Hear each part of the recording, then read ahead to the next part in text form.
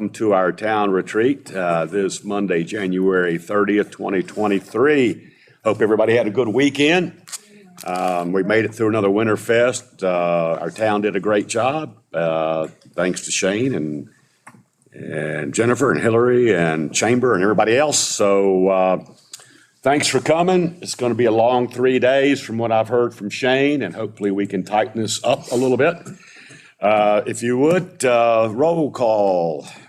Albert Yance. Here. Doug Matheson. Here. Melissa Pickett. Here. Pete Greeny. Here. David Harwood. Here. Okay, everybody's in attendance. You would please stand for the Pledge of Allegiance. I don't know where the flag is, so we'll just look at Shane. We lost the flag. We lost our flag. We pledge allegiance to the flag of the United States of America and to the republic for which it stands, one nation, under God, indivisible, with liberty and justice for all. Okay. All right, well, 2022-23 retreat. Mr. Shane Fox, you've got the floor. Thank you, and I apologize for the flag mishap this morning. So we worked all weekend on getting the room set up, and I forgot about the flag. So that was our bad. I'll get this echo in here. Oh, good morning. It is a 3-day retreat, 8:30 to 5. These are just a couple housekeeping pieces here. Public is welcome to attend, but not participate. That's a long-standing tradition. We do welcome everyone that's online as well. So Thomas is live streaming this through the YouTube channel, and it will be recorded as well. So hopefully all that cannot attend is able to watch online or able to go back and maybe hit some of the highlights. Why do we do a 3-day retreat? It's to develop a plan to accomplish the goals of the town council and town staff and share those goals and plans with the public. It's important for us as staff to be able to take this time in the next few days to really go through some of our priorities and some of the things that we'd like to share with you all, and then vice versa. From a public's perception or from a public take, we start this process really in November and December, and I start collecting ideas and topics that staff starts working on. So this really is a several month process, about 90 days probably from start to finish, of council feeding us with information and topics and us doing the same back to them. And essentially, we all kind of arrive at an agenda, which I'll go through here in just a few minutes. And from that, obviously, the details and the preparation goes into the results and the materials that you'll see over the next few days. We always say the wheels of government move slow, but we're moving. So you'll see as we go through the recap of this year, and I'll go back even a couple years, we are getting things done. Sometimes it feels like I know they move a little bit slower, and they do. But I think you'll see from the list of things that I show here, we've been able to accomplish a great deal of things in the last few years. We got a whole lot on tap for 2023 into 2024. We mentioned last year that 2022 was going to be the year of planning, and that's been a lot of what we've done this year is planning for the upcoming projects that will start in 2023 and extend into 2024. I also put a few things together of other items that we did accomplish in 2022 outside of the planning, and it's quite extensive. I was impressed at looking at the list and want to share that with you all to say thank you for, number one, allowing us and giving us the guidance to move forward with the items that you'll see on this list. Kind of run through the agenda for, again, all those here and online that may not have access to it. We'll start with the retreat review, 2022 retreat review and updates. We'll go then into the financial update. Nicole will come up and share the mid-year financial update, fund balance update, and then give us an update of where we are with our current debt portfolio and then our phase 4 of the bond issuance, which is coming up. Kevin will be here, hopefully, to share his update on the comprehensive plan and downtown development. And then lunch will be served here each day. So we'll have lunch brought in. I think today is pizza. So later this afternoon, Mr. Blackburn will speak towards water meter bids and discussion. This is the first time, I think, and he'll give you the timeline of how far water meter discussions go back. Some of you have been a part of that. This is the first time we've actually gone through the bid process. So we have bid results, and they were quite positive results. And I know Mr. Blackburn will walk through that and talk about the technology that has changed even since the last time he was able to present. Technology has changed quite a bit even since then. Then we'll go into a great conversation about the cemetery and what our plans are, or what your wishes would be for us to potentially expand the cemetery. Again, Mr. Blackburn will lead up that discussion. Both Matt and Doug Chapman will be here to talk about the Main Street project and the details of the bid process that took place and the lack of bids that we received. Doug will share some input from the contractors. He'll share some input and some thoughts as well on maybe the next steps, along with just a general overview of the project as well. So there'll be a lively discussion, I'm sure, there. And then that'll end the day. And of course, dinner is tonight at 6 o'clock for all of us. From a public stake, we'll adjourn until 8:30 tomorrow morning. Tomorrow we'll start with Tracy Brown at 8:30, so that should get everybody up and going. TDA update, I'm sure he'll be lively and energetic. And then we'll go into paid parking. So Chief Miller will be here to talk about paid parking. Again, a brief overview. Like with most of these topics, we'll start with kind of an overview just to refresh everybody's memory of some of the history there. And then we'll talk again about maybe timeline and next steps. Put on here Park Avenue one way. That's been discussed previously, and that's kind of back on the table for an open discussion of what that looks like. Police items, Chief Miller again and his staff. I think he has a couple of his captains that are, not captains, lieutenants that are coming to present some thoughts on some of these items like overnight premiums, the addition of adding canines to the fleet or to the staff, and the electric vehicles. And again, lunch served here tomorrow, and I think that is Hellbenders is coming in tomorrow.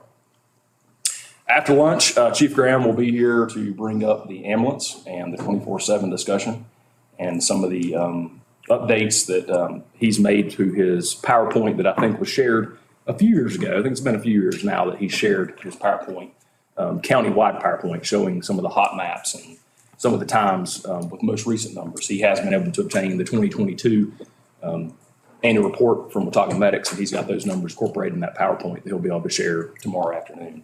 We'll talk about the communication, building that's up at Green Hill, our block building up there, and our plans to update the repeaters within that building. Thomas Steele will be here to talk about IT needs and plans and just give you a general overview of some things that have been accomplished in 2022 and plans for 2023. Town hall update, we've been able to go through with the help of David and sketch out some potential changes to town hall to get our bathrooms up to code, along with adding another office within the space we have now. Child Care Development Center, and then adjourn until 8:30 on Wednesday.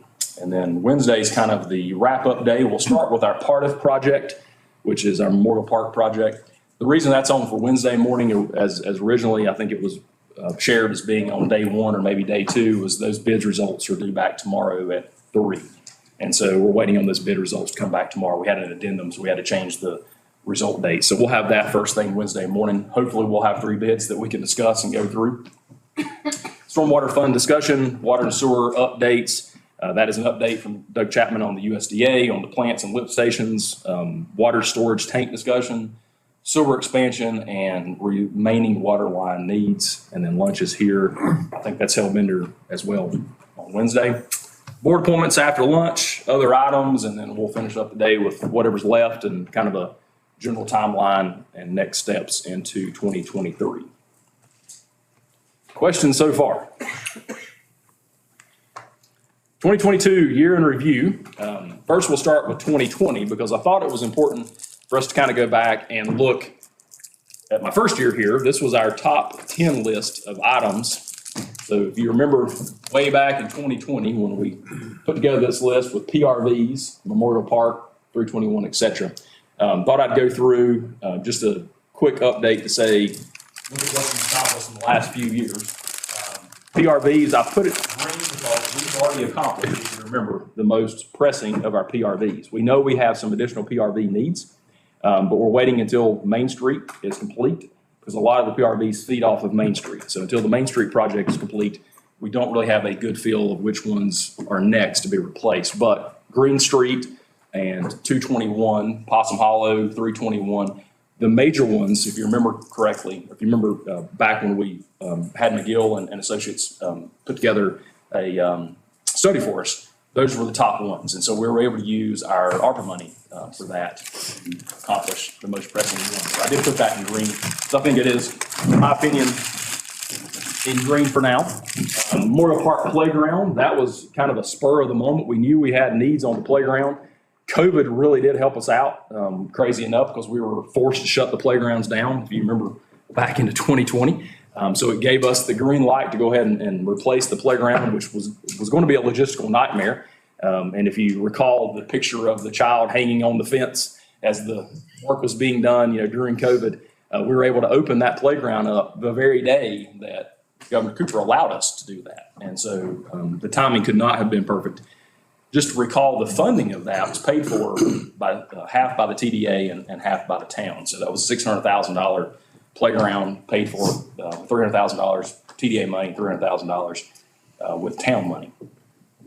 During that same time, 321 and Sunset Landscaping. So that was a back and forth discussion for a couple years, and we were able to take care of that around that 2020 to 2021 timeline as well. That was paid for, again, using TDA money. That was 100% paid for using TDA money. North Main Sidewalk is in yellow. We're still talking about North Main Sidewalk, obviously in conjunction with the Main Street project, and we'll talk about that later this afternoon.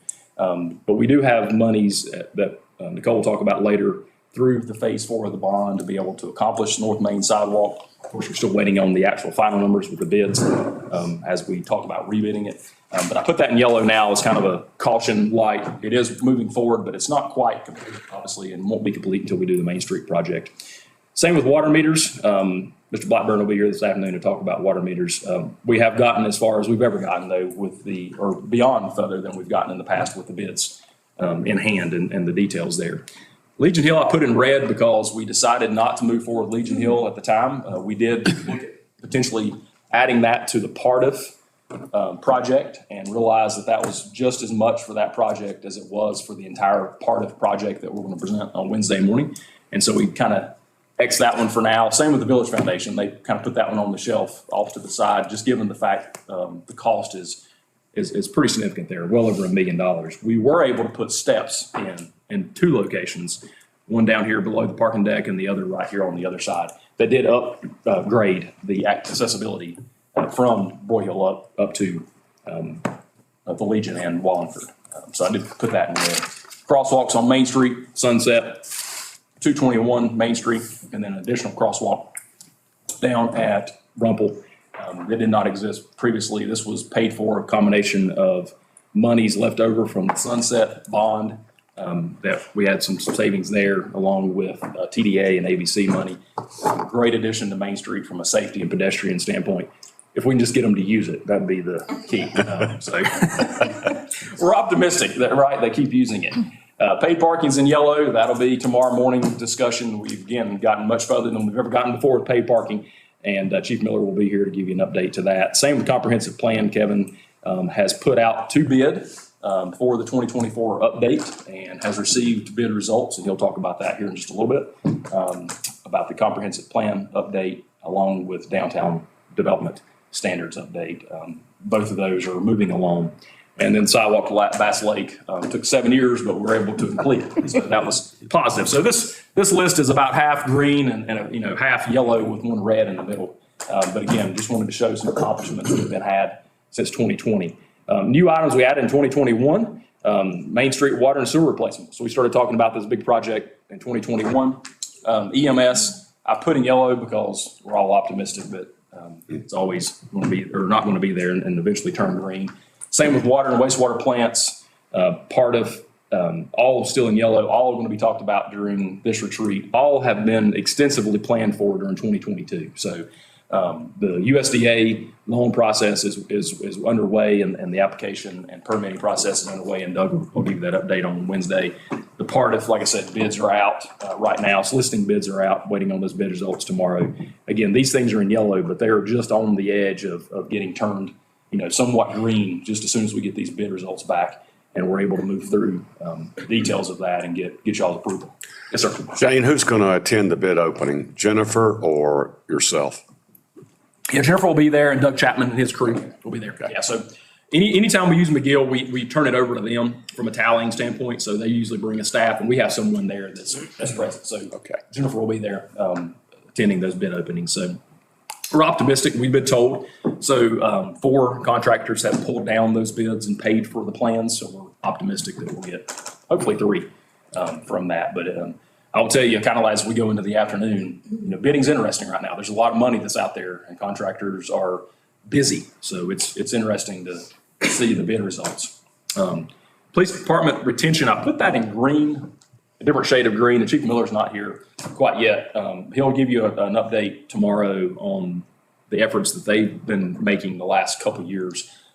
This past year, so 2022, was the first year that we had absolutely no turnover in the police department. So we did not have a police officer leave during 2022. And that was the first year that any of us recall not having someone leave the police department. Previously, we'd lose those individuals to neighboring departments, whether that's ASU or Otaga or Caldwell or someone. So we did not lose any police officers in 2022, which I think is fantastic. So hopefully we're doing something right there. Stormwater Fund is coming back up. We talked about that back in 2021. We'll talk about that in a couple of days. Bringing back the thought process, at least, and having you all discuss what a stormwater fund would look like and how that would be advantageous to the town to be able to fund some of our stormwater projects that right now we're paying for out of the general fund or out of property tax revenue. And cemetery expansion, talked about in 2021, is back today. So a lot of this you'll see in yellow. Again, things move slowly, right? So a lot of this has been planned for in the last couple of years, most heavily in this past year. None of these are turned red, so we're all still discussing and talking about the upcoming needs. Last year, we added a few things here. Underground utilities was the biggest of that group. We put together, the task force from Zerm put together the details of that presentation last year, and you all agreed to move forward with having McGill put together bid-ready documents that have gone out. We did receive one of those back. We did not receive 3. We were able to open the 1 bid document. But again, Doug will talk about that later this afternoon and some of his thoughts and maybe options there as well. Kevin's going to talk about downtown development standards that did get kicked off last year with you all discussing bringing that back up. That was originally brought up and brought to council in 2019. And so now there's a subcommittee and put together, and I think they've had at least 1 meeting, and Kevin will bring you up to speed on that. 321 speeding was on here last year. Since that discussion, you all decided to allow the police department to move forward with 2 additional positions that we did have difficulty in filling to begin with. We've now filled 1 of those, and we have a second that I will call filled. We're just waiting on the gentleman to graduate from basic law enforcement, but we have made him an offer, and he's accepted that offer. So just as soon as that graduation process takes place, we'll have those 2 positions filled. We are making a more conscientious effort on through 21, and again, Chief can give you some of that update. And then the rest I put here was just the year of planning. Everything else you see here, these are large projects from the Main Street project. We know the water and sewer piece is going to be somewhere close to $5 million. We know sidewalks and paving are in excess of $1 million, and we know underground utilities has been projected at $4 million plus out there. So that is a $10 million project that has been extensively planned for during 2022. The Part project, began with us receiving the good news about receiving the $500,000 Part grant, which is fantastic. Allows us to pair that with our bond money, and that's out for bids right now as well. So optimistic that we get those bids back, and numbers are somewhat in line with what the monies that we have set aside. Water meters, again, spoke earlier about the water meters, and Matt will give you the updates on those bid documents. We did receive 5. I didn't say that earlier. We received 5 results for that. So fantastic results. Again, much better than we honestly had anticipated, which is good news. And the plant upgrades, along with the lift station, has probably taken almost the longest of all of these projects because of the difficulty.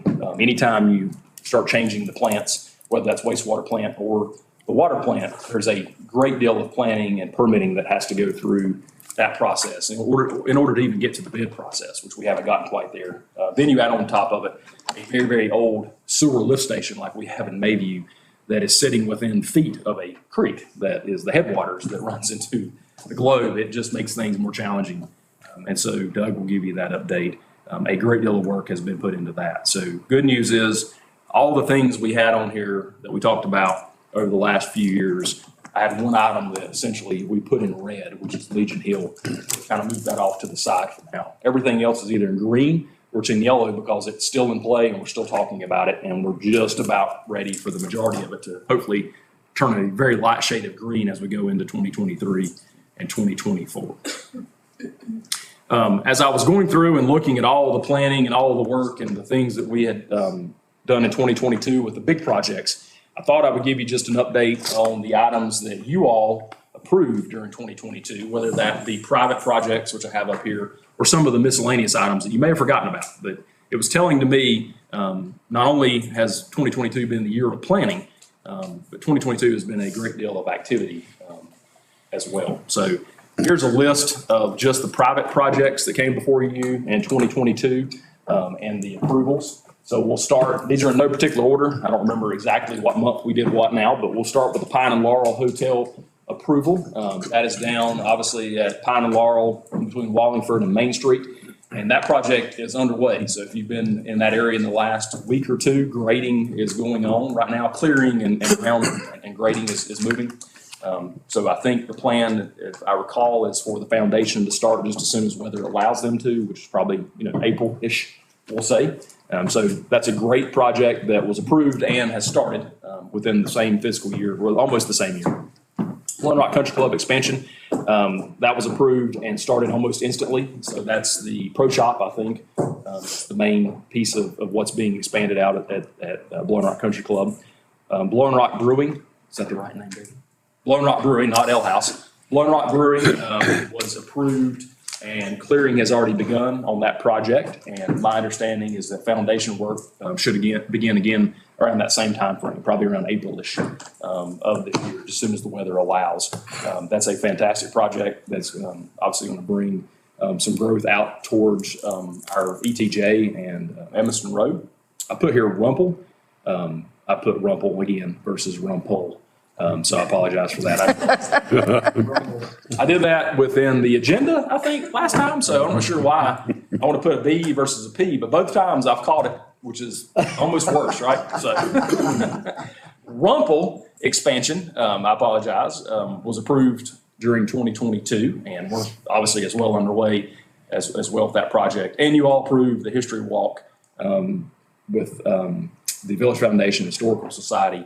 And that work is complete. We're just waiting on the ribbon cutting, which I believe is going to coincide with the town birthday party. Is that correct? If I remember correctly from the Historical Society.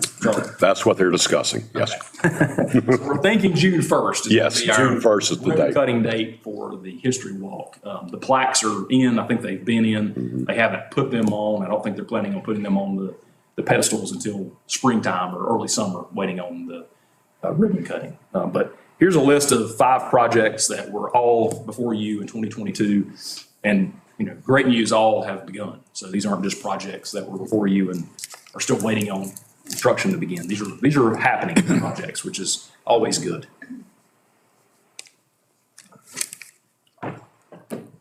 Some town projects, Laurel Lane sidewalk repair, that was damaged in August of 21 because of the remnants of a hurricane.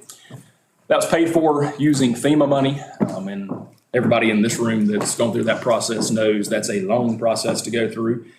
So we were able to accept the bids that were presented to us for that project, and that work did eventually get completed during 2022 and has been signed off. Again, that was paid for 100% by FEMA money, which was part of the reason that it was delayed as long as it was. Stormwater repairs, we talked about the stormwater fund earlier as been a potential conversation that we are going to have the potential discussion about the potential of having a stormwater fund. We did make some stormwater repairs this year, Oak Street and Goforth. I didn't add Sourwood, but there was some additional work done on Sourwood as well. And then Morningside, these were everything from new catch basins to new cross culverts, et cetera, berms and things of that nature. So we did make some stormwater repairs during this year. And Laurel Drive sewer line replacement down here on Wallingford should begin, I think, today. So Iron Mountain was the winning bidder on that portion. They were also the same entity that was doing the work for Pine and Laurel for the hotel that we talked about a few moments ago. So I think they've completed the work for Pine and Laurel and they should be starting sometime this week on the replacement of that Laurel Drive sewer line replacement.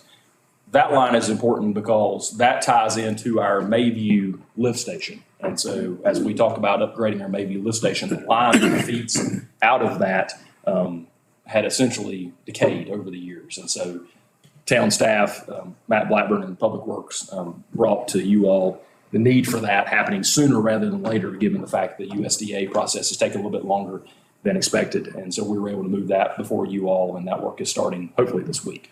Yes, sir. What'd you decide on the water line down to there? We've not. So it's on a list that's coming up later this week. Matt's got that on a list. So we have not decided. There's an old 2-inch line that runs down that road as well. So we want to present a list of our water needs that we've not assigned funding to yet, and we'll discuss that as well. It's a gravel road, so we did discuss it's not as important maybe to do it at the same time, but Iron Mountain will be working this week on starting that project, getting that completed. But Was Chestnut 2021? yes. The stormwater? Yeah. Yes, that was on the tail end of the paving that we took place on the last phase of the paving. So, yeah, that was the most extensive stormwater project we've done to date. And I think other than one incident, it's held so far. So hopefully it continues. But, these are some of the town projects. Again, between the private projects and town projects, a good deal of projects that were brought before you in 2022 and completed in 2022. Some town ordinances changes that were made this year.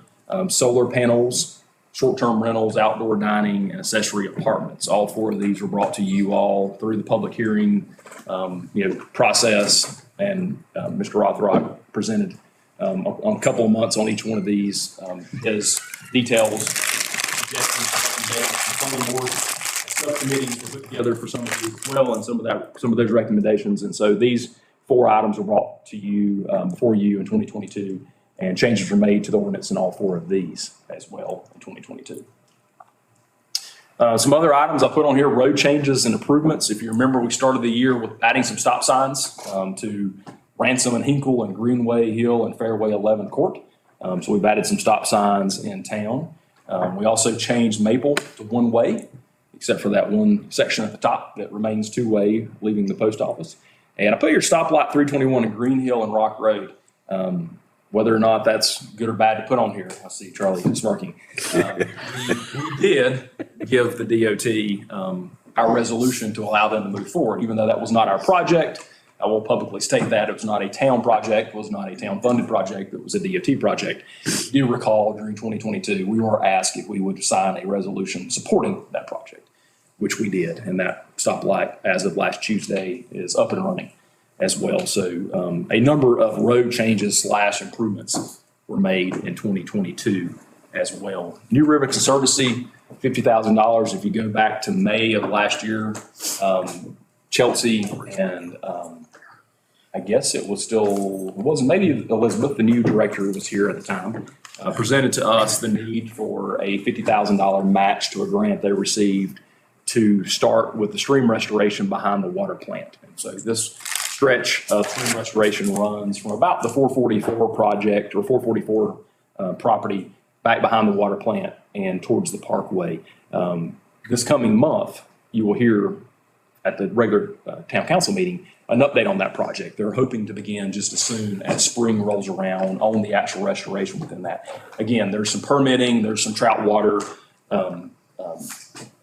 permits and things of that nature that they had to go through. So I believe they're ready to pull the trigger and start that project, hopefully by the spring / summer. So you'll have an update coming at the February meeting on that project. If you remember way back in May, they did approach the town council about a $50,000 match to a grant they received.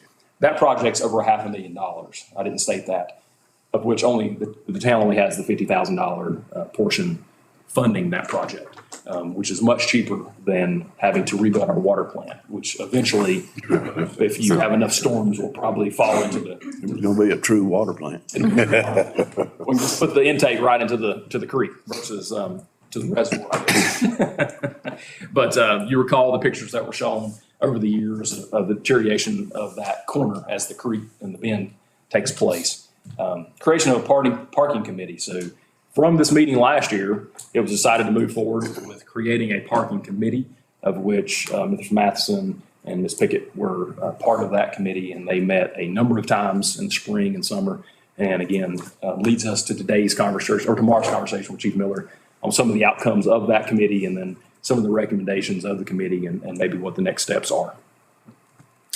Caldwell County EMS. So didn't really go before this board, but if you recall, we did have a special meeting in which we invited Dino DiBerini, who is head of Caldwell County's EMS, to come up and speak to us about Caldwell County's EMS services and maybe how they're a little different than some or most that are out there. And then the decision from the Blowing Rock Fire District, Chief Graham and the Fire District Board, was to do away with having a Blowing Rock ran ambulance service for the Caldwell County portion of Blowing Rock effective July 1st. What that meant was that effective July 1st, Caldwell County is staffing an ambulance in Blowing Rock at Station 1 to run the Caldwell County portions. And again, without going into too much details, Chief Graham will explain, an overview of what took place there. But essentially, for a number of years, we, as the Blowing Rock, Fire and Rescue District, ran the Caldwell County portion of Blowing Rock, along with the Upper Caldwell County section of the Fire District. We ran those ambulance calls. And so our paramedics and our firefighters, basic EMTs, were on the ambulance that were going to the scenes and transporting those individuals, not in Watauga County, just in the Caldwell County portion of the Fire District and Blowing Rock. Starting July 1st, Caldwell County has begun doing that. And so at any given point, and I think a lot of you were here for the ribbon cutting essentially of that on July 1st. At any given point, though, if you'd like to go over to Station 1 and see Caldwell County and their EMS services and staff, they are here 24/7, staffing that upper portion of Caldwell County and the Blowing Rock section of Caldwell County. Also, way back in late January and February of last year, we made the decision to go to 24/7 dispatch for the police. And so thinking way back almost a year ago now, the county and Boone decided to enter into an agreement where the town of Boone was going to join the county providing 24/7 police dispatch, which we had previously left that arrangement. And so this allowed us to make the decision to go into 24/7 dispatch here. We were at a 12-hour service up to this point, 7 to 7. Now we are 24/7. So since February of last year, so almost 12 months now, we have been dispatching police 24/7 from our local police station here just across the way. And Chief Miller, again, can give you an update on how that has been working seamlessly, is how it's been working. So it's been a perfect solution. I will give you an example. At 2:30 this morning, so I've been up since 2:30, if anybody wants to know how tired I am. I hear a noise, clanging. So if anybody over in the Green Hill area heard a noise at 2:30 this morning, a gentleman had broke down on Galax and was trying to get his tire off at 2:30 in the morning.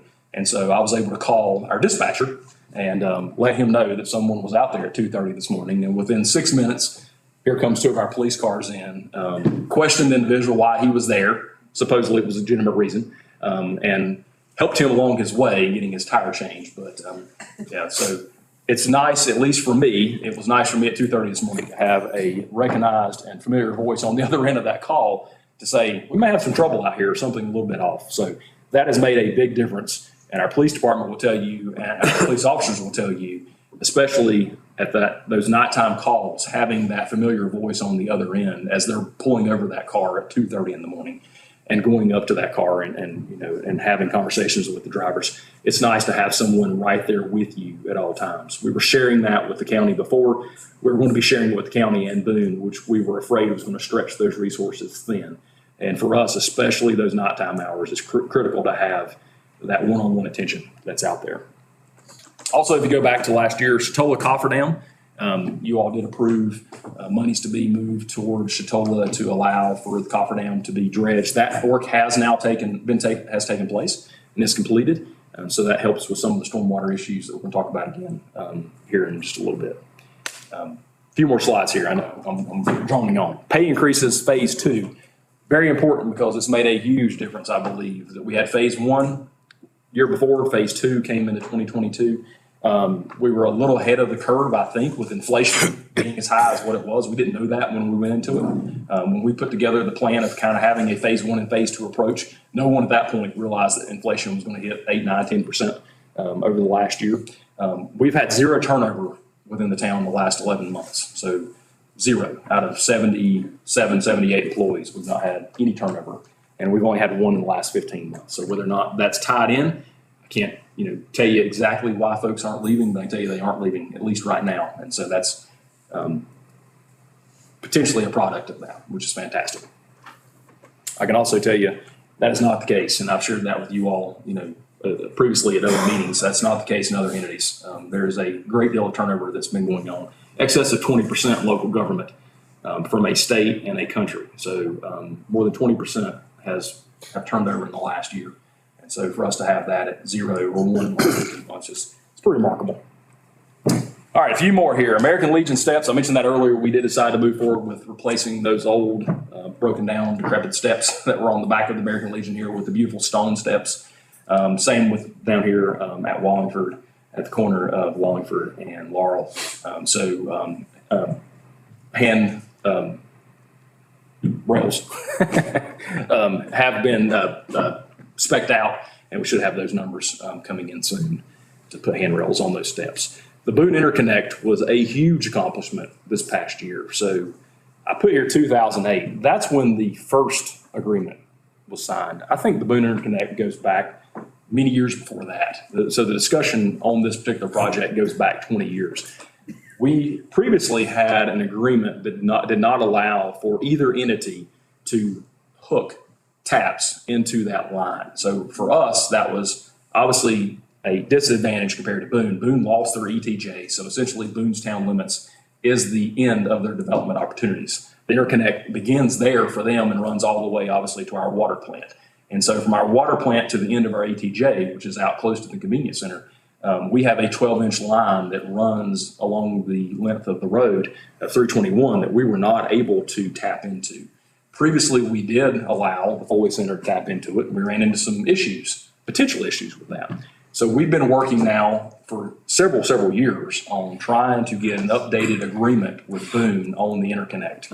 And we're able to accomplish that this fall, which is a major success, in my opinion, for development out on 321 within the ETJ. The project we mentioned earlier, the Blown Rock Brewing Company, will be tapping into that line. So there's one, instant success story that will be allowed to tap into that line. Other than that, the options were either to drill wells, which is difficult, especially given commercial development, or run a new line, which would be not cost prohibitive to do that. So our 12-inch line that runs along 321 that we worked with Boone to install way back in 2008. We now have a signed, approved agreement between the two entities that allows both entities within the respective ETJs, and Boone is allowed to go 1 mile beyond their ETJ if the council chooses to allow them to, their council chooses to allow them to tap into that interconnect. So that was a huge success. I would be, I think, remiss not to say hundreds of hours worth of conversations and many meetings that took place to get to that point. So at the end of the day, we got it, and that's all that matters. July 18th water issue. You all didn't approve anything on that, but it's noteworthy to put it on here, right? So I think everybody remembers that day. I think Matt probably remembers it better than most. But that day began around 2:30, 3 o'clock, kind of like my morning did this morning, with us realizing that we had a significant water issue. And as the calls came in throughout the town, all over the town, pretty quickly, I think Matt and the crew realized that we had a major issue that we had not seen before. And then shortly thereafter, we realized that our water tank was drained on Green Hill, which again had not happened. So everyone pitched in on the 18th, 19th, 20th, and the 21st. And by the end of that week, everything was back to normal. By the end of the 18th, most everyone had water back. If not by the end of the 18th, sometime on the 19th, everyone had water access or water back. We did have the boil advisory office in place for a couple days thereafter. Everyone again pitched in from securing water at local grocery stores, on the mountain, off the mountain, to delivering the water and distributing the water here, to even out, in the early hours of riding around and foot patrols and trying to find the leak. Again, that leak was found in the middle of the creek, right next to Chatola and Main Street, and was able to be repaired later that day. So again, put that on here just to say, as bad as that was, and it couldn't honestly get any worse than that from a water standpoint. Everyone pitched in, and we had most of everyone back later that day, if not the next day, which was a tremendous team effort. We've also put together e-newsletter that started in January of last year, so that's been going now for about 12 months, 13 months, every other week. And the social media, I put influence on here with Facebook, et cetera. So I think that has broadened our reaches out to our shareholders, whether that's here locally or afar. But can't tell you, I didn't even get the numbers. Our e-newsletter and social media pages continue to grow. So we see growth almost every other week on those pages and the individuals that we're reaching. A few stats before I turn it over to Nicole, because I don't want her to have all the fun. So I wanted to have a couple stats just to remind you as we go into the next section. As you think through, as we go through the retreat, some numbers that I always love to bring out is that our population based on the census is 1,376.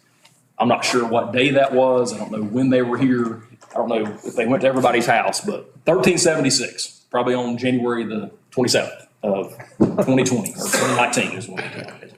We have 2,300 housing units right now. So we have almost 1,000 more housing units than we do people. So we all know what that means. Our tax value, I put 1.5, it's maybe 1.6 right now. We just got some updated numbers. And our tax rate is 37 cents per 100.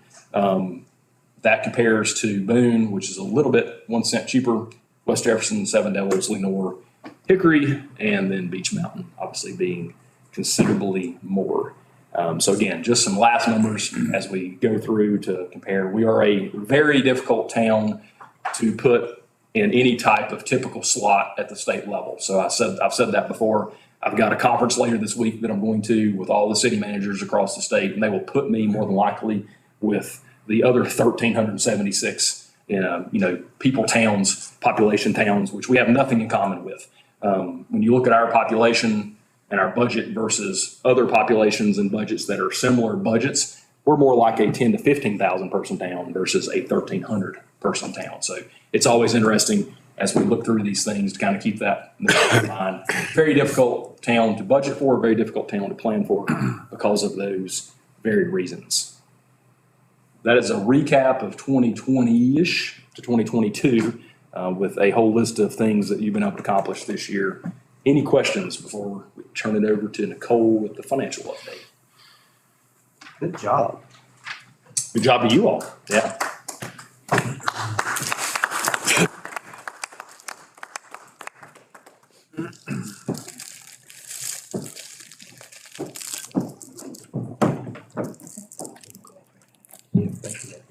This computer?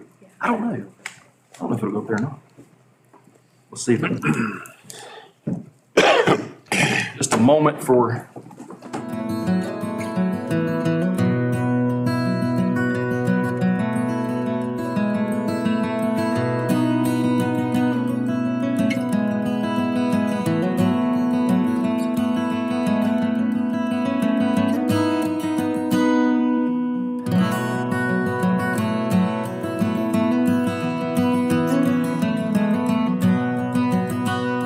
Everybody's been in the building before. Restrooms are as you come in on the left and right.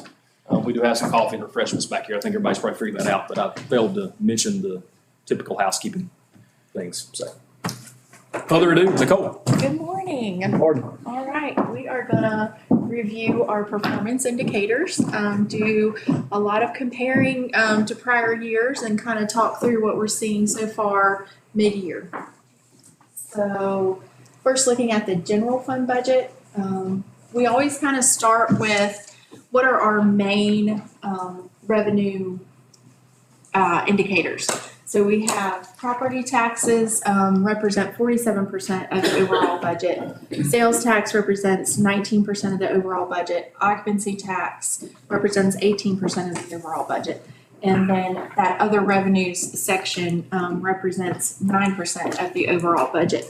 So combined, these are 93% of the budget. So those are the areas where we kind of focus on, not to say that we don't pay any attention to the other areas, but just for purposes of doing the mid-year review and kind of taking a helicopter view of our major revenue areas, these are where we focus. And you can see why. Something that was interesting to me is that the numbers changed a little bit. So the composition of our budget changed a little bit, with occupancy tax taking a larger percent this year. So we saw a little bump down in property tax revenues and sales tax revenues as far as percent of the budget. And then that sort of increased in the occupancy tax area. So here's a look at our pie chart. This is our budget pie chart. You can see our total general fund revenue budget for FY 22-23 totaled $13,114,079. This is actually a 25% increase compared to FY 21-22. So that sort of tells us, okay, we're expecting to see some increases on the revenue side and on the expenditure side because we budgeted that way. Just sort of a reminder of what makes up that 25% increase. We had a 17% increase in personnel. We had some new positions, as well as, I know this year we haven't had the turnover, but we did last year. So we had 10 new employees, and with those, there's cost. Operations and maintenance went up 29%. That was mainly due to increase in fuel and material supply cost, as well as occupancy tax expense. So because of how it is budgeted, when we have an increase in the occupancy tax revenue side, we're also going to have an increase on the expense side to pay that out to the TDA. Capital outlay went up 37%. That is year 2 following the 2021 COVID no capital year. So we've sort of had a 2-year catch up. We're seeing things kind of more normalized now. And then debt service had an increase of 12%. So just a modest increase on the debt service side. We really didn't do any major issuance last year. Okay, looking at tax revenue, that's our first major revenue component. This is a look at the past 4 years, kind of how we compare to the last 3 years. We wanted to, the reason that we're doing 4 years this year is we wanted to make sure we captured pre-COVID so that we can kind of see where we're at with that major effect there. So property tax, you can see, is up 14%, which is great. However, some things to keep in mind. For 22-23, this budget year, we did increase. We had an increase in values. We didn't increase the values, but there was an increase in values, an average of 35%. And the tax rate increased by 12%. So FY 21-22, because we're going to kind of look at where our increase was last year. 21-22, our tax value increased an average of 2.5%. And then the tax rate increased 11%. And during that year, there was a 24% increase. So when you kind of put all that information together, we will be kind of seeing more revenues there. But for now, we're sort of a little bit behind where we would expect to be. Some of that can be timing. So sales tax revenue, looking at that source next. For 21, you can see there's a 21% increase. This is doing very well in this area. The state average is 12.23%. So our sales tax is performing well above the state average. Next, looking at occupancy tax revenues. This is, again, a general fund revenue. So looking at pre-COVID, I think there's been some people kind of concerned because there is a downtick there. But if you look at 2020 and 2021, we are still above those years. So while we have downticked for sort of the recovery year of 22, we're still running above where we were. This is a 4% decrease from last year.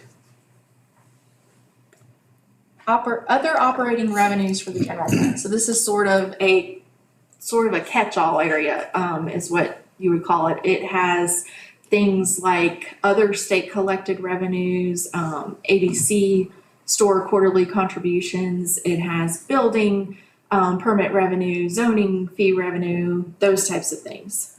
So looking at other revenues, I wanted to highlight first that dip. We talked about that dip, I think the past 2 years. Just want to say again, that was a timing difference. We do have loan proceeds that are a part of other operating revenue as well. So it all depends on when we get capital in. So if we haven't gotten our capital in yet, then we haven't requested those loan proceeds. So it's going to be lower, and that's exactly what happened in 21. We had just a lower year due to installment loan proceeds.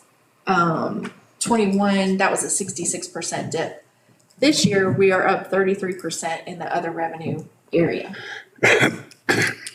Okay, overall operating revenues for the general fund. Just taking a look at total operating revenues with this one. So this is not that small section of other operating revenues. This is going to be overall total revenues for the general fund. So overall, we are up 8%. Okay, looking on the other side, operating expenditures for the general fund. You can see total general fund expenditures are slightly down 4%. A lot of that can have to do with timing. Looking at the utility fund budget, the performance indicators. So this is similar to the general fund, kind of those large areas that we tend to focus on for this presentation. The water charges represent 47% of overall budget. Sewer charges represent 41% of the overall budget, and combined that's 88% of all the revenues in the utility fund. And that those percentages stayed pretty much the same. They tend to stay pretty much the same year to year. So this is just a reminder of what our pie chart of water and sewer revenues looks like. That last year we had a $2,491,515 total budget on the water sewer side, and 41% of that budget represents sewer charges, and 47% are water charges. So this budget was up 11% compared to prior year for the utility side. So looking at our water service fees increased 9% over last year, and we're kind of seeing a continued increase since we have put the new rates into place. We put those into place. 2021 was our first year of the increase. So no, I'm sorry, it was 22. 22 was year 1, this year's year 2, and next year will be year 3. Sorry. Looking at the sewer service fees increased similarly, up 10%. So we're seeing 9% on the water side, 10% on the sewer side. The reason that those don't run exactly together is due to adjustments. If people have leaks or things, you're going to have a difference there, a variation, because some types of leaks only allow adjustment on the water side, or vice versa. Okay, looking at overall operating revenues for the utility fund, we have a slight dip of 7%. This other operating revenues on the utility side is also affected by loan proceeds. So if there's timing differences there, we will see slight variation. 60,000 less in FY23. That's a timing issue, but also impact fees are running slightly down. Combined, they are 92,000 less than they were last year. We've been seeing increases in impact fees the past several years. So at some point, they're going to level out, or they're going to maybe dip down a little. So we're seeing a little bit of that at this time. keeping an eye in that area. Overall operating expenditures on the utility side, we are slightly up compared to last year. FY 2020, again, this is installment loan proceeds and payments that we had associated with those. So in 2020, we identified 44,500 of one-time timing issues. And in looking at all of those, that would bring our operating down to 327,000. So a 9% increase over 2019, which you can't see on this slide, but that was just sort of an anomaly. So we just dug into that number to make sure. And this year we are in line with normal. We're up 24%. Okay, this is a look at our rate changes. So year one, we changed our minimum from 5,000 to 3,000 gallons for our water billing, and we also increased fees 10%. I looked up kind of the revenues that we realized from that change, and it was about 200,000 in that first year. Year two, we kept the 3,000 gallon minimum. That will stay going forward at that level, and we increased 5%. So that is this year. So we can expect about 100,000. That's on the water side alone. I just looked at water, so you can double that for water and sewer. And then next year, we're looking at year three implementation of 2.5%. I will say, so that's expected to generate about 50,000 if you kind of look at what we've done so far. I will say that these are planning numbers. This is for planning. We do have a number of projects coming up. We did include those projects in this planning. When we sat down with the state, there were some of them that were already in the works, kind of thought about. So we wanted to be able to support those. However, from year to year, it just kind of depends on where the priorities are and how those numbers change. So this, for now, this is our plan, but I won't say that this is what we will be presenting as needed in the budget, but this is what we plan to at this point. Okay, so this is just a look back at our two options that we had. You know, when we put this into place, we could either do the 4,000 gallon minimum or the 3,000 gallon minimum. We chose the 3,000 gallon minimum because it really was what we needed to support and not cause another change to happen down the road. So here we are. We're doing year three again, based on what we've actually collected. It looks like we're right on track for that 48.9, maybe doing just slightly better than what was projected. This is just a rate comparison. This is going to show you, so this is current rates for the town of Boone. I had Michelle calculate behind me to make sure we got the same number because it's kind of, their rate structure is a little bit complicated. I feel like ours is a little simpler, but here it is if you want to look at the detail of it. We'll give you calculations a little bit later, so don't. David, you're probably already have the calculations. But this one is Beech Mountain. And so Beech Mountain has been increasing the past couple of years. And then this is a look at how we compare. We have an average usage of 7,455 gallons per billing. So we took water only, we divided that in half because everybody else the other two do monthly billings. So that's sort of how we compare. Blowing Rock currently the cost of a average bill for 1 month would be $41.45. This is only water charges. So you can double it for water and sewer. And we also have an interconnect fee to help with that debt service on there and recycling. But we're just looking at water here. Town of Boone rates would be $29.19. And then Beech Mountain rates would be $53.09. So looking at next year, implementing year three increases, that would take us from $41.45 to $42.475. Okay, we're gonna look a little bit into fund balance. Oh, yeah.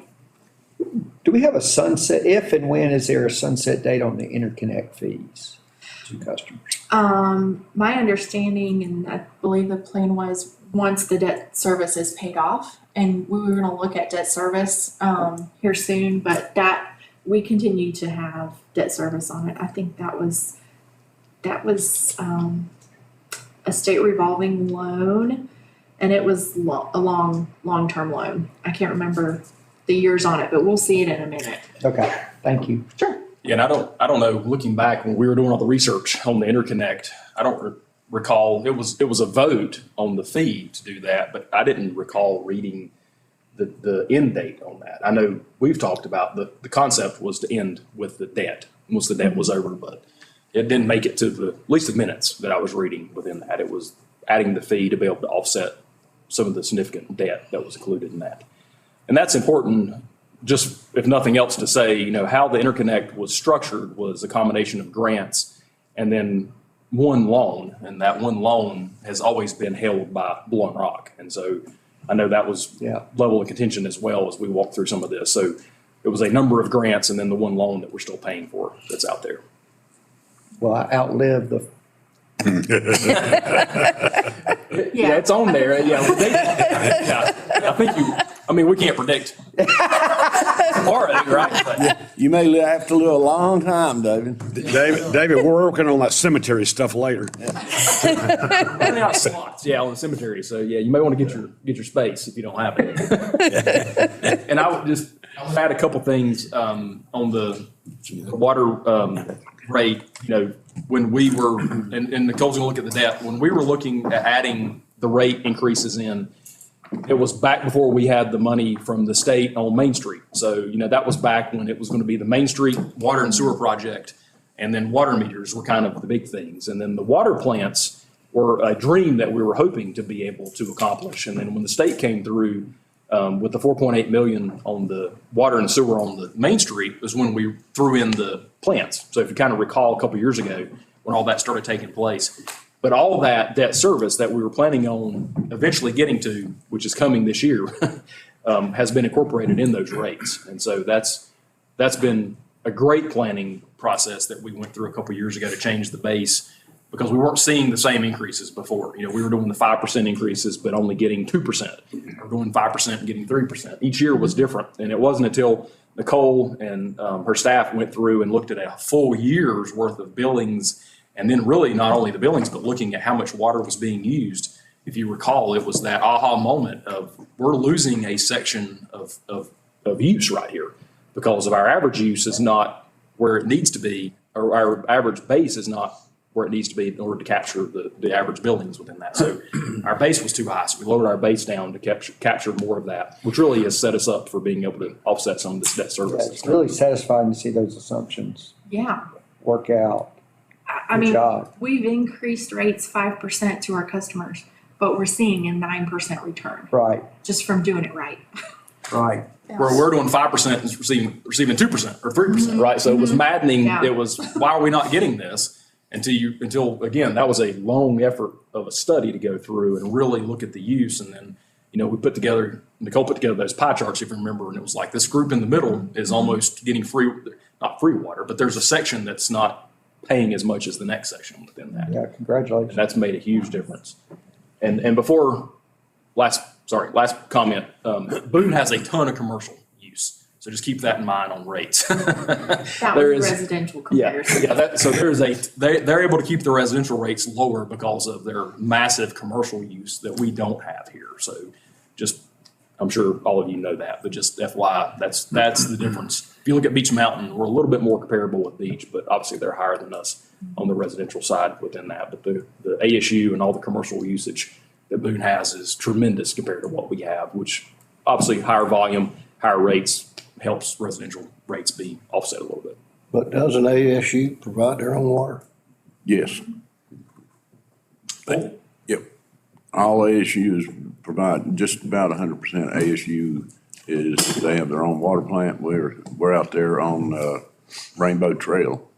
The only difference would be the satellite locations that ASU uses or all the apartments, you know. Right. Good point. I didn't, But all ASU's property is provided, we've got our own water plant. okay. Good to know. Okay. Boom, so- Ready to look at fund balance. Okay, so usually around this year, or this time of year, we take a look at last year's fund balance compared to this year's fund balance. So you can see here that overall fund balance, our bottom line there, total liabilities, deferred inflows of resources and fund balance, that did increase 4%. So total fund balance increased 4%. While unassigned fund balance actually decreased. So last year, our percentage was 51.3%, and this year, it decreased to 33.6%. Okay, good, this is working. So the stabilized by state statute amount increased significantly. And that's gonna be mainly due to receivables at the end of the year. So this year, we had bond proceeds that were outstanding. We had an ABC allocation that was outstanding. And what we did, because when we saw that, we thought, okay, let's see what apples to apples looks like. And so we actually recalculated if we took those out as receivable, our fund balance would actually be 43.11%. So it looks, like a significant difference, but when you kind of compare more to a normal year, because those two things are anomalies that we don't usually have outstanding at the end of the year, it kind of brings us back a little bit more to normal. We did make some appropriations of fund balance last year, so kind of taking those into account and also adjusting for those differences, 43.11% is really kind of where we would be a month or 2 months after the close of the audit. Audit happens a snapshot in time. So if you have things outstanding that you don't usually have outstanding, you will see it here. So. Yeah. So Alan Thompson, the audit partner, briefly went over this that Tuesday night. I know it was a lot to take in, especially as he was going through so much on this. He mentioned the denominator piece of that being the total budget that has grown as well. Yes. And so that's another Yes. contributing factor. North Carolina, I've always said it from my time, working in the audit field, North Carolina and the LGC is a tremendous asset to North Carolina. Most states don't have an oversight body like we have here. The bad part of that is they've got a number of restrictions in place for a good reason, is that North Carolina does not allow you to account for $1 of any receivables until you collect them. So and it doesn't matter who it's from. So the majority of these receivables are from like bond issuance, and we knew we got the money. ABC, we knew we got the money. The state, from the state themselves. Yeah. And so the ironic part is always when the auditors are here doing the work, the money's already here. We got it in July or August or September, but they won't allow you to account for it on June 30th because it wasn't in the bank on June 30th. Mm-hmm. So that $3 million number is growth, in receivables. And so it's hard for most people to understand that because it doesn't make sense. Why couldn't you count receivables until you have them? Especially when you're doing the work after you already know you have them. But that's the rules that we follow. And on June 30th of every year is when the audit is technically done. And so for that one day, if it's not in the bank, then it doesn't count towards fund balance or available fund balance. It's restricted fund balance. And so I know that's a complicated, weird thing, but I'm sure y'all have questions on that. The bird in the pocket theory. Yeah. So your two charts in here as of June 30th. Yes. Mhm. And then the 43.11% would be a month or two after the close of the year. Okay, this is the bond update section. So we are dealing with the last, okay, yeah. To keep it up there for That sounds the.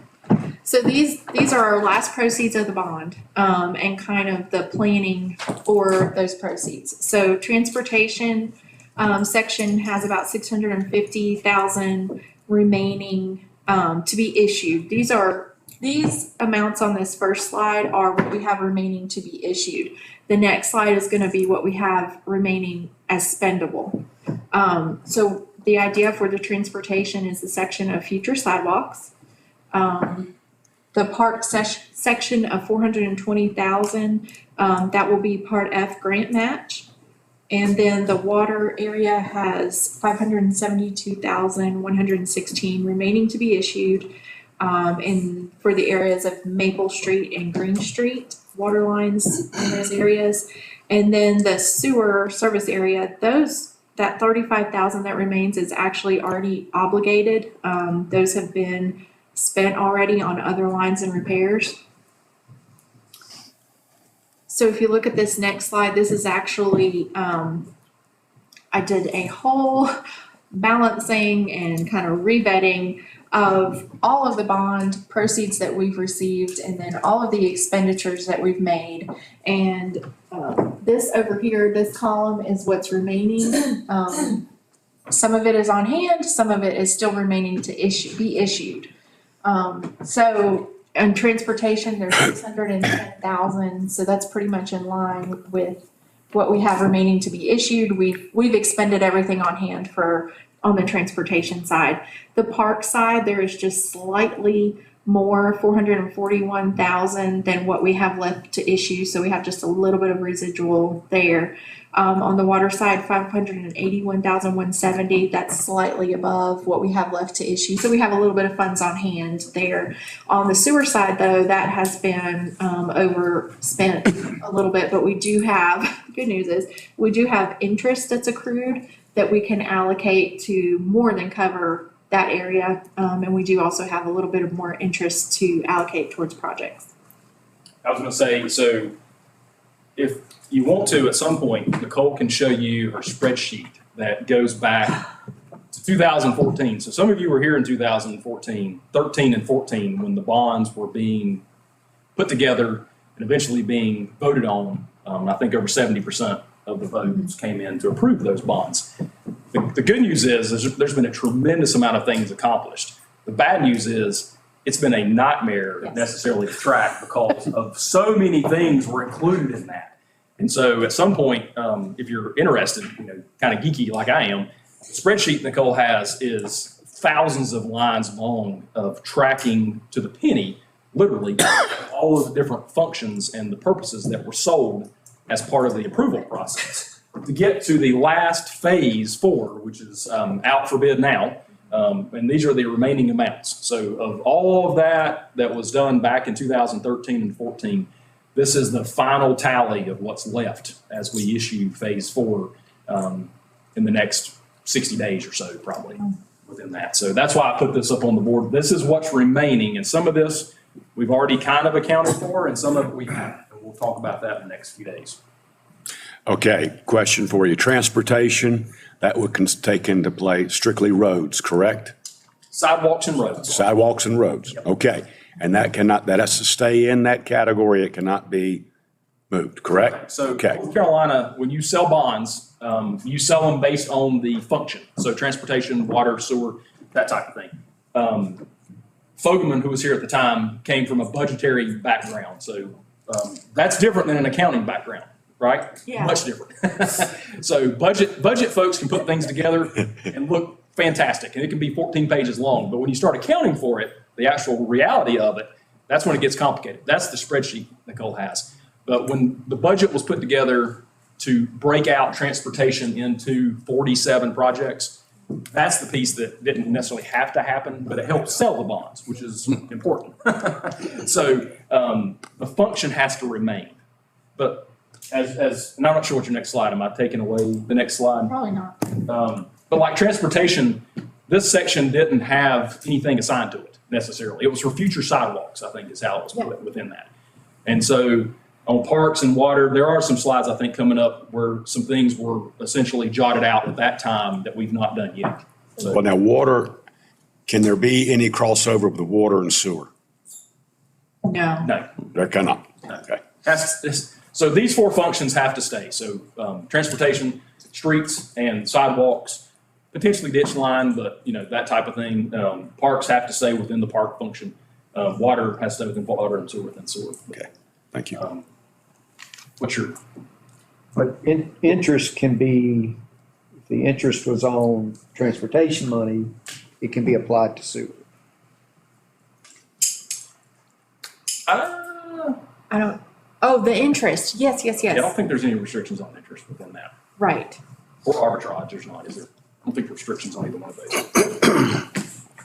Yeah, I mean, you should probably, I think it would be smart to have a percentage allocated to the interest and maybe allocate it to the sections that way, based on how much we issued. That way we have some reasoning for the If you interest. wanna do that spreadsheet, go for it. I know, I It's done. always get myself into these spreadsheets. Yeah.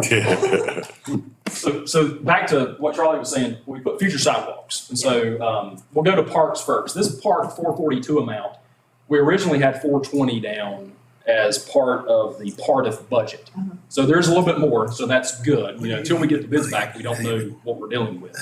But I would say that this is, you know, this is essentially, Partif right now. So we don't know until we get the bids back, but I think the 442 is accounted for to go towards the Partif project, along with the ABC money and the Partif budget and some TDA money that's set aside. So, you know, fingers crossed, our budget on that comes back, you know, close, or the bids come back close to the budget. And this is essentially gone. There's a little bit, about $20,000 more than I think what we Yeah. thought there. So we got a little flexibility. Sewer is gone. I just, you know, put a line through sewer. We don't have any sewer money left over. And the transportation, a good chunk of this, has been assigned to the budget for the North Main sidewalk. So the Main Street Water Sewer North Main sidewalk underground utilities paving project, the North Main sidewalk portion of that, we put a budget out there that is about $425,000 that we believe is going to be the cost for that. So, you know, we can just kind of temporarily put, you know, 425 here as being a placeholder. So you can kind of see there's $106,000. Don't we have some roads that are left to be paved? Yes. Okay. So there is a little bit of money. Again, these are budget numbers, so we don't know, but you know, there is a little bit of a number here, or a little bit of money here. We'll say $186,000. This was originally sold as being Maple Street, Green Street, and one more, and I can't remember the other one that was on there. But we did it ahead of time. Maybe we can go for it. So again, when Wednesday rolls around, Doug Chapman and Matt are going to give you a listing of priorities that they believe are the next water line replacement projects that are out there.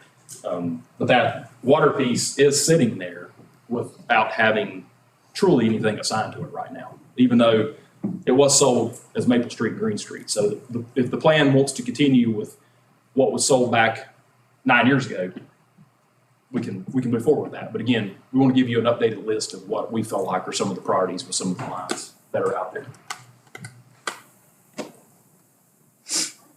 Okay, so kind of looking at the plan to fund the debt service on the last issuance, we're looking at a general fund, debt service amount annual of $85,000, utility fund annual debt service amount of $50,000.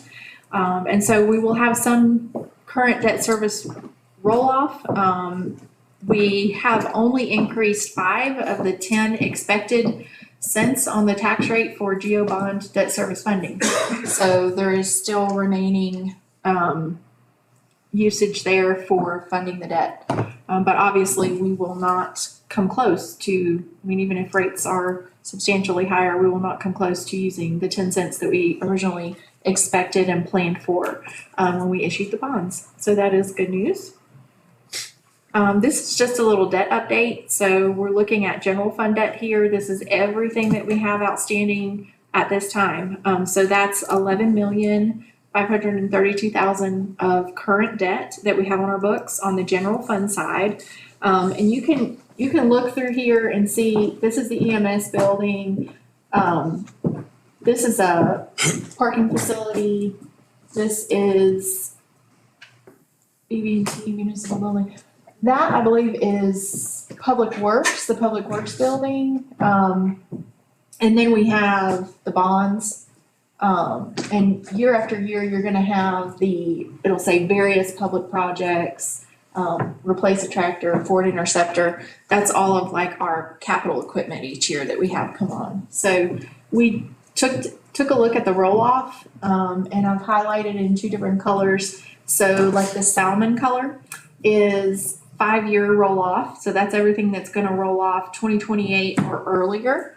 And that totals 3.37 million. And then the yellow highlighted items are everything that's gonna come off in the next 5 years, so 10 years out. Anything 2033 or earlier. So we can see one big one here to note is the emergency services building. That one will mature in 2025. How about the interconnect that David was talking about? So we're gonna look at that next. We've got our utility fund, here it is. Utility fund right here. Sorry. Oh, you're good. So 2031. 2031. You So have 8 that's years in only you. 10 years. That goes. I'm terrible. I don't know. You got 8 years in? I don't know. So looking at the same kind of analysis here, you have the salmon color with a 5-year roll-off, 113,000. 10-year roll-off would be 975,000, almost $1 million worth of debt roll-off on the water sewer side. Again, yeah, the interconnect in 3031. And then we had some wastewater treatment plant improvements. Shane wants to say something, I think. Did you want to say something? Yeah, I was gonna say, so, if you'll go back one slide Yeah. on that. Not this one. Yeah, one more back, yeah. From 2023, it's a lot up there. 2023 and 2024 is not a significant amount of debt rolling off. 2025, like Nicole was saying, is really the year. So you've got, you got almost $3 million between now and then. Yeah, 940. And then you've got the 2 big ones towards the bottom there with our vehicles and the property beside the fire station. I think it says a lot at how small the debt is in comparison to our revenues because, you buy a house, you're indebted for 30-some years. That says a lot for what you all have done. Hats off to you. So the state, prefers you to smooth the debt out. And so Nicole last year worked on a spreadsheet that showed kind of that debt capacity, if you remember the ups and downs in the midst of that. And this is a great example of showing, our total debt. Let me slide that over a little bit so you can see. Does it go this way or that way? Nope, this way. The LGC, kind of the big brother that's in the room, anytime we receive debt for more than $500,000, so anytime we want to go out and get a piece of debt for more than $500,000, doesn't matter what it's for, the LGC has to approve it. So they've got an LGC debt council that's made up of the state treasurer's office and a number of individuals that work at the state. And so every entity in North Carolina, every local government entity in North Carolina that wants to go receive a loan or wants to go out for bids for a loan of more than $500,000 has to go before the LGC to receive approval for that, which again is a great mechanism to not allow you to overextend yourself. And they look at everything from the audit to the budget to the stability of the staff. Your plan for funding. Yep, the plan for funding, this type of thing, all of that when they look at it. And then so every year you put together a debt ceiling. So Albert called me one night at 2 a.m. worried about it. Did you call the police? So on the news, Called EMS. on the news, you've been hearing about the debt ceiling. So the debt ceiling and raising the debt ceiling. The state puts together or has a formula that every local government entity follows to essentially determine each entity's debt ceiling. And so does anybody want to guess? Because I don't think you have that up here, right? Does anybody want to guess what that number is? For 72 million? Oh, you do? 85 million. Oh, there it is. Duh. Good job, David. $85.7 million is what we're allowed to borrow. So we've got 13 at this point between the water and sewer. But that's easy said, but we got to pay it back. We got to pay it back. That's right. But the way they calculate it, and this has happened, my experience of traveling the state is that there have been entities that have reached it or gotten close to reaching it. I can give you Gone over it. examples of counties and towns that got really close to their debt ceiling. So it's doable out there. So just keep that in perspective. Yeah, 16%. I don't know why I was talking to them and think about that's the entire slide right there. I was gonna say, well, I could say a little bit more. I could probably always say a little bit more. This is our general fund total debt. So this is the 10.8. This is from our audit. So this is actually at June 30. That's why it's a little bit different than the number before, because I included what's happened since the audit. Okay, so that's general fund amount. This is water sewer amount. This is combined. And then this is what our legal debt limit has been calculated at over the past 10 years. So as a percent of our debt limit, these are the percentages. So it's kind of interesting. We were looking at this and, we went from 7 to 13. That was when we issued the bonds. And then now we've only gone from 13 to 16. So it's only a 3% increase if you look at kind of that chunk of time. So that's reassuring, I feel like, to look at. I love to look at trends like on a graph. And so here, I just thought it would be interesting for you guys to see too. And you can see when we issued those bonds, that's kind of when we spiked up. And so we are on an upwards trajectory, but we're a little lower than we were previously. That's on the general fund side, just looking at the 10-year history. This is the water sewer side. So on the water sewer side, we're actually dipping down on that trajectory there. So we've got some projects coming up, and I feel like that's appropriate timing. It's a good time because we're kind of starting to go down. And so this is a look at our gap. This is our gap. The orange down here is that's our current debt. And then the blue is our legal debt limit. So it just kind of shows you, we remained off of that line and continue to do so. Okay, that's all I have for the financial update. Yes, sir. Well, the reason I called you was It wasn't 2 in the morning. It was like 7 in the morning. Albert, early morning. So. my hometown is Newton, and it's 15,000 population and has a huge industrial tax base. And it got itself so in debt that it was threatened to be taken over by this LGB. A new mayor and 3 new councilmen about a year later cured all that. You mentioned the bonds were passed in 2008, right? 14. I think you said they were voted on, is that correct? Yes. Okay. Taxpayers. 74%, 76%, I think, approval rate. Yeah. I Yeah. believe we were in some economic downturn at that point in time too. And Nicole, again, she's got the spreadsheet.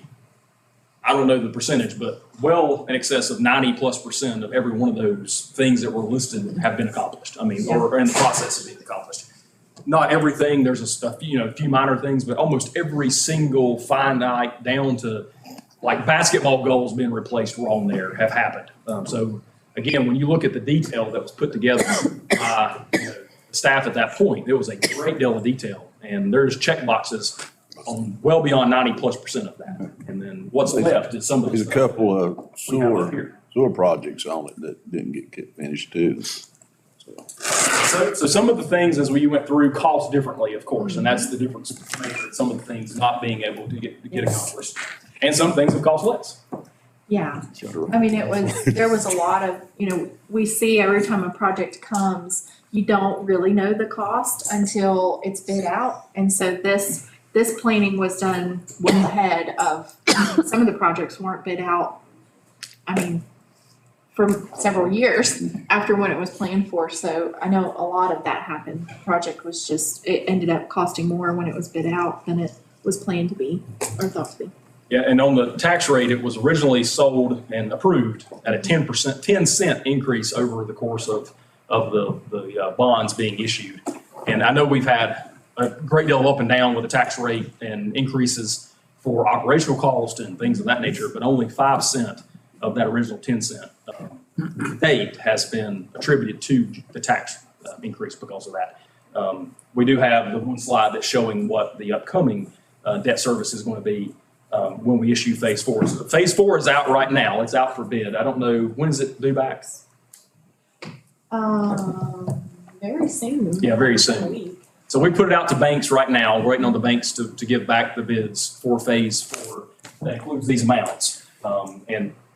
That, as of right now, estimated debt service is 85 in the general fund and utility funds 50.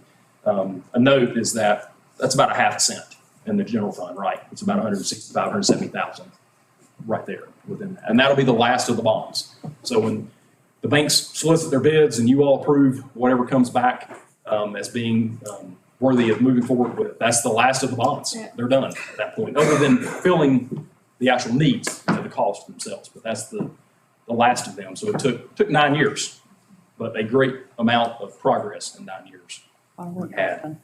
To Albert's point, most every town in North Carolina gets in trouble with debt because of water and sewer. It's not general fund debt, it's water and sewer debt. Of all of my time working across the state, 15 years, it is always water and sewer. It is the most expensive of anything that you can do from a town's perspective. It's always the most deferred.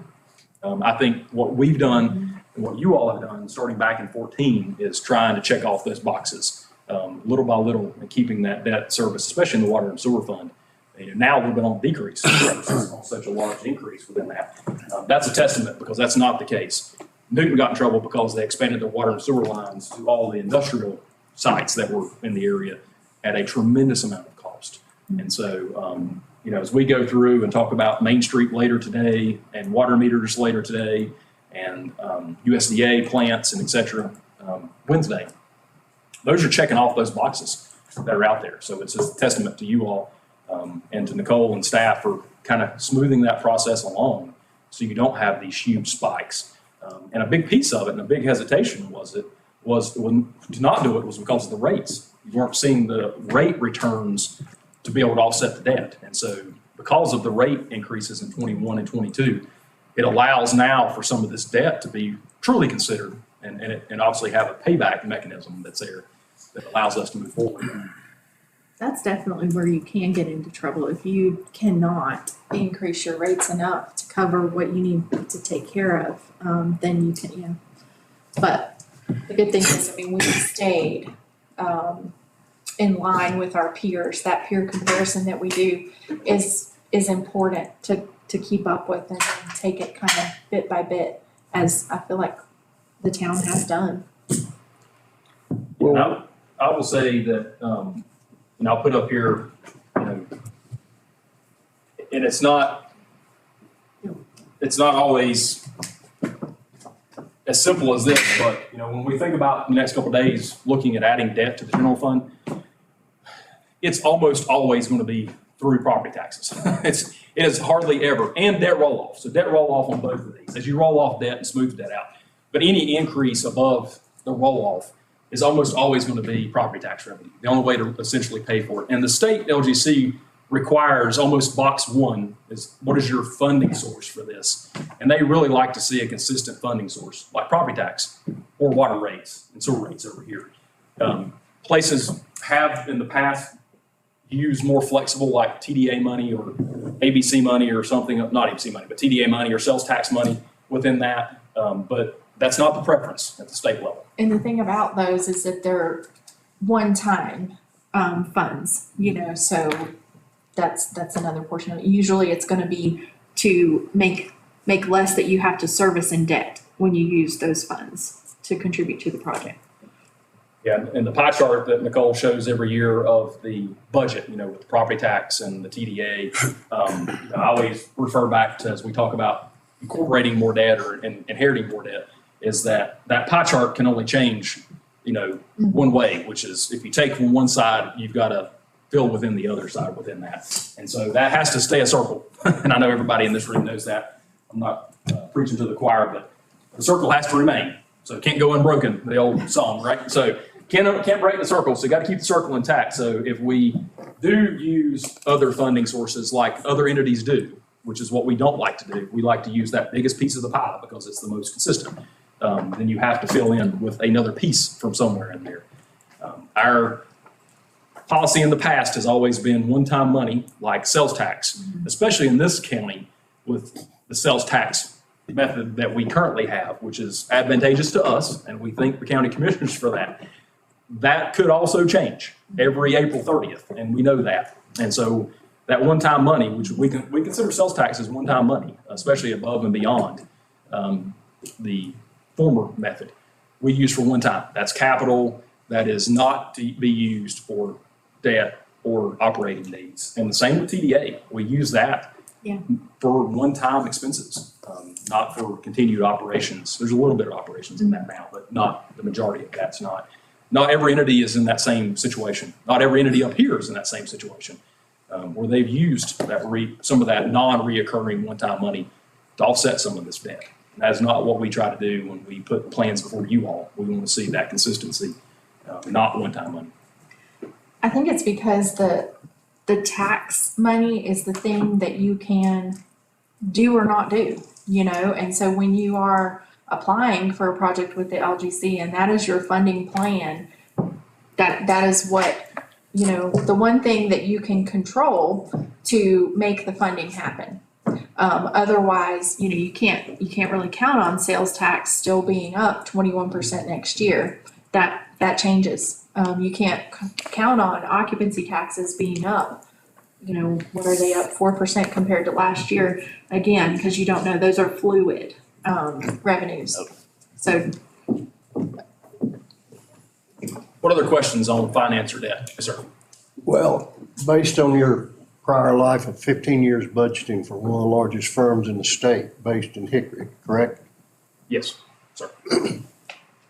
No one can remember all these figures. Just comment in plain English, where is Blowing Rock economically? So depends on what you're asking, I suppose. I would Debt say versus income. I would say this pie chart, you know, if you want to start with basics, this pie chart is much more diverse than most any other town in North Carolina. That's not a resort town. So this is a resort town pie chart. So we receive a tremendous amount of our revenue from sales tax and TDA, where if you go off the mountain in Lenore, you will see property taxes that are pushing more in the upper 50s, if not low 60s%. So I'll start by saying we're very diverse. Our portfolio is diverse compared to others. We all depend on property taxes. Honestly, that's always going to be the major source of revenue within that. From a revenue and then expenditures are, again, just as convoluted. Resort town expenditures are different than off the mountain or Piedmont expenditures in a lot of ways. So we have different needs because of the fluctuation and the challenges that we face here. From a debt standpoint, I would say we are in great shape from our debt portfolio. We have it smoothed out. The chart that Nicole had up there, it is smoothed out that you have consistent roll-off every year. And so some years are obviously bigger than others. The way the phasing of the bonds were put into place over the 4 phases allows that. So, you know, we never incorporated too much debt in any given year that didn't have somewhat of roll-off incorporated within that. So I would answer that as being, we're a very sound financial state. Our tax rate remains to be one of the lowest in the area, even though I know we have high values, and that's the formula, of course. So our rate continues to be lower than most. values do help offset that. Our debt continues to be, I would term a very smooth debt portfolio that allows us to have roll-offs. So it allows us to talk about the things we're talking about within this. And our water sewer rates, just in the last 2 years, have come online to where we wanted them to be able to put these projects in for you. We never would have been able to do the things, and I think that, you know, without answering for former managers, but Nicole's been here for 15 plus years, would say the reason some of these water projects like Main Street and the plants weren't able to be presented was because we didn't have a great funding source to pay back the debt. And so the staff was hesitant to present to you a $4 or $5 million project that we already were breaking even or losing money on our water sewer fund. So now we're seeing that positive water and sewer fund because of those rate increases. So it allows us to be able to have a better appetite to incorporate some of that new debt that's out there. Thank you. I don't know if that answers your question or not, but we've got good problems to have. We've got good diversity in revenues. We've got good diversity in our expenses. We add to fund balance. We've been able to, put back money that holds us, accountable from a LDC standpoint, and then we've been able to keep debt fairly consistent. You can see from that slide from 2016 to today, only a 3% increase, and it fluctuates up and down, but a very consistent amount of our property tax revenue essentially is being contributed to debt. Thank you. What else? And debt service represents about 2 million of a combined $15 million budget. So I didn't calculate the percentage of that, but kind of comparing the numbers, you can see that's a pretty small, fairly small portion of our budget. Seems to me that with the increase in our general fund budget, that a discussion needs to happen about our fund balance percentage policy as well. And are we gonna have that conversation at some point?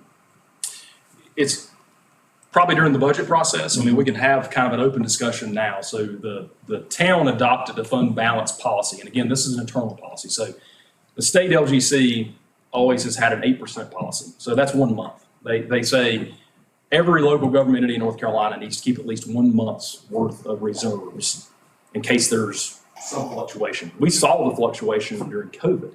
I mean, there was real conversations with COVID, especially the first 6 or 8 weeks of COVID, in which we were afraid that sales tax and our TDA, which was 0 at the time, we had no heads in beds for about 2 months, 2.5 months. And our TDA numbers during that time were very little. So we leaned heavily on that fund balance during that time. And fund balance is one of those that's super weird. And the way that you look at it is that, you get the snapshot on June 30th of what fund balance is. But depending on when your tax bills go out, which is your biggest source of revenue, which for us is usually in the September-ish time frame, and depending on when that revenue comes in, which is usually October, November, or December, fund balance, as money comes in, may trend up. And then when all that tax revenue comes in, usually before January the 6th, after that, some of that fund balance starts going down. So we don't track fund balance very often. It's done monthly, quarterly, as you kind of just keeping a feel for that. But fund balance is almost one of these, if you look at it in a year. It kind of starts and ends about the same place, and it's this weird roller coaster. This council voted on a 50% fund balance policy, internal policy. So it says that anything above 50%, the goal is to have 50%, anything above 50% can be used for capital, one-time capital. That was done, what year that was done? It was, I don't know, probably, I think it was before my time, so probably 16 or 17 years ago. It wasn't much before my time. Scott Hildebrand was manager. Yeah, And it was done, I think, because fund balance was low. And Yeah. the goal was to get it up to 50%. yeah, it was in the 30s and 40s percentages. We looked at it recently, and so it was in the 30s and 40s percentage. So then they decided they wanted to hit 50 as the goal, and it was, no allocations of fund balance during this time in order to build, and then, in order to do it, keeping tight reins on expenditures. So right now, we have 5 months. At 43% fund balance, that puts us at roughly 5 months to operate on without any cash flow, Yeah. positive cash flow. Yes. Okay. And again, so the state says 8%, you'll never get to 8%. So if the state comes in and sees that you're dropping significantly into a danger zone, which for them is really 10%, 12%, then they're going to come out. They're going to honestly physically come out here and want to know what's going on. They're going to look at your trends to make sure that you're not, using too much one-time money. As crazy as it sounds, the state, and I from my experience, again, hearing this, the state prefers debt because one-time little projects using cash makes sense, but they don't want you to necessarily deplete all your cash and your fund balance. They like to see debt because it allows it to be smoothed out. So if the council chose to pull some money out of fund balance for ABC project, whatever it might be, would LGC have to give approval for that? Or would flags go up and they would, No approval, but depending on what it is, it could very easily raise a flag. So if you were to take, Right. $3 million out of fund balance, and all of a sudden our fund balance goes from 43% to 13% or something, whatever the case may be. Right. It's going to cause some heartburn. okay, They can't, so there's nothing that they technically will do in the beginning. But I will tell you, if we're out looking for debt like we are right now in these projects, they will absolutely stop that process. And they will say, you know what, we're not going to give you approval on this debt until we get a better feeling of where you're going with your overall financials. but That's happened. if we decrease fund balance, that also puts our overall credit rating in jeopardy. Is that not correct? It does decrease it. It could. Okay. It could. So all those contributing factors, again, when we go through the bond rating process, they look at everything from stability in different positions and stability on the board. They look at your outstanding debt and your fund balance and history of payments and property tax. I mean, it's a long process. It's a 10-page process to go through and get your credit rating within that. So that is one of the factors, like your credit score. It's one of your factors that goes within that. We're nowhere near it, but, as we've talked before, there has been, two towns in the state that have lost their townships because of their mismanagement. And there's been quite a few towns, 19 or 20, that the state has really almost come in and had to take over. Right. So they will, when this stuff, if it does drop down, the state will come in and take you over. Yeah, the state will have no hesitation with coming in if they need it. That is a wonderful thing that we have. So it does not allow for a town to go bankrupt, which we've had one town, I think, in the state ever go bankrupt. And that's been it in the history of the state, where you've had states go bankrupt in other places because of the lack of oversight. To David, Mr. Harwood's point about the percentage, as our budget grows, whether we keep 50% or not is an internal conversation to have. It's our policy to keep that.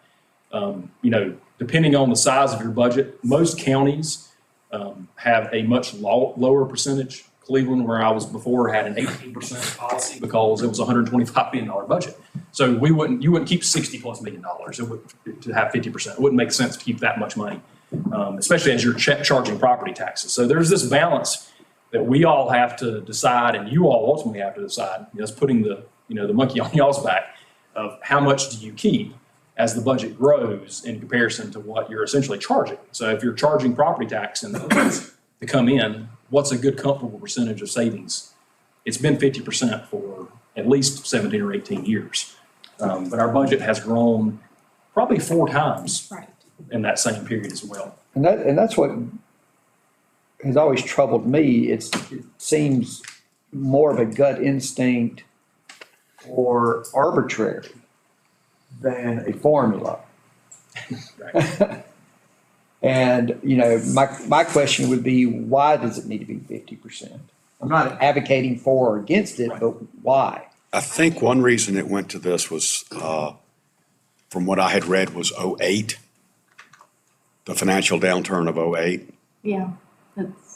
Well. And it was built in as a buffer. Was that not correct?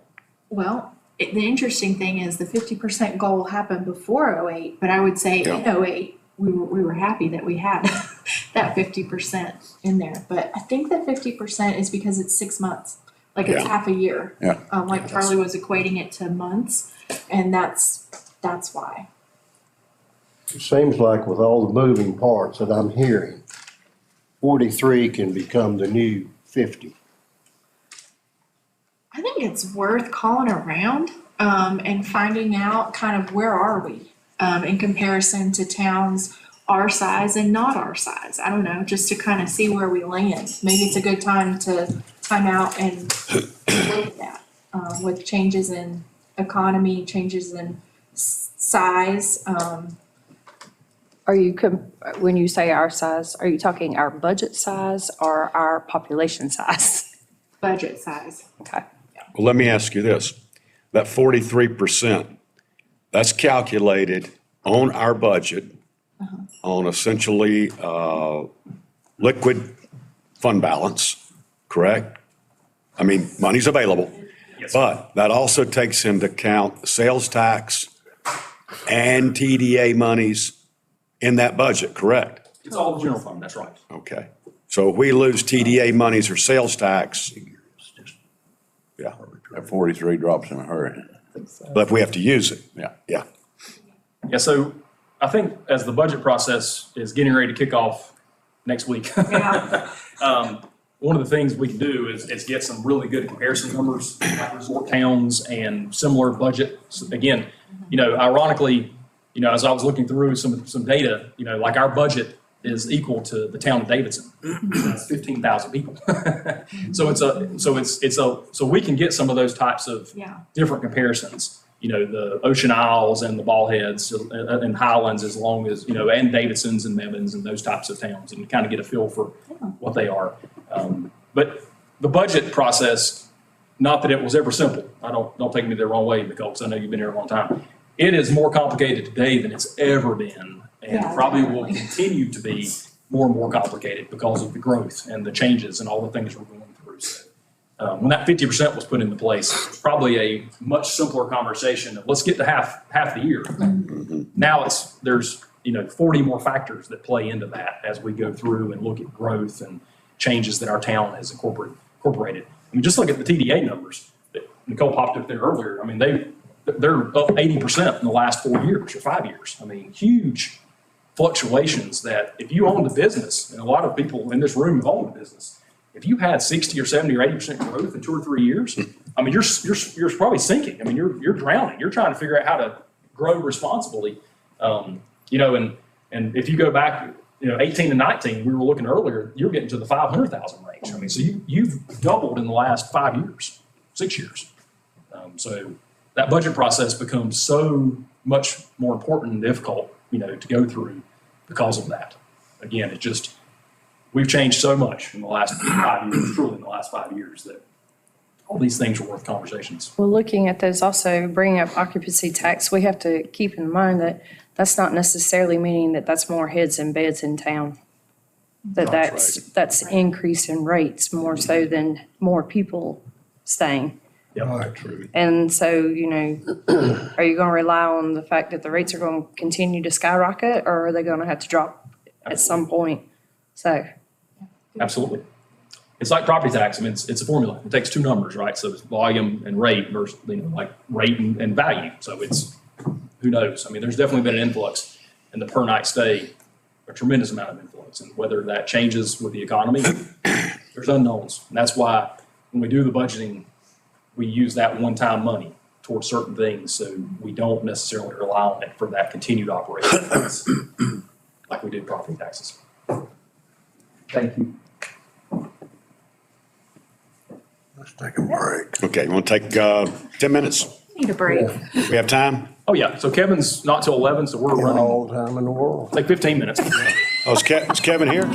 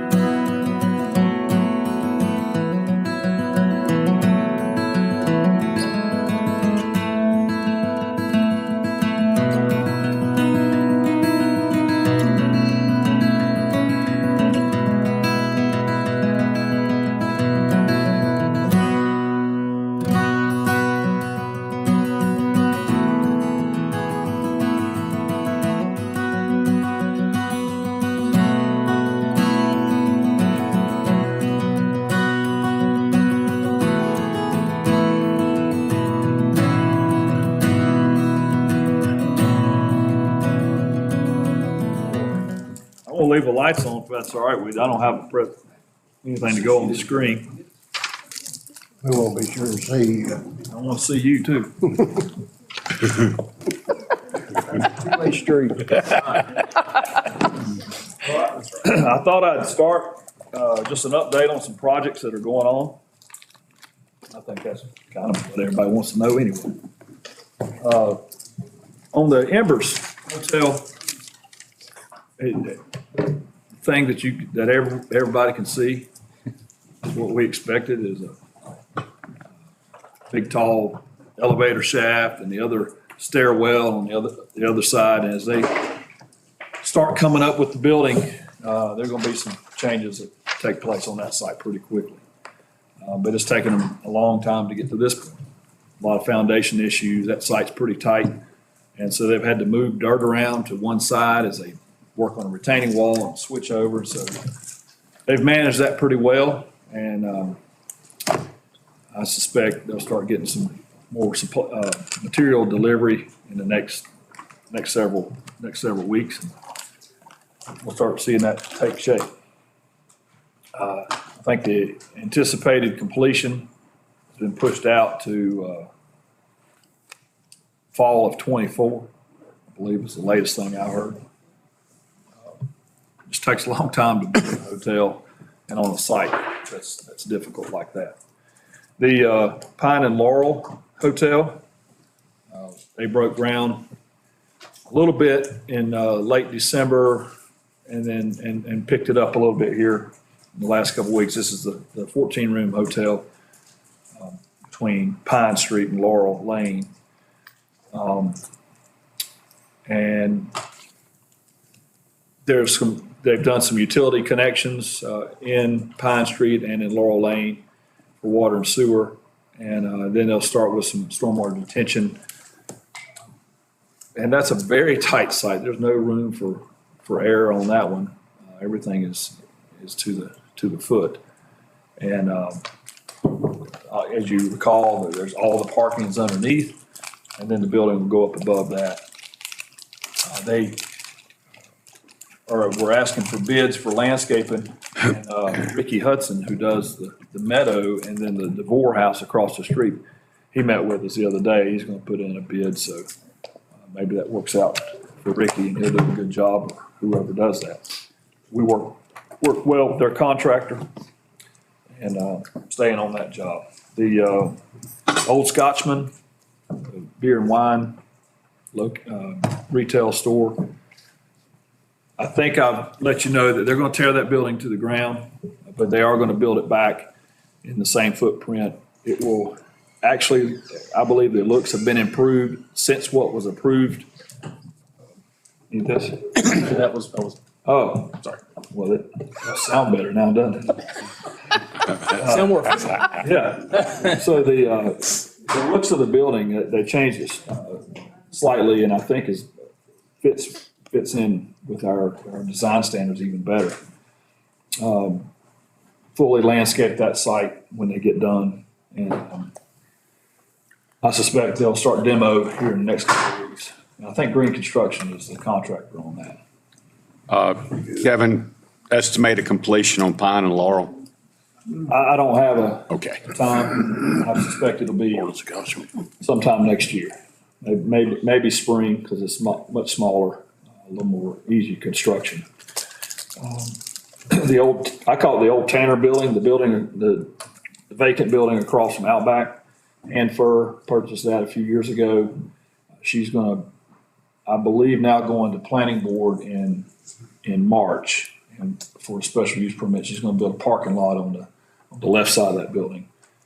And if that schedule stays, she would be before council in April. And she's planning on doing what? Office building? I don't know. She turned in a list of several potential uses, like a long list. And we worked with her to cut it down to 3 or 4. I said, planning board and council's not going to give you a blank check. Just do what you want to do. So if it changes once she goes through the process, I said, you can come back, but we're just not going to open up to whatever that you might want to do. You need to narrow it down. So, but potential be office, some type of retail, some type of service, but that's kind of the ballpark of what the expected usage. How about- Not have a tenant. How about her church, the church she bought from DOT? No news. Okay. That is a specific conditional zoning that was approved there when Wes Carter owned it. It was for office. Okay. She bought it, but there's been no further activity. We've met with the owner of the 7-acre property there on Main Street. And discussions kind of gone back and forth. I think we met 1st of January. Is that right?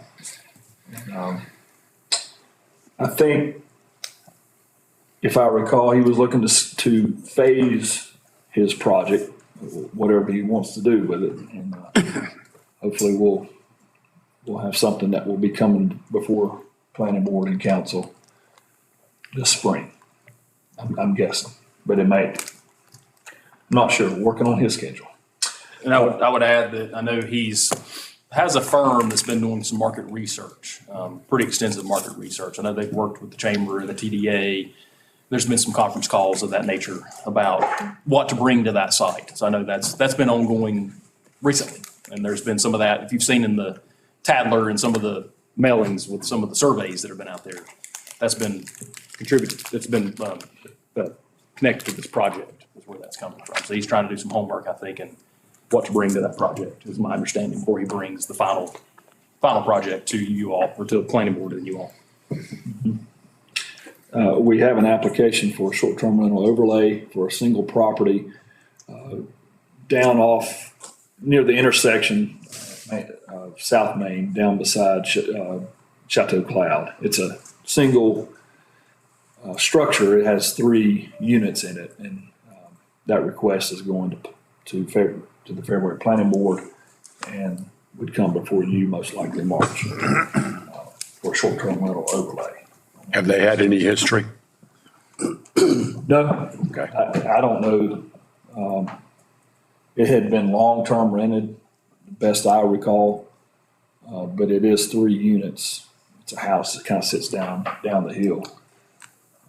Is that the one that goes down the hill right as you turn on to South Main? It was for sale? Yes, Okay. there's 2. The 2 houses are up on 321 Uh-huh. kind of behind them. Okay.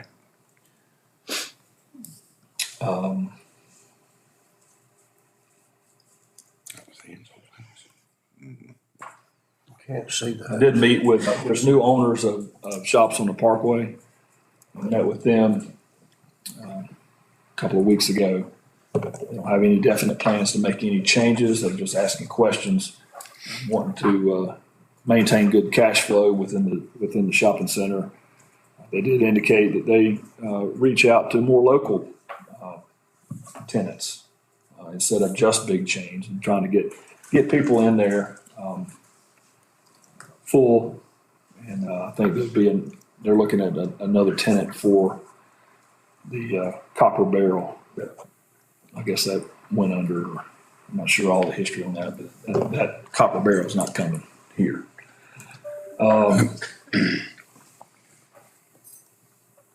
Any other questions on any project that you're aware of?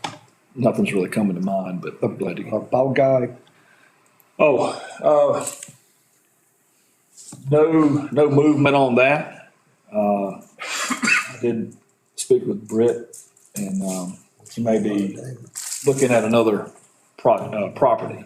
So that's about all I can really say on that. The Ball Guy Brew, the coffee shop on the corner of the old Cambria lot. So they're just kind of waiting at the moment. Yes, sir. The Ransom 321 hotel site, Nothing. I hadn't heard a word since October, maybe 1st of November. there's been surveyors up there for the last week. Yeah. Nothing come across my email or my desk, so. Okay. Still kind of out there. Across the street from us. Anything there? No, Steve Hetherington, who did Main and Pine and Laurel, he purchased Jim Brown's property right across from Town Hall. He has interest in developing that, having a parking underneath, and then at least a two-story building and retail or some kind of living component as well. Any other projects? Anything else on the guy that was looking to, at Joe's old place down there? No, I didn't.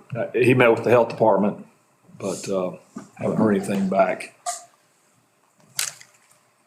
Rivian Solar Project, Out at Tanger, yeah. I think complete, or they're in the final stages of getting that finished.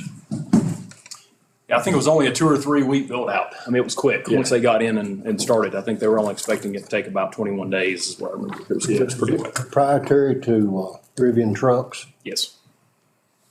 And I think it's just commercial right now. I don't know if it could be used. I think it was, the purpose of it's for commercial trucks, delivery trucks is what I was told. I don't know if that's changed or not. Like Amazon, they're building that. Correct. That's right. Yeah, they're the Amazon delivery trucks, et cetera. Rivian trucks is what that's supposed to be installed for. I'll give you an overall, real quick snapshot of 2022. We had 14 new homes built or permitted and/or under construction. There are others from the previous year. I think we had 15 or 16 new homes in 21. So a lot of open projects. And then $34 million of construction value in 2022. We were closer to 39 million in 21. So pretty good level. The money is an indicator of building activity. Oh, one more. The old El Rincon, the corner building. The owner is really, they're waiting on windows like many people are, but they're going to 2 levels of short-term rental on the upper 2 levels, but it's 5 bedroom units. So I don't know how well those will rent, but I guess we'll find out. And then I think it was that big. wanting to do, we've met with them on where our sidewalk is planned across the front. They are working back with us on plans for outdoor dining in the front. And making improvements to the back behind the dumpster and grease traps and all that kind of stuff and tidy that property up. As many restaurants are, behind the scenes stuff, if it's not maintained, it can look bad over the years. So we're working hard with them to improve that site. Will they lose some parking out front for the sidewalk? They will, they'll lose all those spaces that back out into the street. They're going to do a few things in the back corner to salvage a parking space in the back right corner of the side lot. But they do have enough parking to support the short-term rental use and the restaurant use. But much like Speckled Trout, putting a sidewalk there and eliminating that backing out into the street and providing outdoor dining is a plus for traffic flow, for the town, and for the tenant.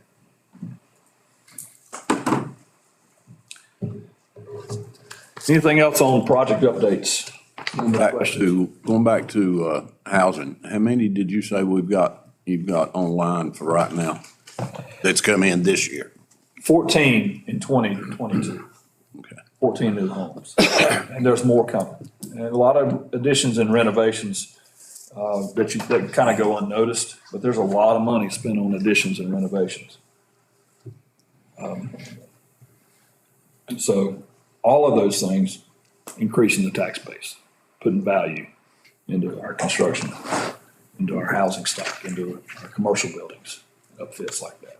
Yeah, Virginia was here earlier. So as of this morning, there's 17 properties for sale in the town, total, any kind of property. Cheapest house is $550. The second cheapest house is $700. The third cheapest is $790, and the fourth is $825. That's it. So there's 17 total on the market whether that's multifamily, apartments, condos, et cetera. The cheapest one being $550, and there's only one under $700,000. You mentioned in town, is that within city limits? City limits. Okay. That's right. What about, have you heard anything on Liberty property down there? Not one thing. So it's, okay. Where's that, called? Foley, Where? Foley. Oh, okay. It's it's not a nonprofit anymore. That was a windfall, right? Tax money. It got added to the tax base. Yes, sir.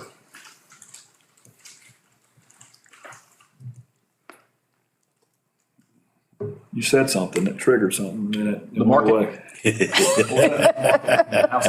A senior. Yeah, the housing I was gonna say, the most expensive house that's ever been permitted was permitted in early 21. I believe that's when it started. 7.3 million. And right now they're running close to 12 million on that construction. Zach Tate, besides Zach Tate's on that. Yeah, besides Zach Tate's. That's the upper end Yeah. of the scale. But even the lower end is a pretty good home. Keep talking. Or are you out of words? What did the castle, Words. what did the castle on Pinnacle end up being? Any ideas? I don't know. Oh, a new one? One you were moving into? No, I looked at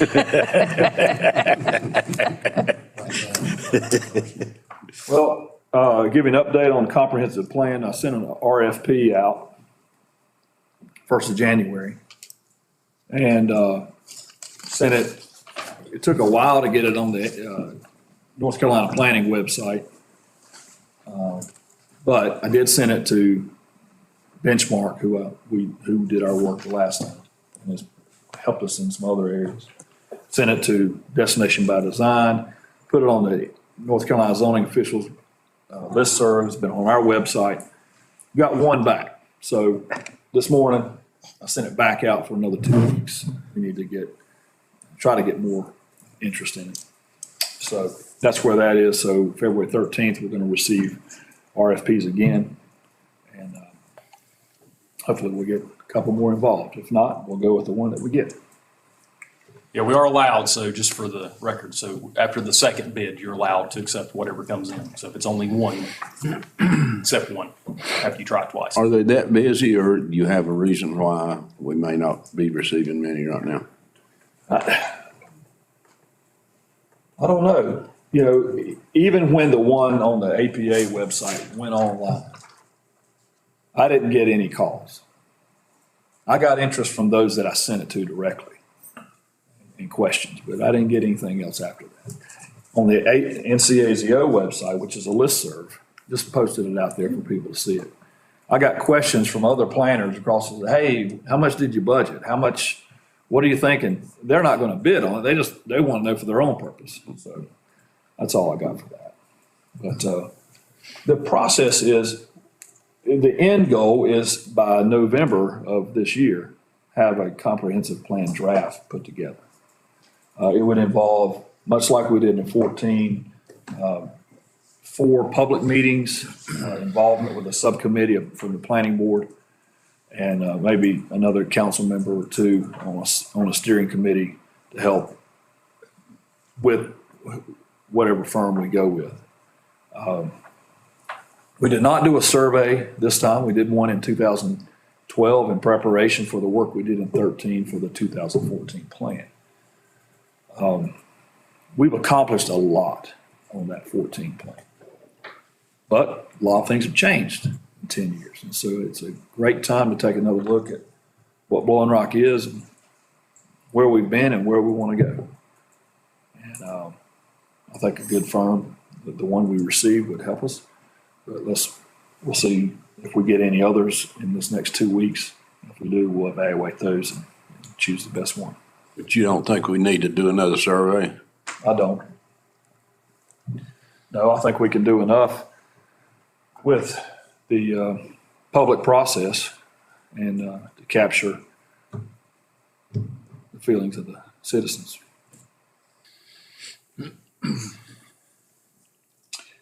So that's an update on comprehensive plan. We're also taking a look, as you know, for our downtown, which was part of the 14 plan, to look at the rules and distinguish between East and West Main Street. And we've got a subcommittee, and we met back 1st of January. One of the main things came out of that was let's preserve what we have. We also want to simplify the code so that most people, when they take a look at the code, they can understand, all right, this is what my rules are for central business or East or West Main Street. A focus was on green space on the west side, understanding that it is different on the west side of Main Street, and focus on green space. Take a look at the architectural rules that we currently have, revisit those. Are there some areas that may be blind spots that we don't see, and as a project comes to us, and if it comes and it's not expected, why is that? Are there some rules that we have that need to be changed or need to be more fluent, or places we need to dig our heels in and preserve what we have? And then we certainly want to involve the public more. So the subcommittee asked me to put a draft together that would say we have a committee formed, what our purpose is. We're seeking input of what's being considered. We did one in 2018, and it has some good framework for adjusting the rules in downtown. Distinguish between East and West, what's undeveloped and what's developed. What do you not like? A lot of people say what they do like, but what are some things you don't like about downtown that we need to work on and create a vision statement? And we'd like to put that in the next water billing. Send out a questionnaire and a highlight of this is what the subcommittee is tasked with doing. And I think the next billing is March. Is that right? So something that would go out in the February. February. What time in February? Late February. Okay. So got time. Almost March. Okay, so my job is to put that together by the end of the week, and I get it back to the subcommittee, and send something out with our mailing list and have a link on our website. The last time we went through it, we want to involve the public more, and whether that's a drop-in meeting, whether it's online, we just don't know, but we want to tell them this is what we're doing, this is what our purpose is. And we've got a good subcommittee to do that. Who's on that committee? You tell me. Doug and David, Steve Cohen, Sue Glenn, and then Tom Barrett, Cat Perry, Bill McCarter, and Pete Page. So good group, and I'm gonna report to them back by this Friday.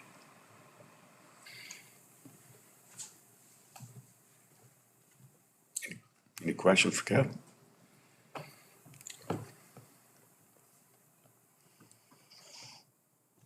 Any updates on how outdoor dining's going? It's going very well. I've got one more to meet with to finalize what they can have down at Hellbender. I'm working with you on the brewery or the Ale House. ale house. I don't keep the words right. Ale house, brewery, but working with the ale house. Speckled Trout's going to keep what they have exactly the way they had it. No issues there. And we're working with El Rincon. Bless you. Change what they've got. Thank you.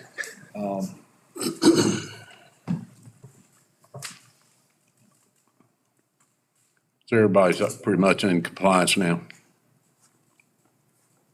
Or will be, yes. Hence, That tent should be coming down today. I didn't ask specifically. I know what you're talking about. Yes. The only 10. The only tent. Yeah, he used all 4 weeks in one setting. period. He doesn't get any more this year. So. But his idea is to build a permanent structure. I'm writing this down. Please do. It's recorded anyway. So. He's on notice, but he really wants to build a permanent structure down there. Good. I know an architect. It's busy. Lives close by. He doesn't have enough time, though. He's too busy. Yeah, He could walk down there to work. well, that's true. He could, couldn't he? Them operable pergolas. That doesn't save you any money. State level short-term rental. It was not on the agenda to talk about short-term rental. I didn't want to talk about short-term rental anymore. It's every year, but I don't have any updates from the state level. That would They just started. circumvent our ordinance. What's that? Shane looked at me. I said, they just started. There may be something. There's always potential that I'll let you know. It's, General Assembly could, we're listed, I asked to be listed, Bone Rock to be listed as a high priority for notification of anything that goes in front of them, on short-term rental. We had a, liaison meeting between, communities and the league last Thursday. So I asked them for us to be put on the radar, so.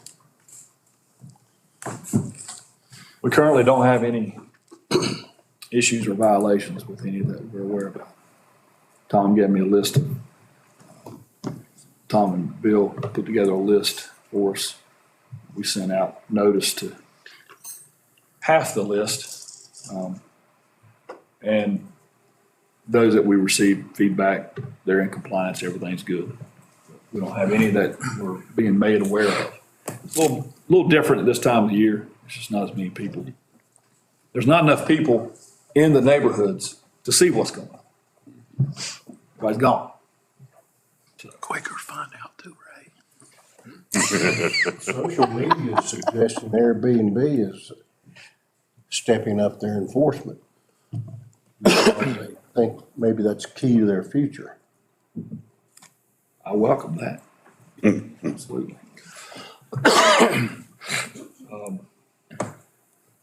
That's about all the updates. If you have any other questions, I've got a block of time here. Fire away. You're not saying you don't have anything else to do. I am not saying that. Okay. I don't have anything else to report. Thank you, Kevin. Thank you, Kevin. Appreciate it. You're welcome. You want to pull in the cemetery section? I know people are just dying to hear this. Well, the cemetery was scheduled for this afternoon. If you want to go ahead and do it, it may mean we get out a little earlier today, if that is okay. I guess if you want to fill the time. Matt, do you feel like talking about the cemetery? Sure. Okay, I'll get it pulled up here. Give me just a minute.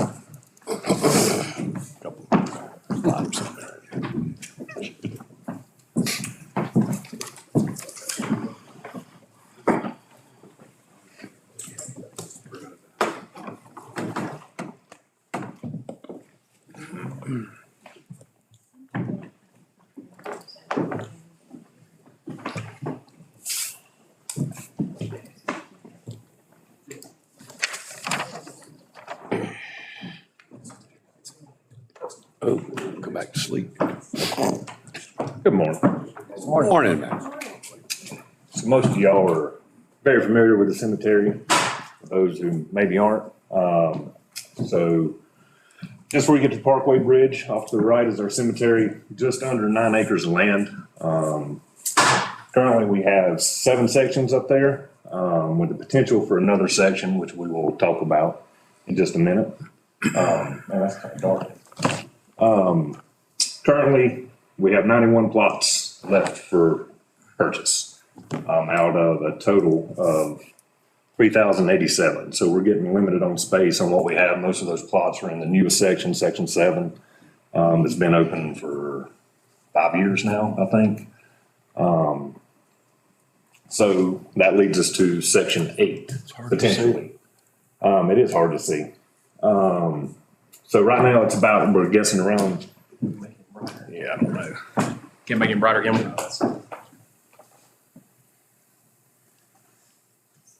Try. There's anything to do about it. I don't either. Did not. It's at the high, yeah, it's at the top. Yeah. It wasn't that dark one. Let's just read it to them. So currently there's about a half acre to 3/4 of acre of usable land in section 8. So if you go up, the cemetery where the mausoleum is, if you're looking at the mausoleum up the hill, it's the far right-hand portion that's still covered in trees right now. The back row of section 6, the graves we've dug back there are extremely rocky. So I'm afraid that rock's gonna continue down the hill. So opening that section up for traditional plots, I don't feel like it's gonna be a very viable option. I think we're gonna get too much rock to be able to dig a grave efficiently. Talked about doing possibly columbariums or mausoleums. Talked with a couple of the funeral homes, and that seems to be, especially the columbarium for cremations, seems to be the going trend now. So we're kind of toyed around with the idea of building several of those in that section. There's enough land there with some grading that you could get several of those in. I have no idea how many plots we're talking, if it's, 2,000, 3,000. If you do mausoleums, I think there's about 30 spots in a mausoleum per building. If you build something similar to what's up there now. And don't really know what direction y'all want to head in. I know I've talked to a couple of the funeral homes who were very interested in possibly having a hand in it. Putting some up there, whether we, lease them something and let them do their thing, or if we want to build something and we own it and maintain it. I think it was Kenny at Hamptons. I asked him a rough price on, building a mausoleum, and he said, bottom line, the cheapest you're going to do what's $100,000 per unit. So I mean, it's a big number, to get it in the ground. But then I think he said you could sell them for about $3,500 to $4,000 a spot. So it's kind of whatever we want to do. Or we can do nothing and just leave it. He also said that sprinkle gardens are becoming a big thing where people come out and spread the ashes. If we wanted to leave a natural area and allow people to go up there and do that. In North Carolina, that's perfectly fine. You can do whatever you want to with your ashes. So just kind of get an idea from y'all of what you would like to see or what direction you want us to explore on options. Purchase from the government for expansions out of the realm, right? Correct. Yeah, I do not think that we want to go down the road of probably trying to solicit the Park Service for any additional land. I don't think that would happen. Nope. Not for this purpose. Your rock might follow you. Good. Yeah, I'm like I said, that back row on 6, actually the last 2 rows are when we're at the point we're having to take a hammer on the track hoe and bust rock out. So and if you look up kind of where they're doing the brewery site there at the corner of Evanston, that rock travels that hill all the way back up towards the cemetery. So I'm sure it's all the way through there. Have you, talked with Adam, Ryan? I have not. Not yet. I know he's expressed interest, but we haven't really got Expressed far interest enough. in me about doing it. Right. I was letting him do it, and we talked, incurring the cost and making it back there.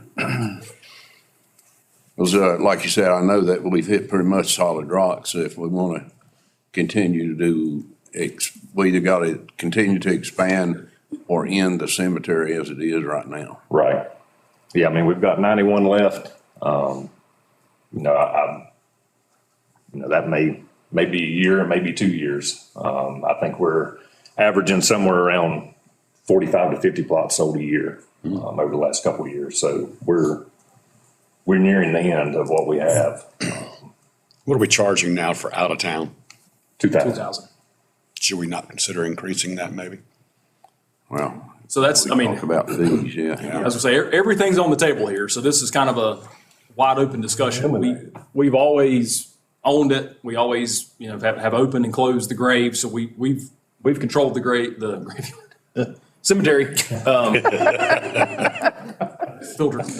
We've controlled the cemetery from the get-go. So we've owned it, we've maintained it, other than having the grass, being mowed. So if we do anything outside of that, like if we were to contract with a private entity, that would be a first for us. We've not done that. So we'd have to go through some type of a bid process, some type of solicitation. So we would need some thoughts on what to even put in that. So is that, it can't just be a free-for-all. That has to be, we're going to go with columbariums. This is kind of our specs and what we're asking for. And then even from that, to complicate it anymore, are we going to allow them to own it and us maintain it? Or are we going to allow them to use us to lease it, et cetera? So there's many, many options that are out there. And I know today's not the end all be all, but we just want to put it on the radar for some open discussion that we are filling up and we should be filled up probably in the next 24 months or less. Fees would slow that down. Right now it's $500 for taxpayers and $2,000 for non-taxpayers. So we've got 4 times the amount put on non-taxpayers. But again, that fee is set by you all as part of the budget process. We could do it sooner if we wanted to do it sooner. If not, we'd do it as part of the budget process that's coming up right now. Hillary, when did you say the last time we had purged that down there? We had done what now? Purged that down there. We've got a lot of people who are that have plots there that no longer are around or dead and all that. I mean, they're just sitting there right now. They seasonal. I think section 1, there's probably a lot.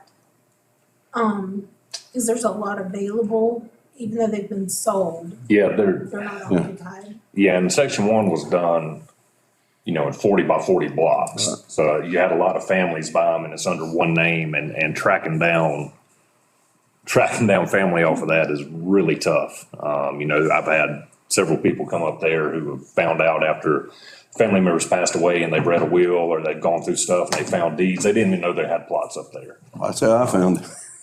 Yeah, and see, back when those were sold, we don't have deeds. Right. We just have the book is like this big.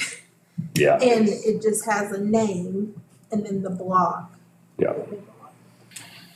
Yeah, the newer sections we've got, more of a handle on. Of course, Jessica at High Country Council has put together the GIS map. It's up to date with what's available and what's not available. And it's got as much as we know that's tied to it. There's some unknown up there for sure. Absolutely. Do you know the ratio of taxpayers to non-taxpayers on those 40 or 50 a year? Hillary, what's your feel for that? Do you know, as you sell them, what's the breakdown between, just a rough feel? I mean, I think it's probably half and half. I was gonna say But 50-50. Here's the thing, when you're saying non-taxpayers, non-residents, it's a lot of Blowing Rock people, but they just may not be inside the city limits. Like you've got right outside Aho, out 221. 221, yeah, A Boone. few in Boone. But, a lot of the people that are close to Blowing Rock feel like but they're having to pay the non-taxpayer rate. So it's not really a lot of people from off the mountain. It's more not really. people that It's live here. still local, but it's not, Blowing Rock proper. It's out in the county, a lot of it. And you do get some. I had one couple who thought that was the Parkway and pulled up in there, and then a couple weeks later called me and came and bought a plot because they thought it was beautiful. So, you get that every now and then. But You get a lot of people pulling up there thinking this. yeah. Parkway, yeah. The conversations that we've had with the funeral homes have definitely confirmed that there's a lack of space up here.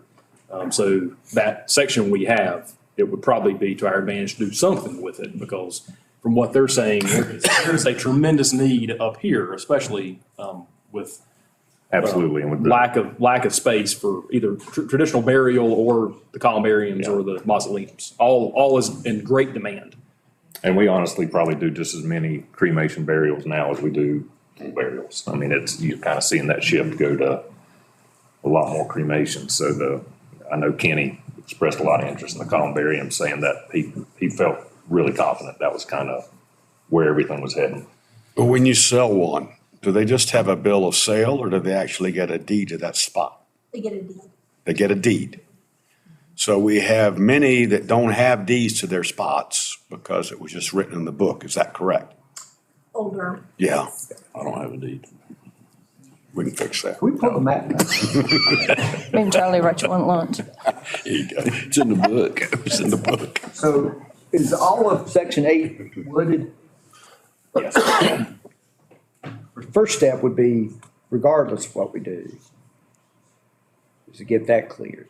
Correct, and the topography on section 8 drops off pretty severely, so I mean, there's, and building mausoleums and columbariums, it's not necessarily a bad thing, you can use those slopes and banks, to build into, and it's not a deal breaker, but there would be a certain amount of grading that would have to be done, to get it usable. Where is the ale house in reference to that property? Should have put an aerial up. Is there a way to pull that aerial? Yep. Here at the corner. Being right, over right, Down to the right. 8, is that Right. green one, David? Yes, sir.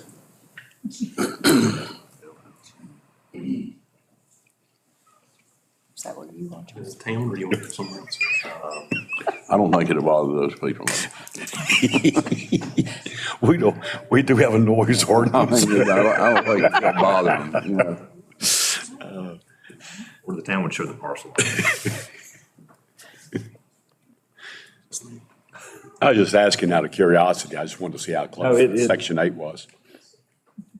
Honestly, that's a good question. I know it's close, but I don't know if there's a buffer between that or not, or if it goes, the property extends. I was just telling Doug, we do have a noise ordinance, Right.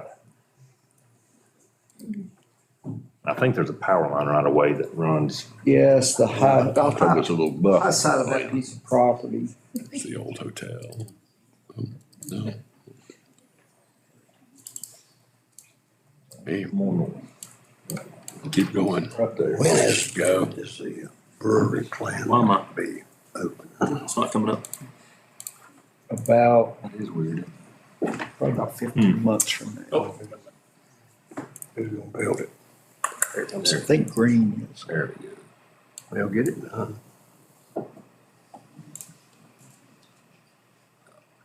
So that's gonna be a huge asset. in my opinion. Yep. Okay. Yeah. It looks Thanks. well. Yeah. So that would kind of be, so you can see the wood line on 6 right here. Yeah. So 8 would be, whatever we wanted to use in this piece that extends out. So it does connect to the brewery property. Okay, how about the property right there below? Who owns that? Is that Parkway? That's Park Service. I was gonna say, Really? is this about right, David, where the building's gonna be No, down, down this way? Service. yeah, see where the, Get that piece. see where the truck is or whatever? Right there. So I think about here's the line for the brewery, is that right? Yeah, and that other line right above that is the power line. that- Yeah, it runs right through there. So this back part of this property is not currently gonna be developed. Not presently. Yeah. And there's a significant increase in elevation from that lower piece up the side. Yeah. It is pretty steep through there. Okay. Somehow it would not be a problem to leave a pretty significant buffer right there against, between the two properties. Well, I would just sit here, we were talking earlier about how fast the wheels of government move.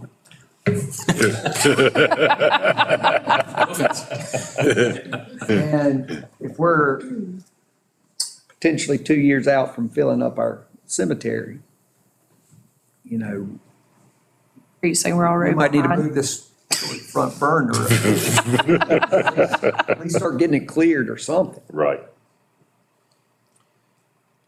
And I don't know, if it's worth getting probably Adam or Kenny when Hampton's out there. I know Austin and Barnes hadn't, they expressed a little interest, but haven't, They just sold us, Yeah, so Kenny said he'd be more than happy to walk it with me and look at it and give us a little bit better idea of kind of, maybe what the options are, how many units that we're looking at getting, the upfront cost on putting those in, whether we do that or whether we partner with them. And, I don't know what that would look like. I'd kind of lean on Kenny to kind of see what kind of partnership they would want to do, or Adam, and kind of figure it out from there and then get a game plan. And if we have to go out to bid, or solicit offers from them, we can do that, or.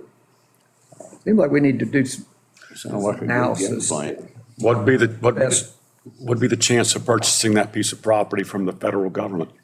That's what I asked. I said, no. I don't think Slow. slow and zero. I'm talking about for the next generation. No, you better go one more. Took 12 years. Can't even get a greenway across the parkway. I didn't think about it. Yeah, we can't even get that one done. Yeah, I was supposed to say, 12 years to get the reservoir. we'll put dead bodies on it. So I think, kind of, we can do some research if we haven't spent any money, so we're gonna have to probably spend a little bit of money, everything. So if we want to do some analysis to what it would cost for us to do it, I guess is an option, right? So if we maintain it, we own it, we build it. Right. We can get some costs there, as well as, I guess, maybe in similar conversations, maybe with funeral homes as well, about what they would be interested in doing to bring back some analysis to you, but probably sooner rather than later. We need to make a decision on what we're going to do before we're out of spots. Matt, would it be possible to have that information to us at mid-year retreat? Sure. That gives us a couple of, And Doug's not here, but we work with McGill as well, I guess, on getting some rough pricing. I'm sure they've got some contacts with maybe some companies, or can find some contacts with companies that would do this for us if we wanted to maintain it. Right. Yeah, and Kenny, with Hampton said too, if it was something they could facilitate the building of it, and we would still own it, they would just kind of handle the construction phase of that. They know the contacts for that, I don't. So that would be one option. If we wanted to build it, we could go through them to have that done. And I can get some rough pricing from Kenny too on, once we walk and kind of figure the lay of the land, kind of how many units we're talking, how many structures, how many spots, and then kind of pricing of that and kind of get an idea of what the return would be on it. Well, it's probably more advantageous if we have it, or not having to write so much stuff into a contract where they have to keep it looking just the way we want it to look, and like we're gonna keep the rest of it. Yeah, we need to maintain it Right. like it is now.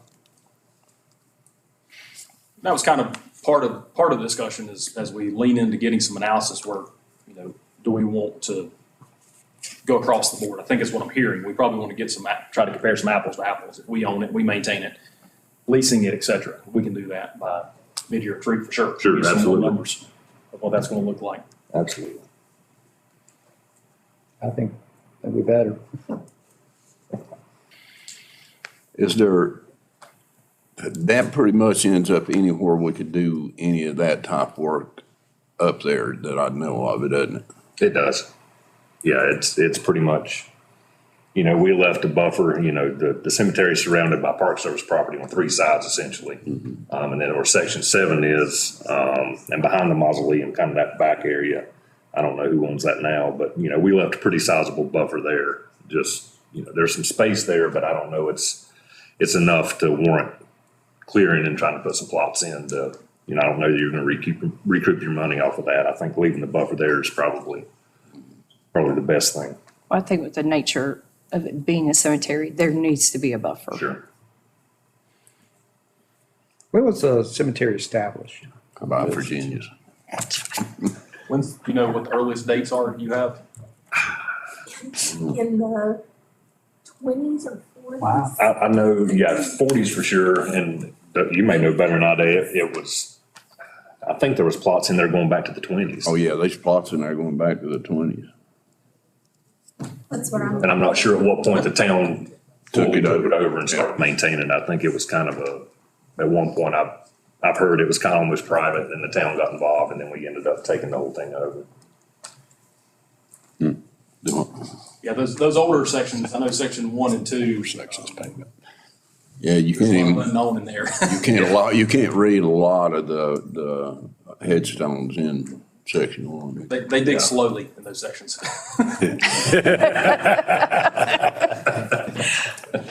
Carefully. All right, thank you. Hadn't happened yet. So you'll have something together mid-year retreat? We will. Good. So we may come back to you. I'm assuming there'll be some cost as we get some estimates. Maybe not, but we'll see kind of how in-depth we want to go or need to go within that. We can definitely solicit some outside help as well. Yeah, absolutely. I think, Our land's on. be happy to help. I think once we get to the To a design phase, I'll area, be willing New to York City. start seeing some. One on top costs. of the other. Yeah. We looked at stackables? Have not. New York City has. So has, We have issues with neighboring graves right now. Some of the worst arguments I've been involved in, true story, have been people wanting to switch plot locations because of who they're going to be next to. That's true. God almighty. sure. Yeah, or our family members more issues. So. Where's yours? I want to make sure. In the middle of the American Legion plots, of which you will never qualify for. Oh, my gosh. All right. More interesting conversations. Moving right along. Say you want. I'm not near Albert. Are you referring to someone that might be sitting beside me? I would not bring that up if anybody was in the room that I was referring to. Yeah, because these have not been easy conversations to have. Sure. People get upset about things like that. Absolutely. Yeah, when we sell them, we sell them. I mean, so when we have the deed, it's theirs. I mean, so it can be complicated on changing that. I mean, it's a very complicated process. Can they sell their deeds? Yeah. They can market those. Okay. But it has to be for the same price. You can make money off But of what it. you run into sometimes is the older sections, somebody wants to sell it and then trying to go back and figure out how much they paid for it because they don't have a deed. So then that's when I have to look in the book and see. I think I can't mind $75. And you can make some money I on can it. make some money on it now. You get to see out here in the lake, doesn't you? All right. Thank you, man. Thank you. Appreciate it. We've got a few minutes. That requires Any questions putting a boat, on anything Albert. so far that we've talked about this morning? So kind of recap, financial debt, fund balance, planning, zoning. Any questions? Guys? Girls? Ladies? The afternoon is scheduled to start with water meters and conclude with Main Street. So we may have too much time assigned to this afternoon. I don't know. So when we put together the schedule, obviously we put it together without knowing the results of the bid. So we're still going to have some conversation around that. But we'll just kind of figure out as the day goes on. This thing's a little tricky as you put times assigned to things on how long things, discussions may take and how long they may not take. So you moved water meters to right after lunch, Water correct? meters will be after lunch, and then Main Street will conclude the day, unless we move something from tomorrow to today, and I'm not sure. I'll have to look and see what the schedule allows for, who's here and what we can talk about. All right, so you don't have any questions? We're going to break for lunch. We good for that? Y'all good with that? Yeah, pizza, and I don't think it's here yet, or it may be walking in the door, but it's Okay. coming soon. It's not here. Thanks for doing this on Yeah. Friday. Yeah, we're ahead of schedule, which We is are. good.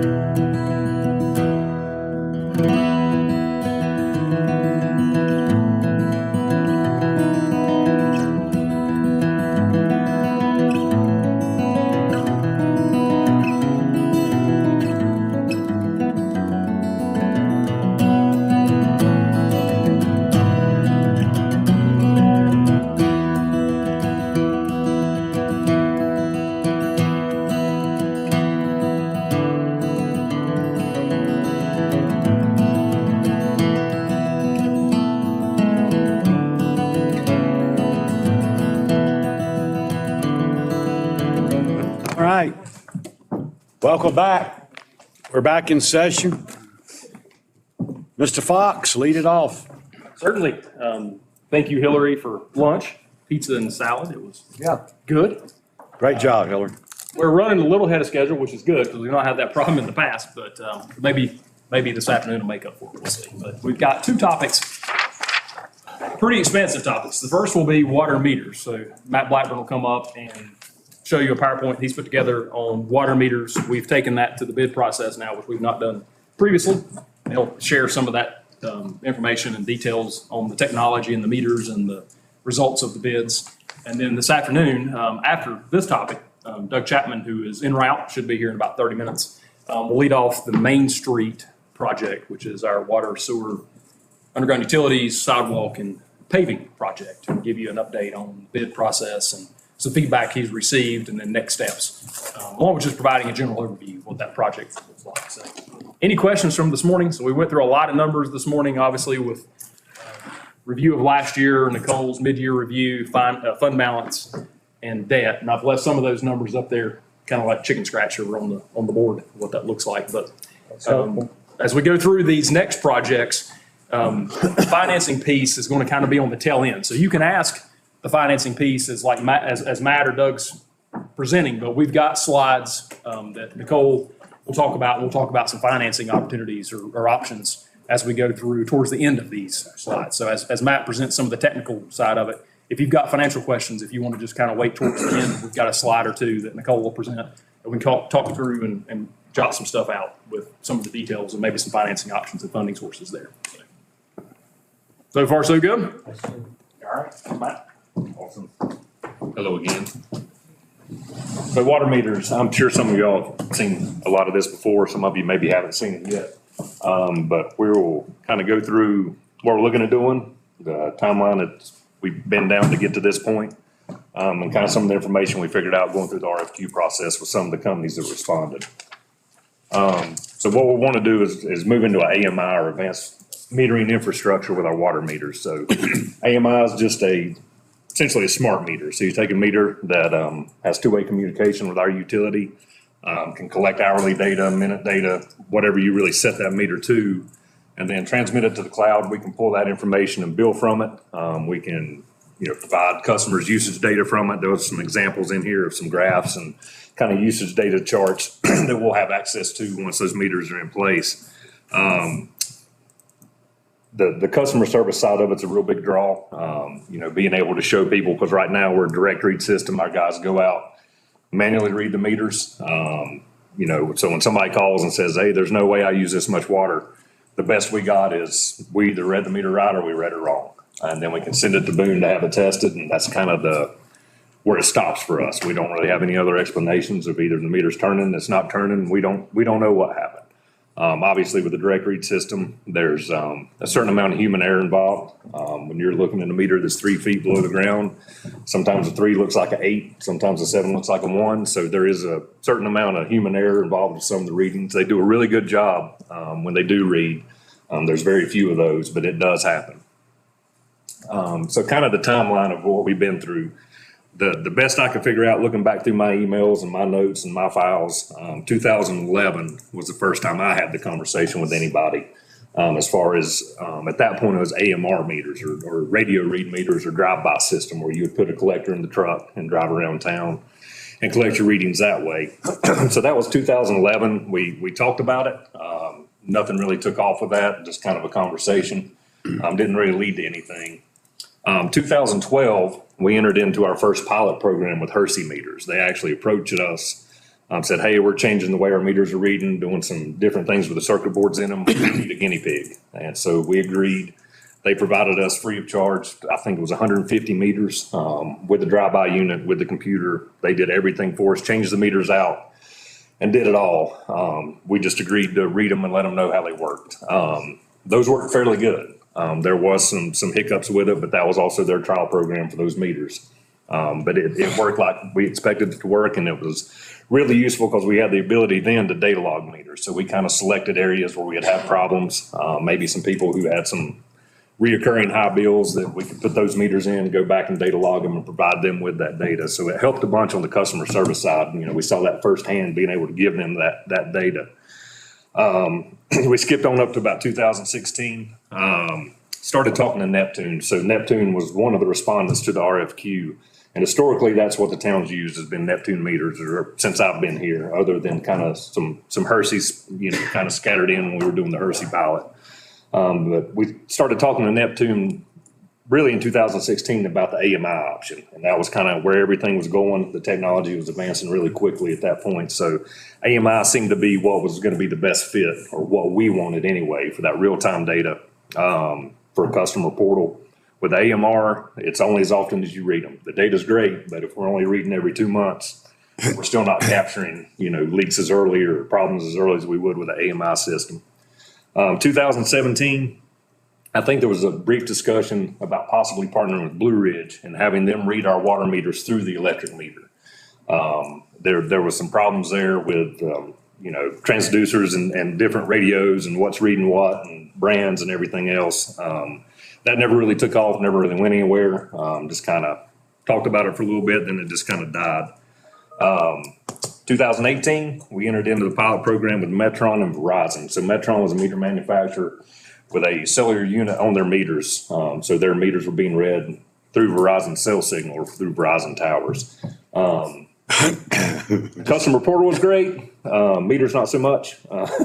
We had a lot of issues with those. They were a turbine meter, so it was, you know, we, for whatever reason, seemed to have some issues with the actual meters themselves. The reads were good, the data was good, the customer portals were good. I think some of y'all may even had those, but it was really good data. Just we had issues getting that data from those meters. 2019, we asked Neptune to do a propagation study, another one for us, so they updated their prop study. Trying to figure out kind of how many collectors we would have to have in the town to get basically 100%, or as close as we get to 100% read accuracy with our meters. At that point, I think it was 6 or 7 collectors at about $25,000 a collector. So it was, you know, pretty big expense to put the infrastructure up and try to figure out how to get those reads, especially with topography around here, Laurel Park, different areas where, you know, it's just really hard to get anything to read in those meter pits down there.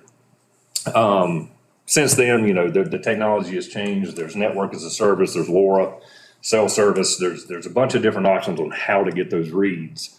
And so it's kind of, you know, each manufacturer does a little bit different, but the technology has definitely improved to where I think Cherokee has just, I guess they just finished last year with their AMI change out. So they're a full-blown AMI system now with Camstrup meters. And I think they're in the high 90% readability, 98, 99%. They're getting most of their reads every day. And they're, you know, that's the closest one we could find that has an AMI system with a topography similar to ours. December of 2022, we put our request for RFQs. Didn't really know what we were going to get back. Those came back in this month. We received 5 companies that responded to that. We had Core and Main, who reps Neptune meters, who historically is what we have. Fortiline with Camstrup meters. That's who Cherokee has gone with. Camstrup is a European meter that has done metering. I think he said it was a Dutch company. Done metering in the U.S. for a number of years now. They were kind of the leaders in the AMI system. So they kind of are ahead of the curve with a lot of them with that technology. Miller Supply with,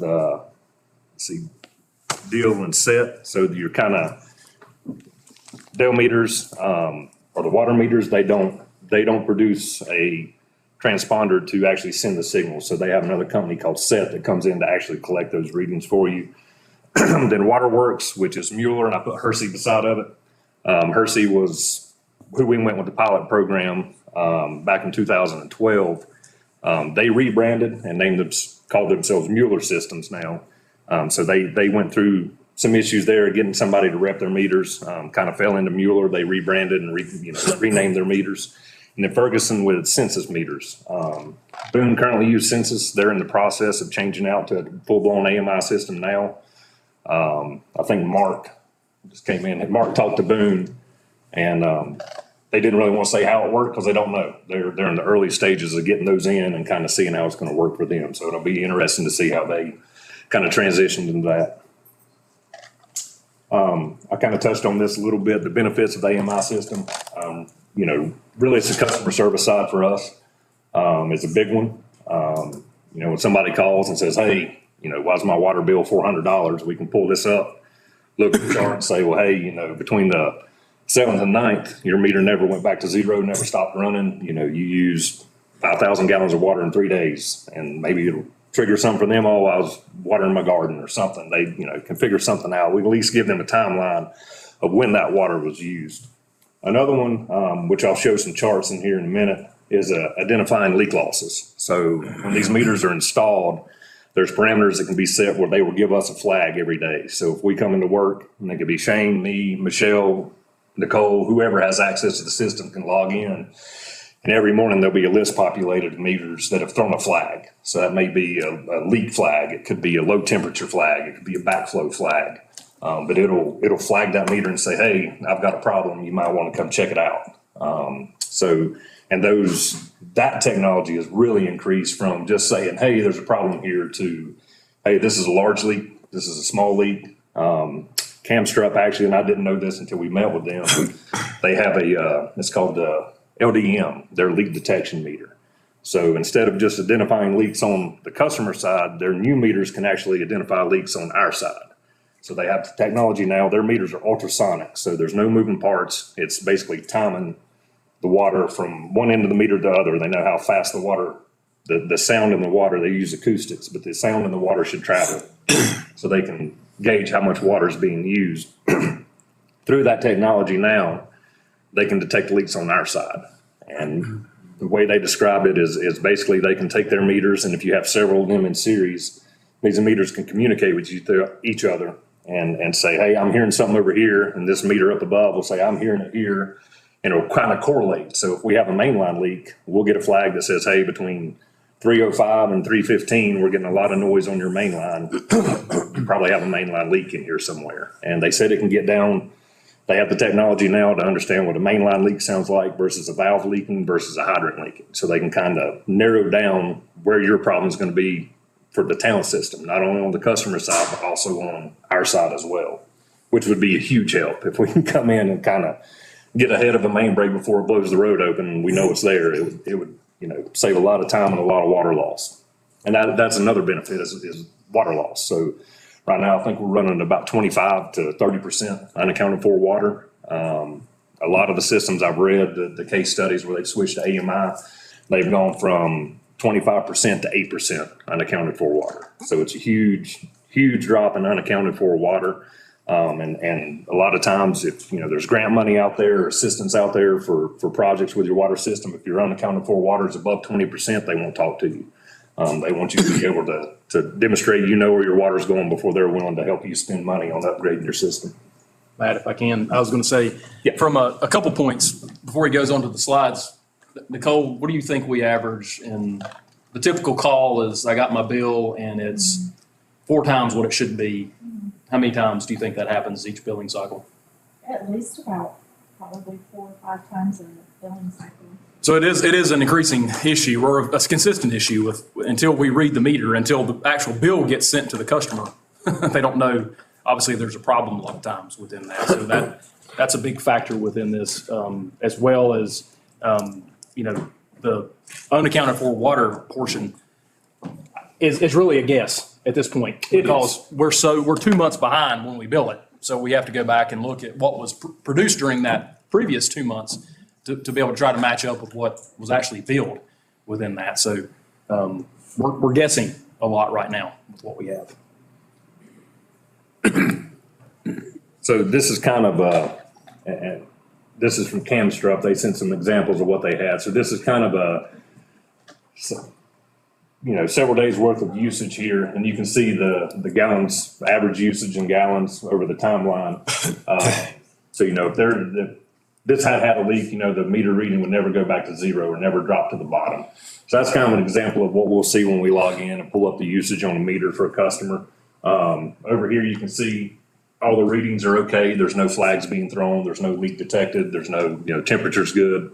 And that's another thing with the flags. I think what do you say, 37, 36 degrees.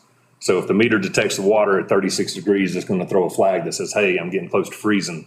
Get out here and do something for me. Get me covered up, whatever it may be. So I know this cold snap we had over Christmas, that was our, fortunately we only had 2 main breaks, but our guys, our crew spent the vast majority of their time going and unthawing meters and turning meters off that had busted. I don't have the numbers right now, but I know it was up around 30 or 40. We were dealing with almost a day of people calling saying I don't have water and the meter would be frozen or it's busted.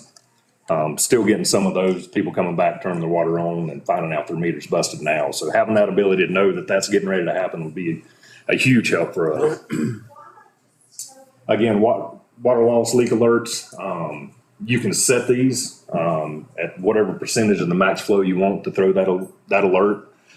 We don't have a lot of commercial usage here at all. So, that's, if you have industry where there's a ton of water going through it constantly, you can set those parameters higher. For us, we can set as low as we want to try to capture those leaks and get us flagged so we know that something's going on. Burst alerts. So this one, like I said, was from Camstruck. So again, setting your thresholds. It's gotten to the point now, instead of just saying, hey, we've got a leak, it's telling you, hey, you've got a major leak. This meter is absolutely moving. You need to get over here and cut it off. So it's actually differentiating between possibly just a toilet leaking or a complete line burst inside of a house. So this is another screenshot, just kind of what Michelle or Nicole or some of the town staff is going to see when they log on. Just the different routes, the addresses, the encryption keys over here, kind of just saying everything's okay with this meter, everything's looking good. So to have that ability to pull this up real time and if somebody calls and says, hey, I want to know what my usage is, we can tell them right then within the last 24 hours of what their usage is. So this is an example of the flags I was talking about. You can see the ones that have been flagged red are showing leaks and low ambient temperatures.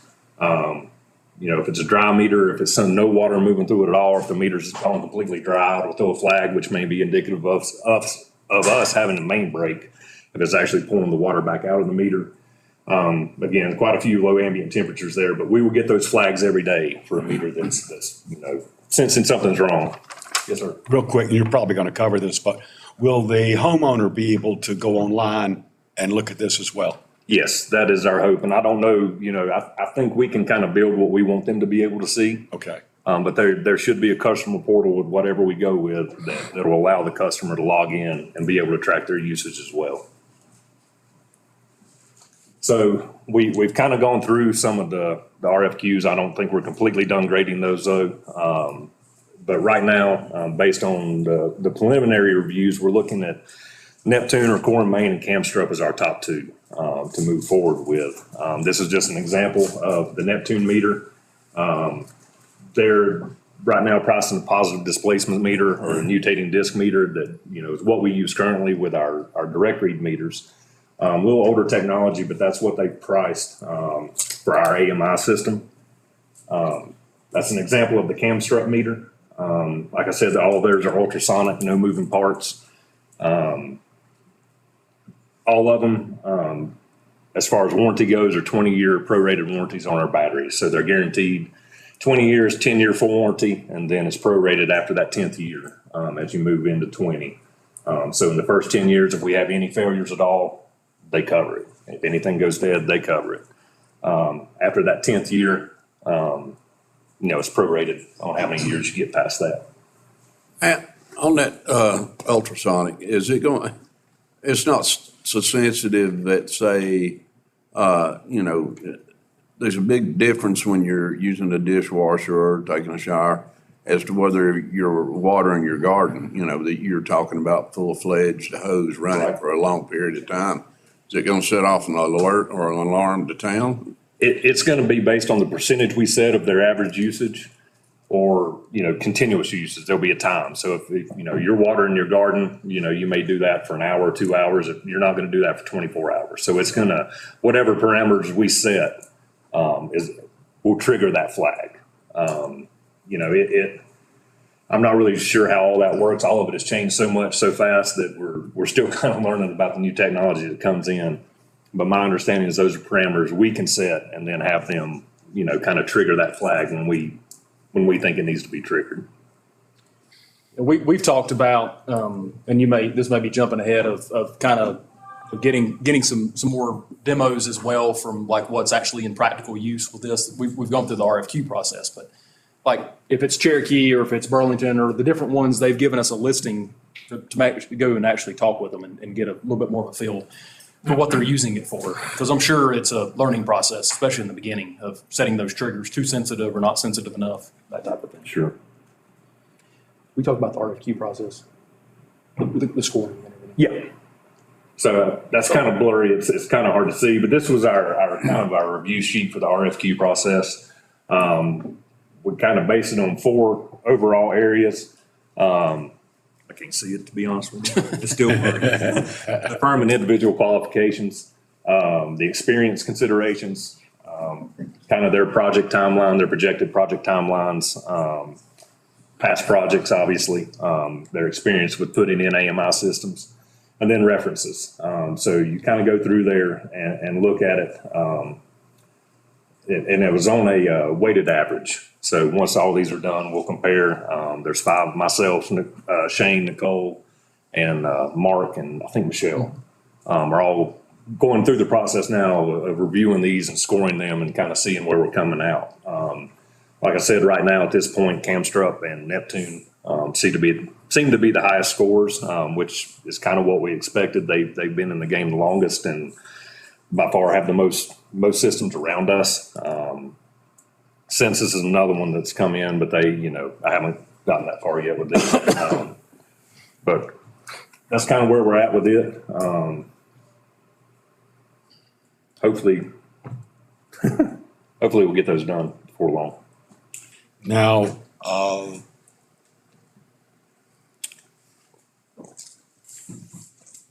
RFQs, they're going to do the total installation, is that correct? That is correct. So we have them within the RFQ price total installation.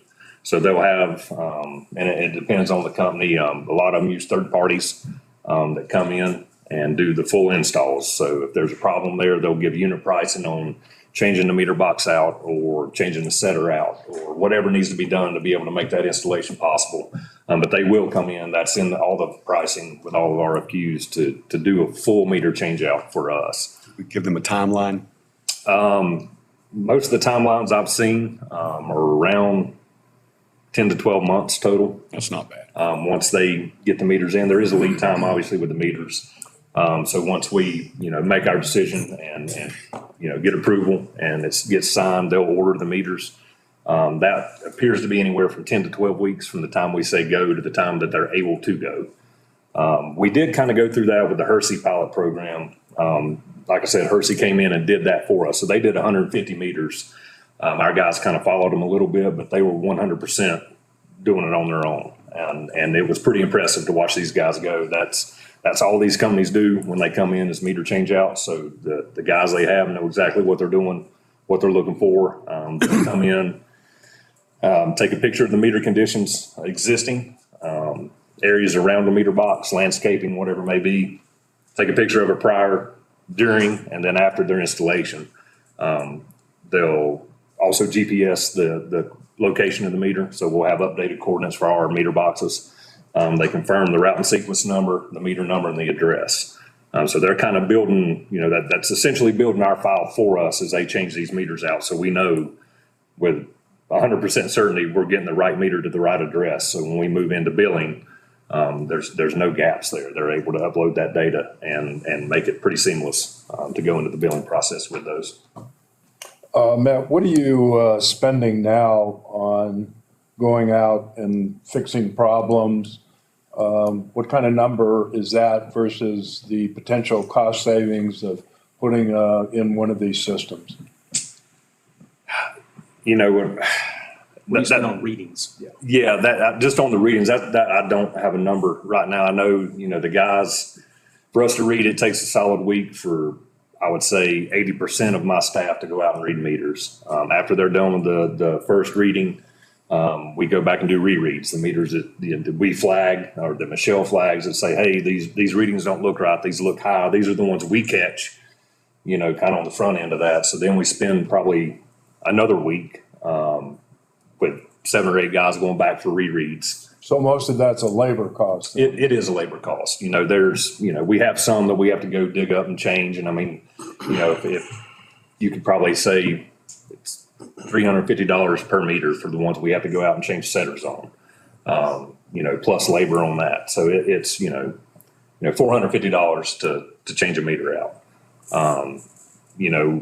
With this, you still have the potential to have your freezing issues and other issues, but at least we have the ability with this to catch the majority of those on the front end and before they become a problem. And with the meter change outs, as they come in, changing all these outs, we'll identify a lot more problems, be able to correct those as these meters are put in, and hopefully, have a really solid system moving forward. Thank you. I think also you would see a direct savings to the customer, to our citizens.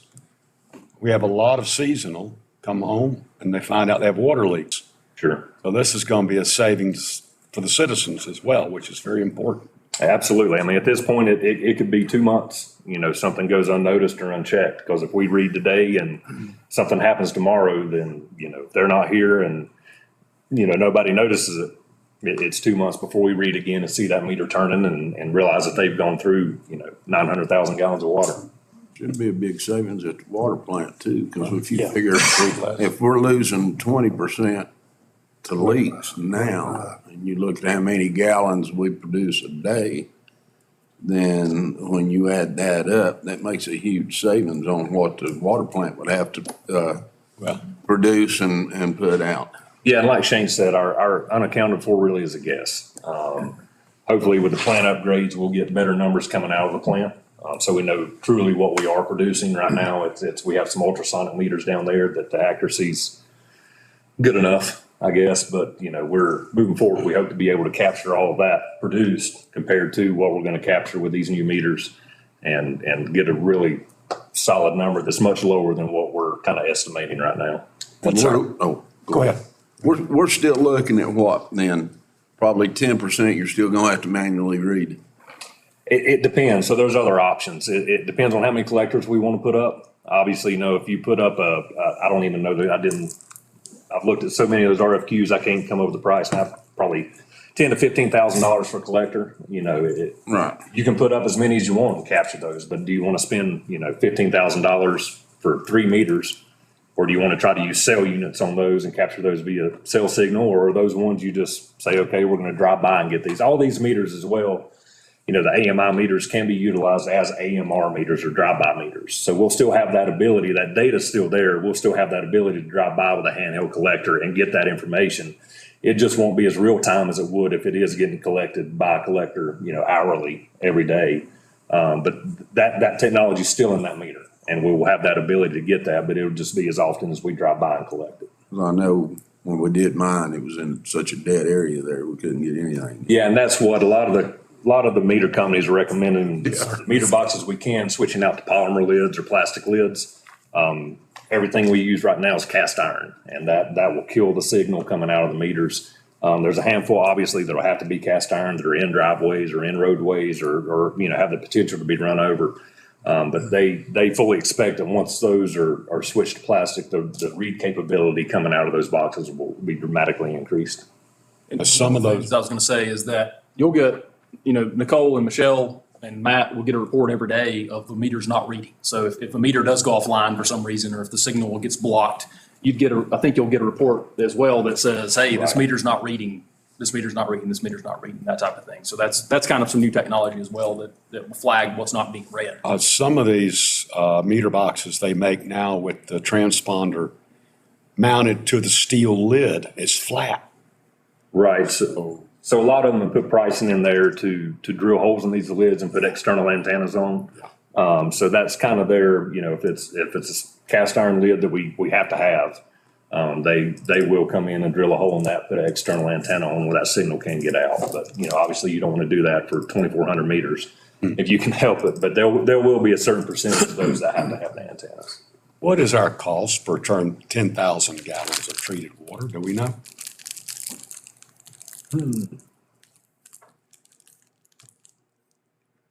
Or 20,000, or 50? Do we have a number? Cost per thousand. So we got a baseline, but I can't remember what it is. Yeah, now. I can't remember off the top of my head. So we produce about 125 million, or we treat about 125 million a year. A year. I think. So if it's a 10% savings, that's 12.5 million that we're, give or take, that we're saving off of that. So it's a pretty substantial amount of water. I can't remember what the baseline is. Okay. I've seen it or heard it, but I can't. Yeah, I've talked to Toby about it. I don't have it in my head. There's a savings. Okay. How many guys do you have that read? Is it 8? I was just curious. What is it, Mark? How many guys read? You want to come up and present? Come on, Mark. Mark, come on up. 10? It's 10 typically. If we're reading full, for our billing reading, it's 10 guys That, for 2 weeks? for 1 week. Okay, so 400 hours. 400 You think hours. another half of that for the rereads? Yes. And that's every 6 bit of it. times a year? Yes. Is that right? So you said Correct. 10 guys times 40 is 400? Yep. Plus say 200 Yep. times 6? Yeah, so 3,600 hours a year we're spending on reading. We'll say at $20 an hour would be $72,000. Just on labor. Saving. Well, and of course, those guys are best suited utilizing their expertise in other areas. Like fixing all these leaks that's going to tell us about. Yeah, there'll be a shock when we get the first read showing all the flags, I'm sure. Can you locate with GPS a meter under snow cover? Some of them, yeah. I mean, it's tough now sometimes. It is. I know that the guy spent several years ago now when we had the big snow right when we were reading meters and we estimated the meters. It depends on who's reading the meter, whose route it is, and how well they know where the meters are. So there's some of the guys, Mark can probably walk to 90% of the meters in Blowing Rock and know exactly where they are. Some of the guys that hadn't been here as long, it might take them 2 days to find a snow covered meter. It really, because some of the meters are in places you wouldn't think they are. That's the reason I'm asking. Yeah. Yeah, we can get close. We have a really good idea where the vast majority of these meters are, but, once they get snow covered, you're just taking a probe rod and hoping you get lucky or a metal detector. We all know where your meter is, Albert. Locate them. We all know where your Yeah, meter is. so, and they're GPS Whatever. now, Jessica with the cog. When she did our water line mapping, she did the meters as well. So we have a pretty good idea. Obviously it'd be good, as GPS technology has increased, having these guys do it as well and overlaying that data and kind of updating that as we go. What is that thing I've got? I mean, it emailed me when I washed my driveway down that I was a water hole. And that was probably one of the Metron meters. That was during the drought, wasn't it?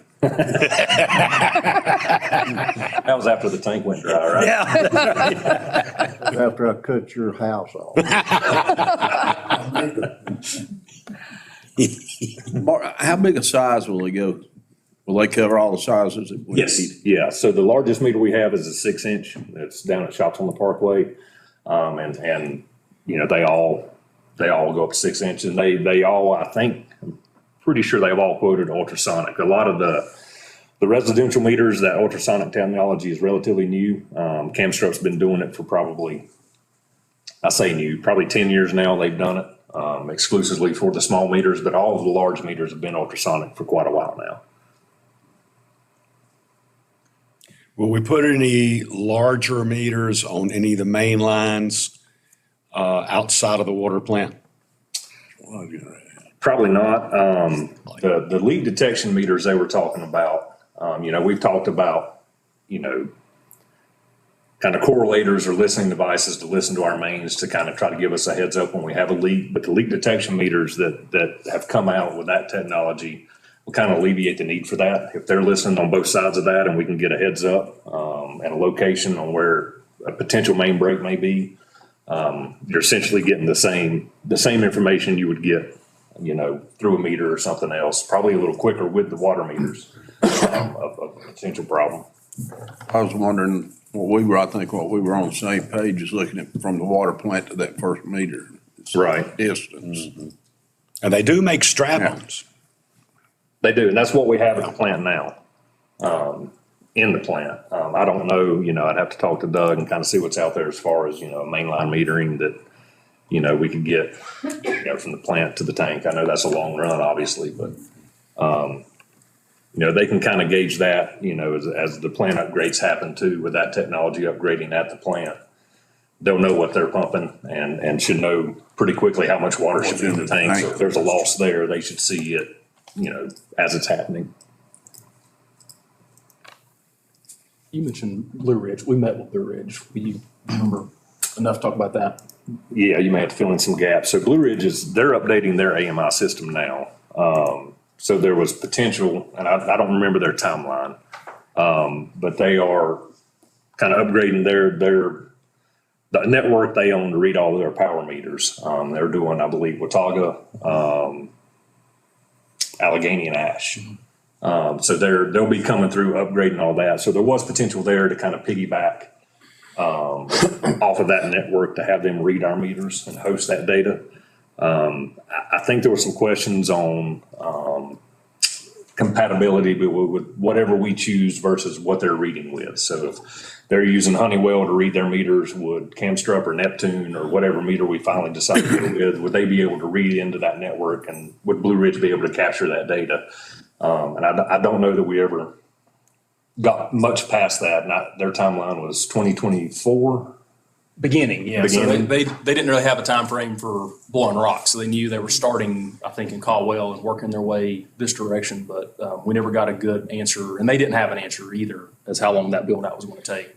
Several years, they believed, but Right. that was a little hesitation with us, is they couldn't really give us if it was going to be 2025 or 2026, or it was definitely not going to be in the next couple of years. It was going to be a few years down the road. And that, the hosting of the data is something that we would pay annually to have that data captured on some of the networks, which there may be an option to partner with Blue Ridge later, as they get their network up and running, if that's something we could migrate into using their network. That's always a potential, later down the road as well.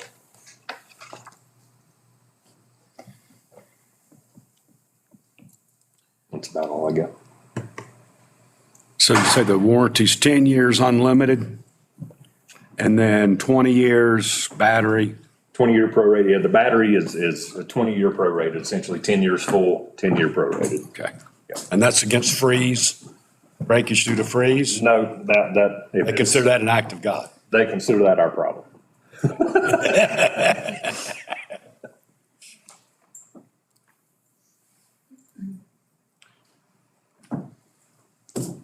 Matt can stay up if you got questions on the technical side. Nicole's got a slide here and kind of talking through maybe what as a proposed timeline along with the financing piece of this. Yeah, so this project, we were talking about how a project that's over 500,000 has to go to the LGC for approval. So this project would qualify. We're looking at, this is just an estimate of 1.2 million for the project.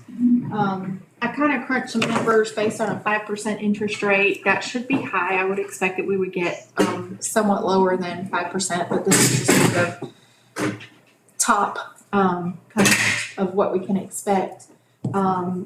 We're gonna we would try to seek a 10-year loan for this project. And that would equate to about 180,000 in debt service a year. I think probably realistically maybe 150 to 180, depending on what we get, and trying to structure the debt, most likely with level payments if we can. This is water sewer fund funded, so it's all funded by water sewer rates.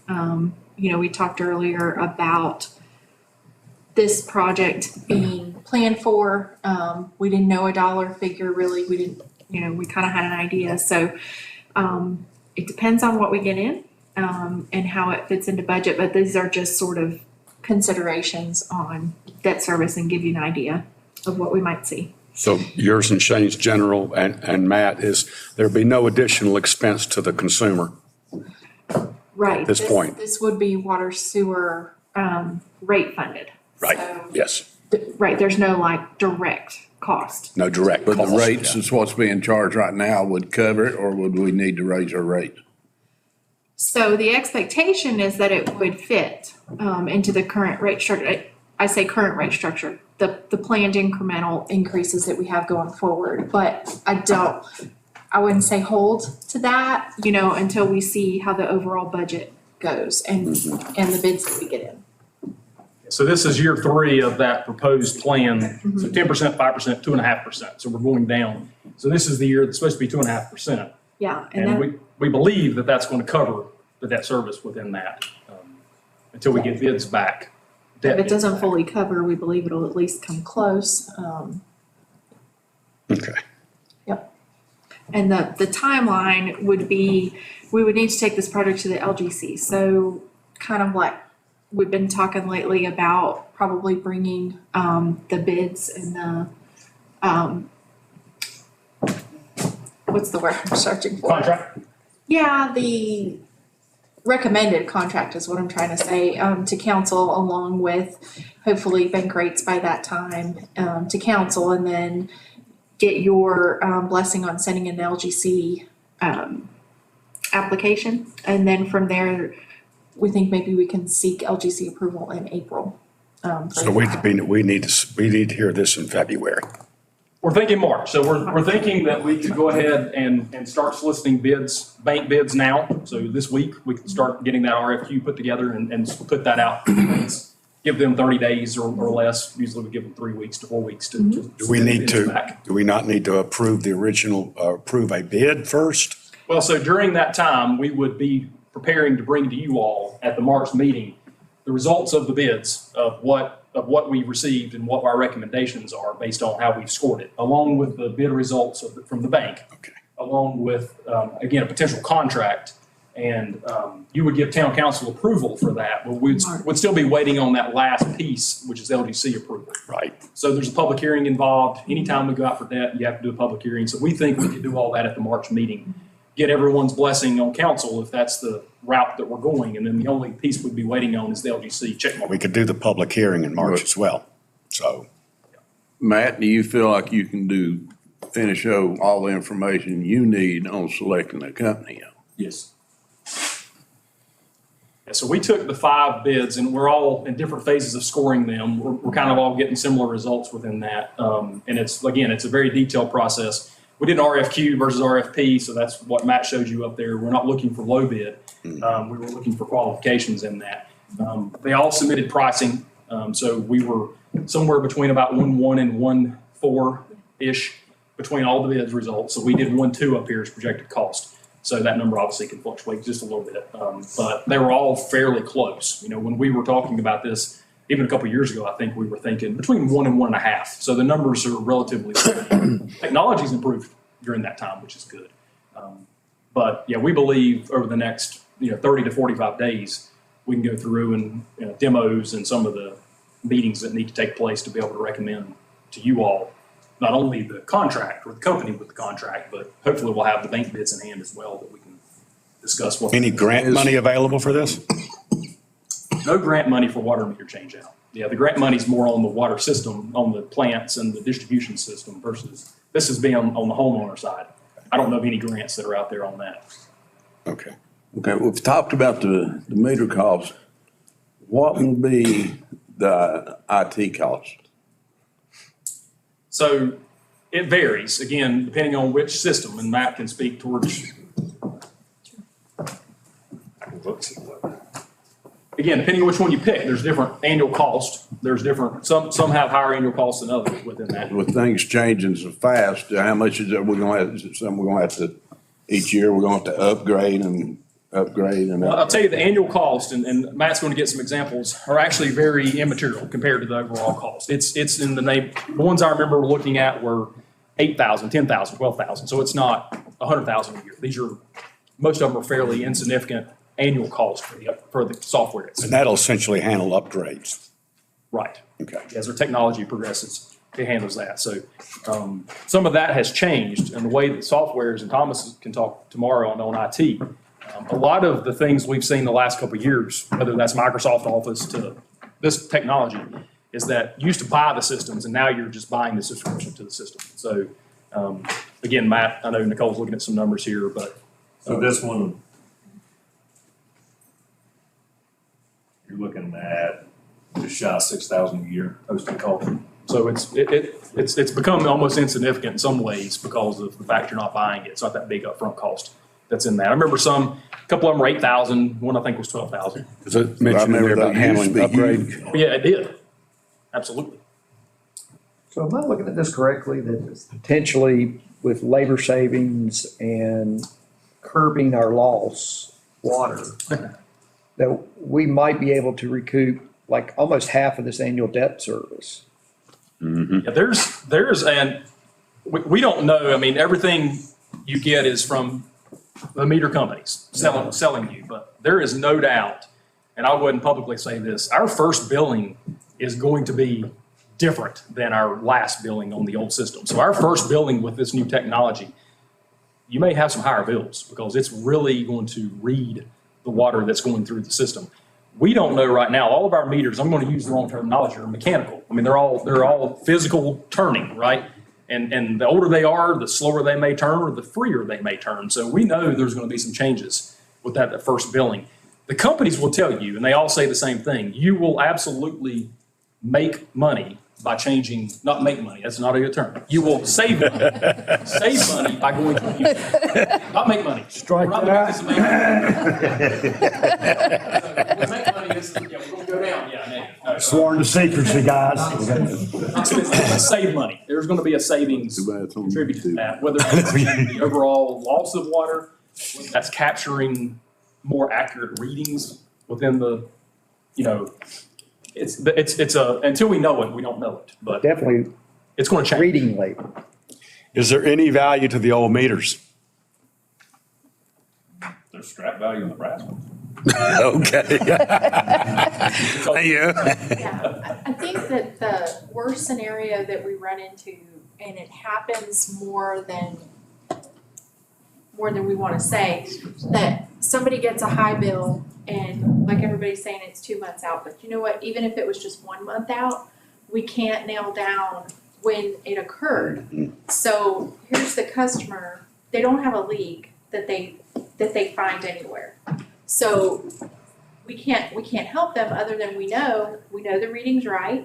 We even test the meter and we know that the meter is fine, and testing correctly, but in most cases, it is a leaking toilet or something of that nature, and if we can nail down the time frame and help the customer feel comfortable that it's taken care of, I think that's where it would be great to be able to see the hourly readings and help the customer nail down where is the issue taking place, when is the issue taking place. Yeah, we're limited right now really in what we can do. So I mean, if the meter reads 100,000 gallons, we charge 100,000 gallons.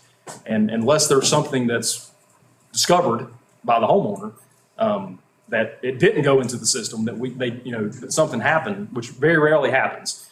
I can't give you the percentage, but more times than not, almost every time, it's an unknown. We don't know where the water went. And it's a lot of times it's a leaking toilet. Doug, you know this. I mean, everybody that's had property, a leaking toilet may result in an $800 water bill if it leaks for 2 or 3 or 4 weeks. Depends on how much it leaks, and it's unknown. It's a billable thing, but we could help the customer better by having this hourly data so that they could catch it quicker, and it wouldn't cost that.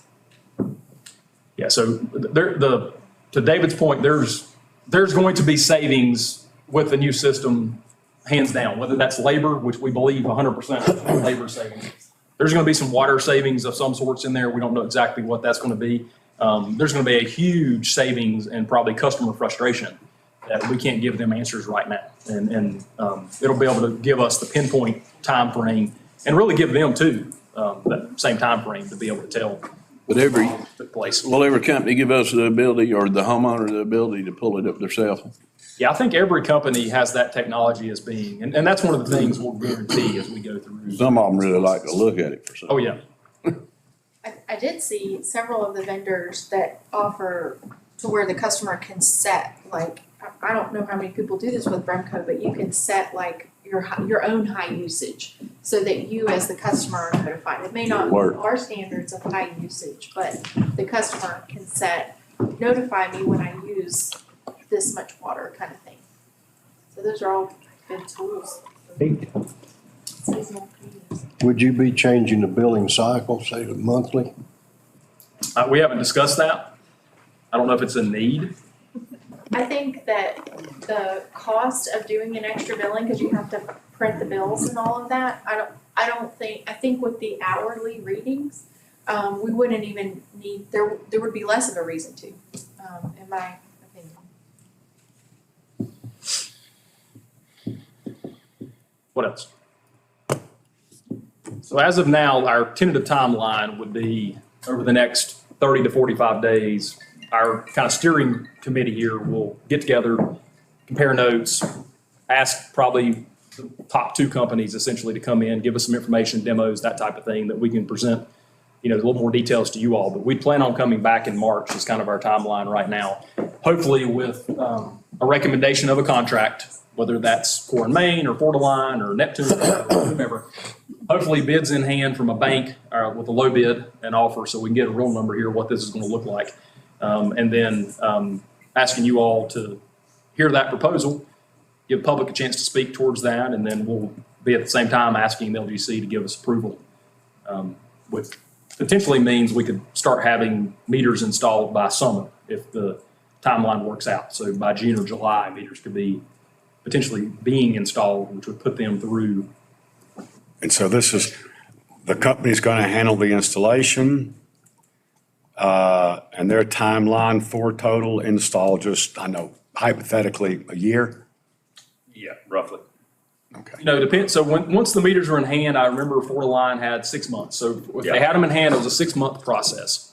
Another one was 8 months. So, once the meters are in hand, it takes them 6, 7, 8 months to install them. Yeah. Depends on, and that's all of them. I will say, And how many meters? we're doing about 2,300. I think they've all based it on roughly 2,400. 2,400. With this being water and sewer, do you think we'll stand a better chance of getting more than one bid from a bank? Yeah, so we, I don't know I don't know how we're doing right now with our bids. Right, so we are undergoing a process right now that I'm really interested to see the results in because we're using our financial advisors bank RFP list. And so I know the last time we went out for bid, we only got one response. And that was not typical for us, but I don't know if it's typical for other times. So I'm interested to see how many responses using their list we get in. And then if we get good responses, is there any way that we can utilize that list kind of thing? So I think we'll see and we'll have a better idea when we get in our bond.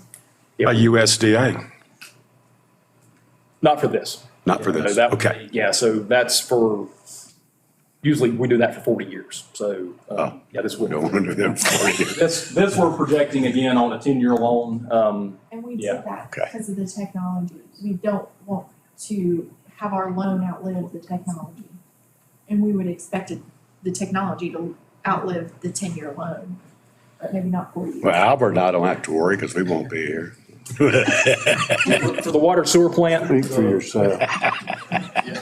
For the water and sewer plant upgrades at the lift station, we are projecting that USDA 40-year process because we expect that, obviously, the water plant and sewer plant to outlive the 40 years that's in there. So we are doing that. With this, it makes more sense, Okay. I think, to do just a regular installment loan. The First Tron, which is what we're using, their bank list is a little bit more extensive. National banks, where we hit the roadblock a little bit with our last has been some of our local banks weren't bidding as much as we are. So our bids are out right now for that phase 4 of the bond, and I think they're due back soon, and we'll get a good indication probably of what that's going to.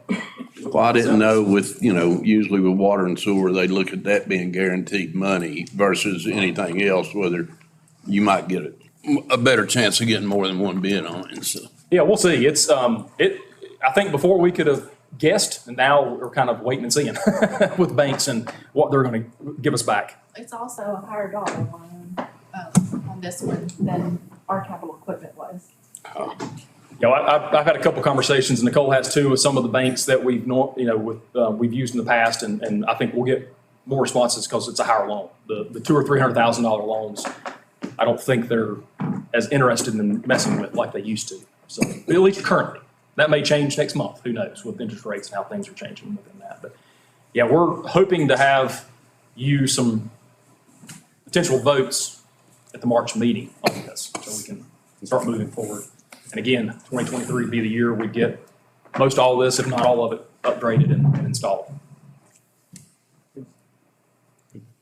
Thanks, Matt. Thanks, Nicole. Thanks, guys. Good job. Take like 5 minutes and I'll get Doug up here and get his going. It'll take me just a minute to get it going. 5 minutes, Albert. Not anymore. Drive a hard bargain there. We're gonna take a 5 to 10 minute break, depending on if Albert and Kate make it back in.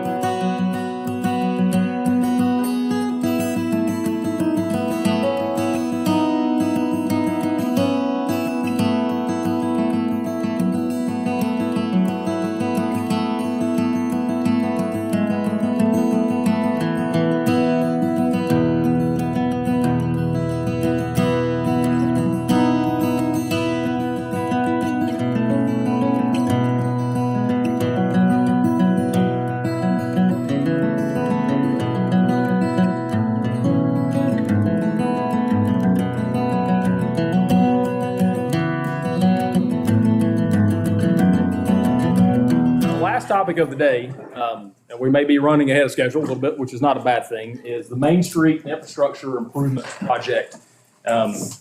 We started out this conversation 3 years ago with the water and sewer, and then it added on the sidewalk, and then it kind of added on the paving piece as we were working with DOT on the timing. And then this past year, we've gone through an exercise, I say we, McGill and Associates, putting together bid rate documents that also included underground utilities. I will say, as Doug goes through the overview of this project, and then again, we get into some of the financial aspects towards the end of the PowerPoint, we're learning something new about this project almost daily. And I know that sounds crazy. It almost sounds like we're not doing a good enough job, but this is a very complex project, and you're going to see why there's some complexities within this. Not only is there funding sources, and I will be happy in a minute to draw up the silos. We've got separate funding sources for every single piece of this project. There's also separate timelines for every piece of this project, which means there's different timelines for how things are being paid for, whether that's debt or state or DOT or bond money. So this is as complex of a project, I would say easily, that we've ever done in this town, that you've ever been a part of. So just keep that in mind. We are learning new things as we go along. So if you've heard something or hearing something today for the first time, it's because maybe we just came up with it for the first time in the last day or two. It's not as cut and dry as most of our projects. Our water meter project, as difficult of a project that is, we will pick a bidder, we'll pick a bank, we'll get LGC approval, and then we'll tell them to go to work. This is not that. This is much more complicated than that. And this is a long project. And Doug's going to tell you kind of that timeline, but this is a multi-year from start to finish project that's very complex. So with that said, I'm sure there's going to be a lot of discussions and some more chicken scratch and drawings up here as we go through. Thank you, Shane. Well, I will say this is like an onion. It has a lot of layers to it. So some of what we're going to talk about surely will be rehashing stuff that we've already talked about. But just to give everybody a good backdrop of the project, we're doing water line replacement. We're doing and sewer line replacements that are funded by state earmark monies. Then we will include the North Main sidewalk, and I'm going to talk about each of these pieces in detail in just a moment. This is just sort of overview. And that sidewalk's being paid for by bond money. Then we've got the underground utilities piece, which has an undesignated funding source, and paving, which generally is paid for by DOT. There's a couple of items in the paving bid that will be paid for by the town, but those are the minor items. So as we look at the water line replacement, portions of this was built in the early 1900s, cast iron pipe. I think last year we said there had been 25 breaks in the last 10 years, and Matt says there's only been 6 breaks this year. So the curve is going up, just to let you know. And this has been the highest priority water line for replacement. It will improve water quality as well as pressure management because there's multiple lines with varying pressure zones, and this will help bring some of that together. The water line will be, let's see, so it will start down here on the south end at 321, go all the way through Main Street, and come back out to the north end at 321. And it starts and stops where the widening project dropped off. So just so you'll know, so all of that, everything through there will be new. There are sections in the center of town that has 2 water lines. We'll be replacing with 1 water line. And it will include water lines, valves, fire hydrants, taps, everything. Everything will be new. Then the sewer line actually has 2 components. The original scope of the project was to replace the 8-inch sewer line in the central business district from Park Avenue to Chestnut. And during the course of this project, we realized that we need to at least bid the section of 18-inch outfall or interceptor sewers that take most of the town's sewer to the wastewater treatment plant.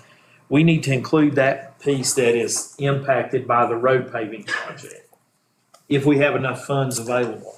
That wasn't officially part of the original scope of the funded project, but we have a set amount of funds from the state for water and sewer. So if the bids for that piece come in favorable, we'll replace this piece as well, which is about 700 feet of 18-inch sewer. That it's 12-inch sewer we're going to replace with 18. The rest of the sewer from this point, which is about where the art sculpture is, or a little bit farther up beside the lake, from there all the way to the wastewater plant has been replaced through the road widening project and the Chestnut Ridge sewer service. The rest of it's been replaced. So this will at least get us up to the point where we're out of Main Street. It will still have some segment from there up to Cornish and ultimately to Sunset that will want to be replaced at some point in the future. The next section of the project is a North Main sidewalk. And that project will pick up here at the end of the Speckled Trout parking lot where the sidewalk ended as part of the Bass Lake project. It'll take it in front of the remodeled Hartley's interior building. And this will not be new sidewalk, this will be striped. And part of that is because there's a storm drain right here in the middle of that drive. There's two factors. The storm drain in the middle of that drive complicates where we could put the sidewalk. The other issue is, since they've remodeled that building, their handicap parking is right there. So it's not a good place to cut off access by putting the sidewalk in there. So we're going to stripe that section. We'll have a striped crosswalk, and then we'll have a new handicap ramp and sidewalk in front of El Recon all the way down to where the new section of sidewalk is for the hotel. This front at El Recon will all be closed. There'll be one driveway entrance into the parking area. There'll be a small island there, and that will accommodate some of the underground utility items when that's done, because that's where the underground utilities will stop, that project. And then it'll pick up on the other side of the hotel, go down in front of the Blowing Rock Inn, all the way down to Hill Street. We will be adding a storm drain under Hill Street to carry storm water that comes down that section of the road and into the ditch line. Then ultimately, the rest of the sidewalk we would expect from Hill Street down to Chatola would be completed when that property develops. So that would take care of this section of the sidewalk. The next piece that's in the project is the underground utilities. We've talked a lot about that. We'll talk about that more for sure. That includes all the power and communication lines along Main Street from the Episcopal Church. And I first typed in Village Green, but it's really not from Village Green, it's from the church. And it will begin, let's see, I know you can't see this. This is Chestnut. Here's Jenny Stevens Lane. This is the church property. This spot right here is on the far south corner of the church property. That's where the last pole will be, with overhead utilities will be right in that area. So it'll take everything along Main Street till we get back to the far end of the parking lot at El Recon, where I showed you the traffic island will be. All that will be moved underground, and it'll generally moves back one pole from Main Street on all the side roads. Now that varies a little bit from street to street, but that generally is what happens all along those streets. This is something, I guess, and Shane said we're learning new things every day. Maybe I'm communicating new things every day, but I want to explain this contract that we're doing, that's part of this construction contract, digs the trench, puts the conduits in, pours the concrete around them, backfills and paves the road. And then where we have, and I'll show you in a moment, where we have, we've taken out 5 or 6 parking places to put, I'll call it an island for right now, with transformers and pedestals. We're going to put the curb around that, but we're not going to put all the appurtenances.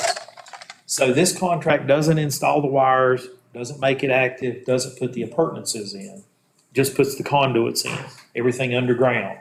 The above ground stuff and pulling the wires will be handled by the utility providers later. So that'll be important as we talk about this through the day. So this is things that you've seen before, most of them. This is So here's the Episcopal Church. There's a pole, there's an ending pole that will be on the south side. There'll be transformers here on the north side. This is the rendering of that. That's what it looks like now. This is what it will look like, the cabinets that will be there in that area along Chestnut. Here's one that you've seen before. This is what it looks like in Killen's now. This is what it'll look like after it's finished. There will be the curb. Basically, if you look at that parking space and think about all the asphalt of that parking space will be curbed in, and that will be have all the boxes, some above ground, some below ground. These will be vaults with above ground pedestals in them. Now, this is an exact representation of what the bollards will look like. It's not exactly what the concrete curb will look like. This curbing will be a mountable curb. That's why we'll still have bollards around it. If you'll recall some of the issues down where the new crosswalk is at Chestnut, folks bumping into the end of it. So we'll put the mountable curb along the front of these so that doesn't become an issue. But if it's mountable, that means somebody can run into it. So we'll have to have some portion of bollards. The curb will be poured as part of the project that we're doing. But when all of these items are set and the bollards put in, that will be done at a later date. This is the rendering that was done at Story Street. It's been proposed that some of these locations have walls behind them to sort of hide that from the store side of the sidewalks. So that would all be done at a later date as well. And that'll be dependent on how much space is available along the sidewalk to do that, because all that will be back up on the curb. It won't be in the island, as I mentioned. We will also, in these instances, we'll keep the gutter line open so the water can still continue down the gutter. We're not going to put new storm drains in just to catch those areas around those couple of islands. So this is a budget, and I don't know that you guys have seen all this before. This is the budget that the task force put together. This is the updated version, the end of September, I believe it is. And you'll see this has the amounts for how much the Blue Ridge cost is and each of the providers. And including Ridgelink, AT&T, SkyBest, and Charter. There is a line item for conduit and materials. The reason you see that is all the conduit and materials are being purchased by Blue Ridge that the town will reimburse them for. Then there's an item for the trenching, backfill, and patching, which equates to what's in the cost of our contract. So that's the part that would be in the contract that we're currently bidding. There's only 15 customers that have to be reconnected. Out of all of this, there's only 15 customers that their actual power connection will be impacted. So there's allowance for that. There's allowance for the landscape and hardscape that I mentioned, the rest in the engineering, and then a contingency line. And that brings the total to $4,381,000. Now, this was, as I mentioned, this was prepared by the task force. We've tried to estimate what we think this trenching line will cost, and I think it's going to be more than that. But all the rest of these numbers should be reasonably close. The conduit is a commodity item. It's PVC. So it's going to vary. You just think about it, it's going to vary with your gasoline. So if gas is higher, conduit's going to be higher, just like any other PVC pipe is. So I was going to add that if you go back to that, the Blue Ridge, the Ridgelink, the AT&T, the SkyBest, and the Charter are real numbers from them. So that's their cost. So they did provide numbers. So you can almost mark those off or check those off as being knowns for the most part. So that's about 2.6 million. Yeah, I think I added it up when we get to the very end. Gotcha. Yeah, it's 2.4 something, almost 2.5. The next piece is the paving, and basically the full extent of the project where we're putting water line in and conduits in will be repaved. So all of Main Street will be repaved from end to end. section of 221 where the duck bank will be extended, and the section of these side streets, Hill, Park, Maples, Sunset, Laurel Lane. And that, at Laurel Lane, will also be repairing the pavers, because we're going to take some of those pavers up to get the duck bank down through there. So we're going to pull those up, put that back down. We're also pricing putting back the crosswalks on Main Street and the ones parallel as stamped concrete.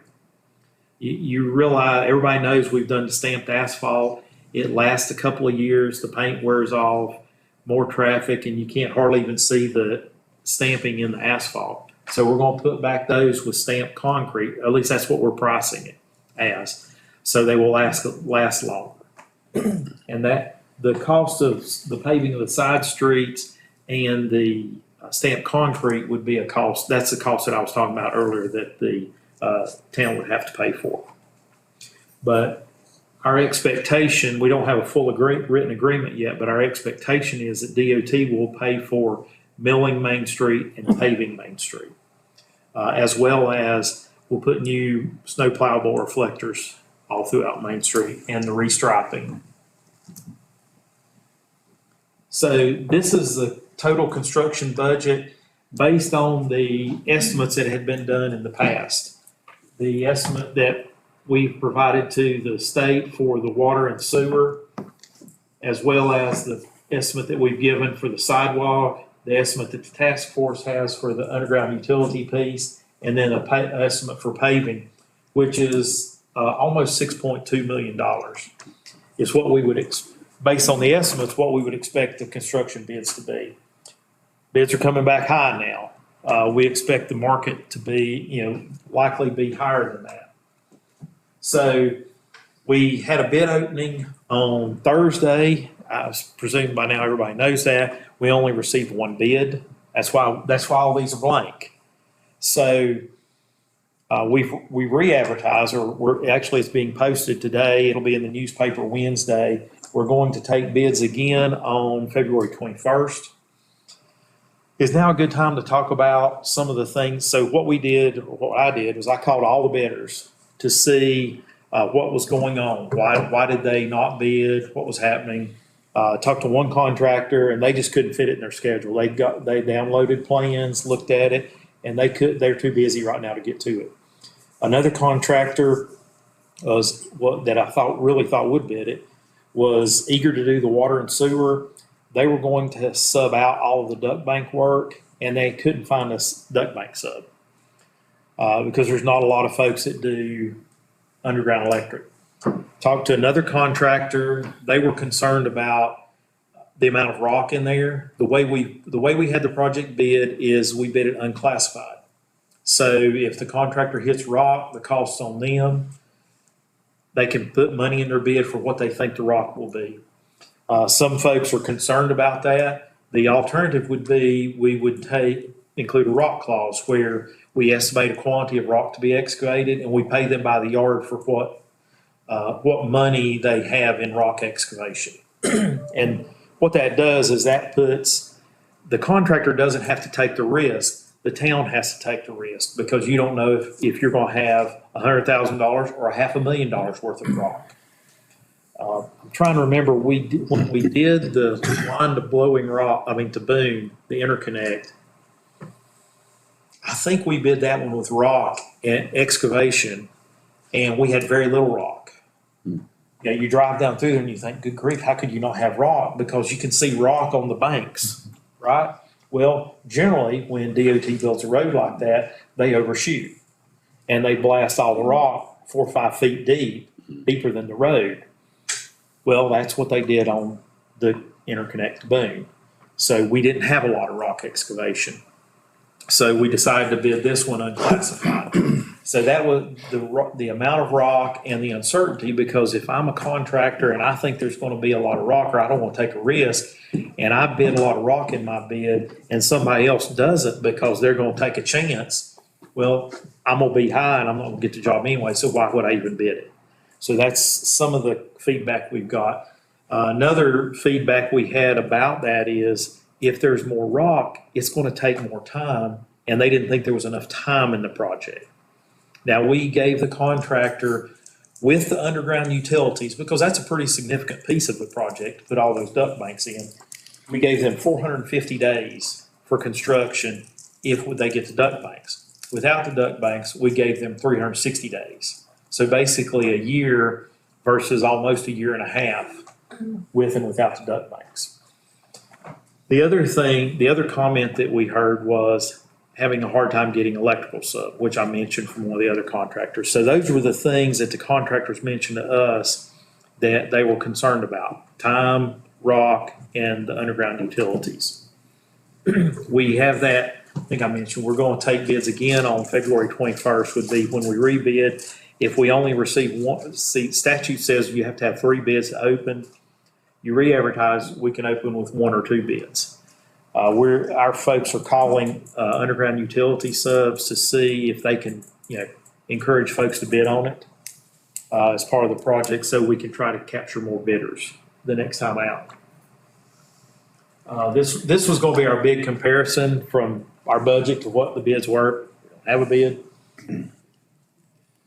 So what we did, and that's why I added and turned the projector off earlier, is we wanted to come back and talk about sort of how the cash may flow through the project.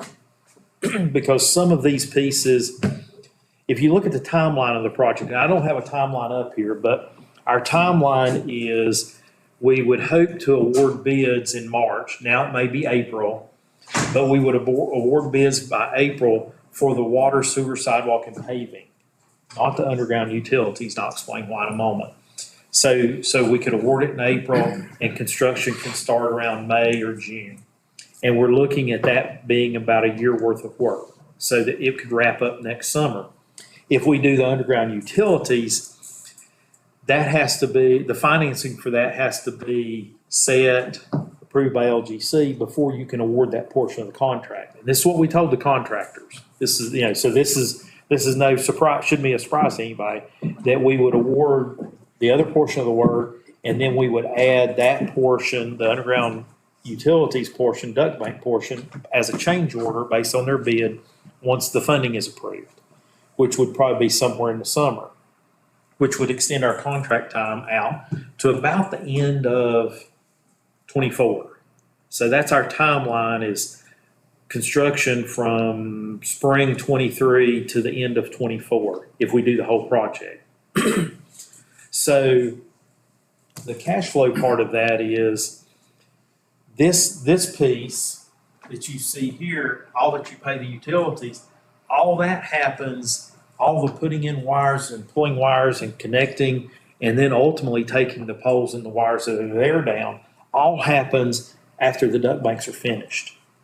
So if we finish with the duct banks and everything in 24, the wire and everything else happens in, say, 25, maybe even into 26, because it's going to take them a good bit of time to do all that. So what Shane and I talked about with Nicole earlier was the underground utilities may be a too long process, because you have X amount of time from the time you borrow the money to when you spend the money. You want to jump in now? I was wound up, so I couldn't stop. So I was taking a breath. Let me ask you, this will start at, water sewer will start at both ends, North and South Main.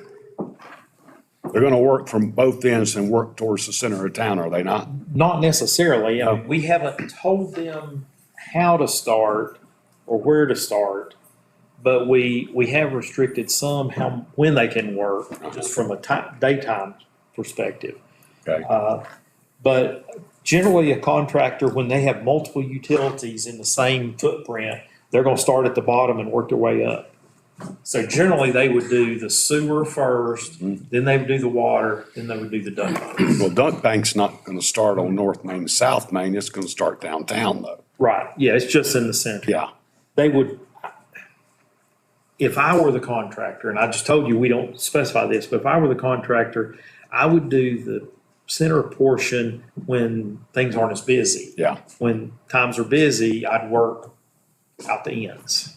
And that's where we when we had the bid opening, we had a contractor that came, brought a bid, the one that we didn't open, and shed some insight, at least on that one contractor, on how they would like to see this project proceed. And it was a little different than I think what we had originally thought or what I had thought. And it was, and we don't know, and we can stipulate this, but this is, their feedback was that they would prefer to do the water and the sewer project start to finish.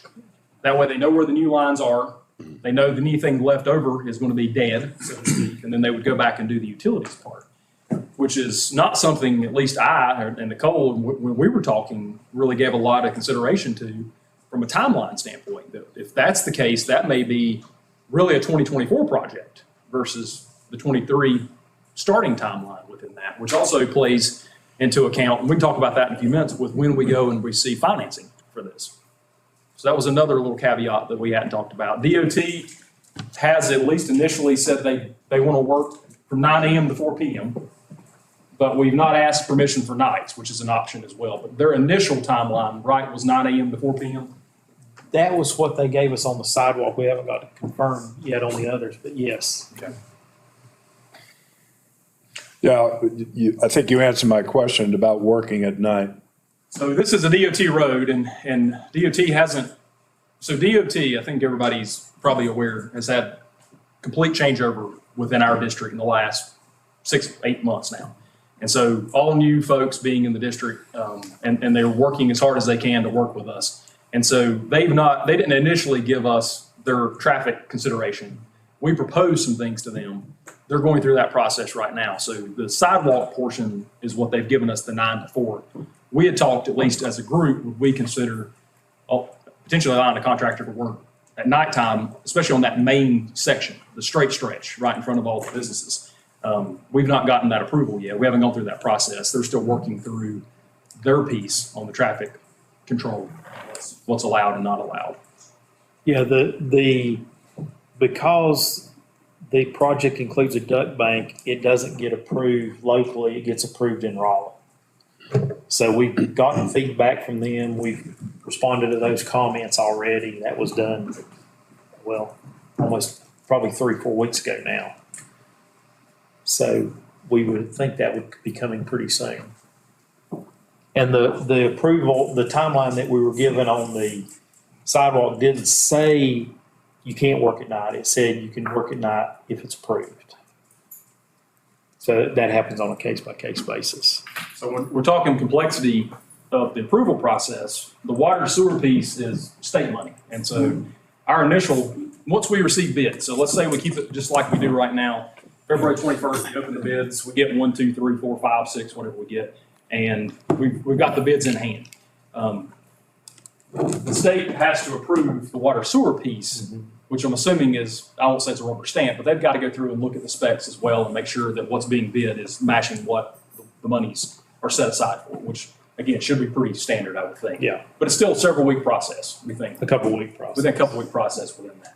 The bond money and the sidewalk should work out pretty well because it's out for bid right now. So that's that, if I flip this back around, that's that $650,000 transportation piece within that. I mean, paving is the last of all of this. And, that, as we've talked to DOT, this particular section of Blowing Rock, this Main Street section was proposed to be let. The bid was supposed to go out, I think, 23 to begin with.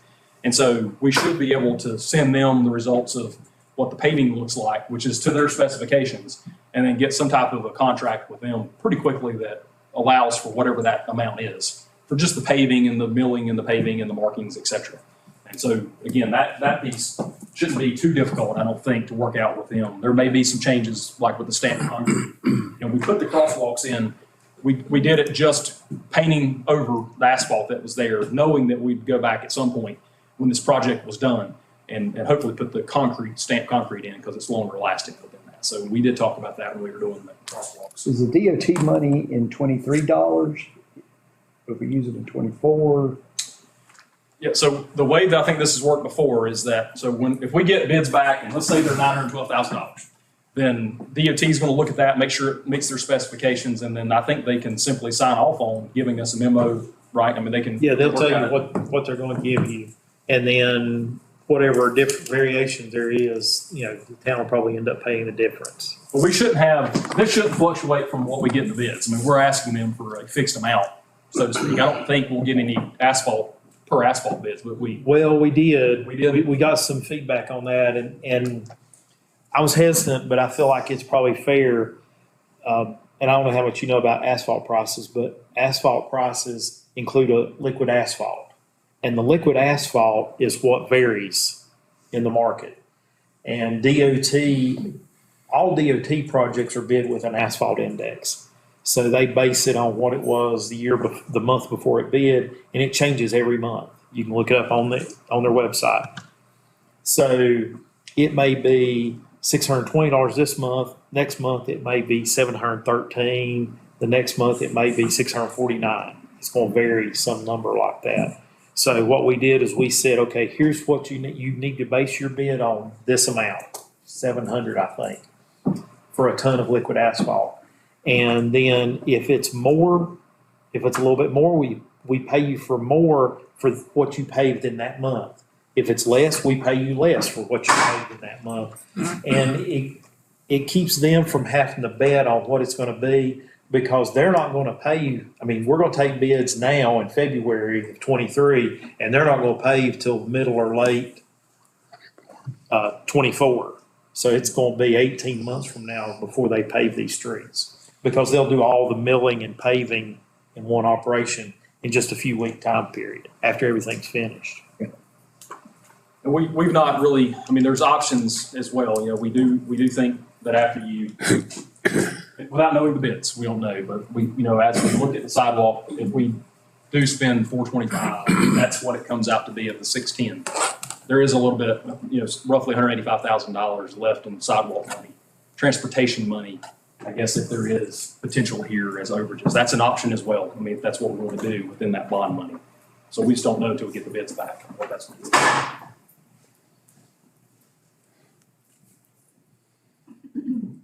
Kind of as you're checking the boxes here, it's hard to just completely wipe off the first four to get to the last one. But we think we've got different pots here of money that we feel reasonably safe about.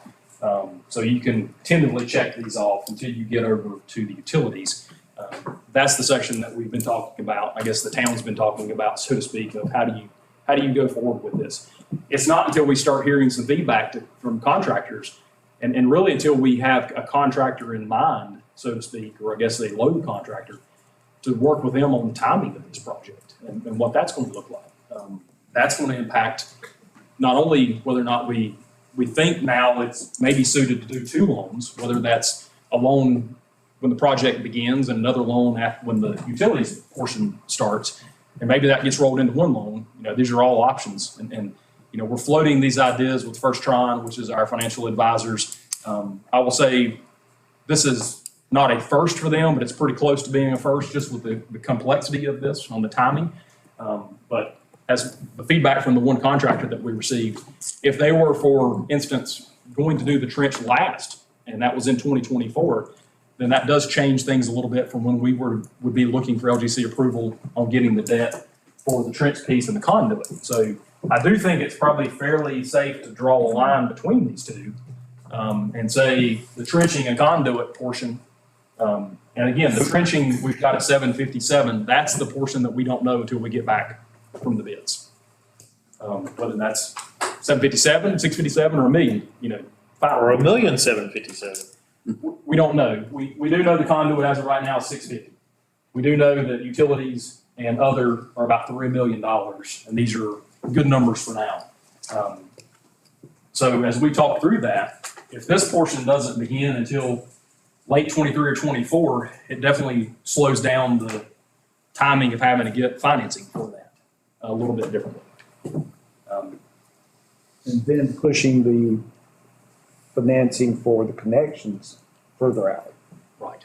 So when we look at this, without getting into, I'll just kind of jump into the fire, so to speak. If we're using $4.5 million, and I think Nicole's got some slides to show you what that's going to look like, of what, say, a $5 million loan looks like for us. We've got a number of things that make this even more complex because of the timing of this and when we start paying this money back. So if we were looking, is it still up there? I don't think so. Oh, my bad. Just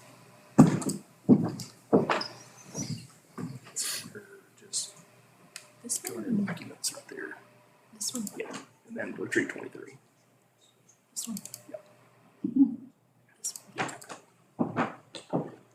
So we know we've got, debt rolling off, we've got changes that are going on. We also know we've got, additional capital and things like that that's going to be being added back throughout the years. So the timing of this makes it even more difficult because we don't know necessarily when we would start paying back some of this money as well. So let's say the trenching starts in late 23, 24, we would expect to have, and I will say this, Doug reminded me, and this is something to keep in mind, before we can sign an agreement with a contractor, we've got to have financing known. So we've got to have, or we're committing to having financing known. And we've talked about that as well with the contractor. Do we agree to all this with this being paused for a moment until we can get the financing in place? And so the contractors, again, we've given them that information as well, is that we think we've got all this taken care of, financing, as long as the bids come back reasonably close. We may be able to sign off on this through Doug, and then we would let them know up front, this piece is gonna have to, number one, get secured on the financing side. And again, that's more than likely this top piece to start with. And then the second piece is gonna have to be done thereafter. But from a contractor standpoint, this is all they're caring about. This down here is not. This is utility company. So you see the complexity of this, it makes it difficult. And again, if the contractor chooses to do this section last, then how quick do we go get financing for this? Do we need it by the summer? Do we need it by the fall? And, a lot of unknowns is what I'm trying to say. I think that's what we're saying. So we took it, Nicole took it like, let's just base a number, round number, $5 million, 5% interest, 15-year loan is $580,000 a year in debt service. If you take that just basically the way that we do, divide our per penny into it, it's 3.5 cents. 3.59. I know Cole's, she's, yeah. 3.59 cents, 3.5 cents. So that's for the whole project. Now, the timing of this again, and I think you've got another slide that would show maybe the top section, which is, we'll say, $2 million. If it's a $2 million starting loan, again, we're looking at about $300,000 in annual debt service, or about 1.8 cents for that first section. And whether or not we have two loans and we carry two loans, or whether or not we refinance the two loans in one loan when it's all said and done, there's a lot of unknowns here that we don't quite know from a financing standpoint of what that's going to look like. We did put down here, for every penny, roughly, it's about $50 on a $500,000 house, and $100 on a $1 million house worth of value. So we did put some numbers here, equates to increases in taxes, $92.50 on a $500,000 house and $185 on a $1 million. This is for the $2 million number. The 5 one obviously was the slide before that. So this would be strictly for the conduit and putting it in place, period. Yes. Okay. And another question. We need to secure collateral that is not currently financed. That means we'd have to use town hall or something as collateral, correct? Correct. So could we use the fund balance as collateral? No. You cannot. You have to use a physical piece of We property. need a physical piece of property that is not currently leveraged. In other words, they won't finance a hole in the ground Correct. as collateral. Correct. Okay. Thank you. I'm gonna ask Doug a question before Nicole, if you don't mind. Okay. You know what I used to do. And the optimum grade of a sewer line, like residential, which basically this will be, from the buildings to the main sewer, is 1/4 inch per foot. All right. Do you plan for that to be done before you start on the trenching and the installation of the conduit? The sewer has to go where the sewer is now, not in the same physical location, but it has to be at the same elevation. So the sewer lines are gonna be the same depth, maybe a little deeper, not too far from where they are now. They're pretty close to where they are now. So the way that gets served is just like it gets served now. But And then the conduits and the water have to run around the sewer.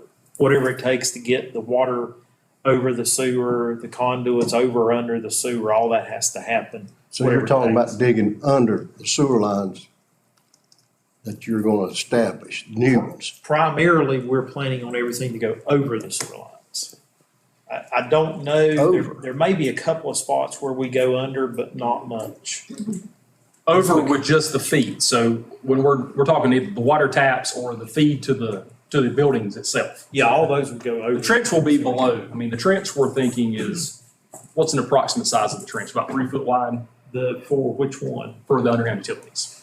Yeah, there'll be a 3-foot trench for the duct bank, and they vary. You've got some sections that have 40 conduits in it and some that have 10. So a duct bank with 40 conduits in it is going to be about 7.5 feet deep, because they're all 3 inches of separation between them. So you'll have 5 conduits wide and 8 conduits high. Where you have, it's not all of it, it's not a whole lot of it, but there's a few sections that's heavy. To answer Alva's question, the sewer line goes in first because it has to, because of Yeah. gravity flow. It has to go where it has to go. Right. Everything else works around it. The point that Shane made that may be a little different is if the contractor puts all the water lines in first and connects all the customers up first and kills all the old lines, they know what is there so they don't hit it. Because you really, I mean, nobody hits anything on purpose, but you're gonna hit something. And you really don't wanna hit a live water service because you've got a mess and people are unhappy. And I don't think I had not given that, we had not, you may have, Doug, engineer, I'm sure have, but that was kind of a little bit of an aha moment, a little bit with that on how that would work, is that you would want to put the ones in place that you know you have to put in place, so to speak, and know where they are before you start putting the utilities section in. Another contractor may decide to do it differently. We don't know that. I mean, we haven't talked, we just talked to one contractor that was the one that was willing to bid on it. But you're telling me that the duct bank is gonna be 7.5 feet deep? Just the worst section.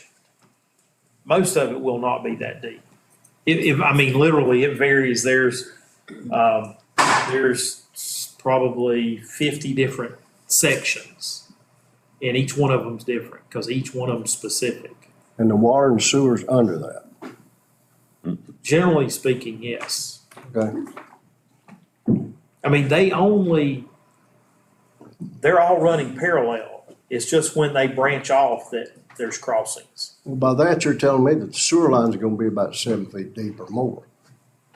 I don't remember off the top of my head. It runs about 6 or 7.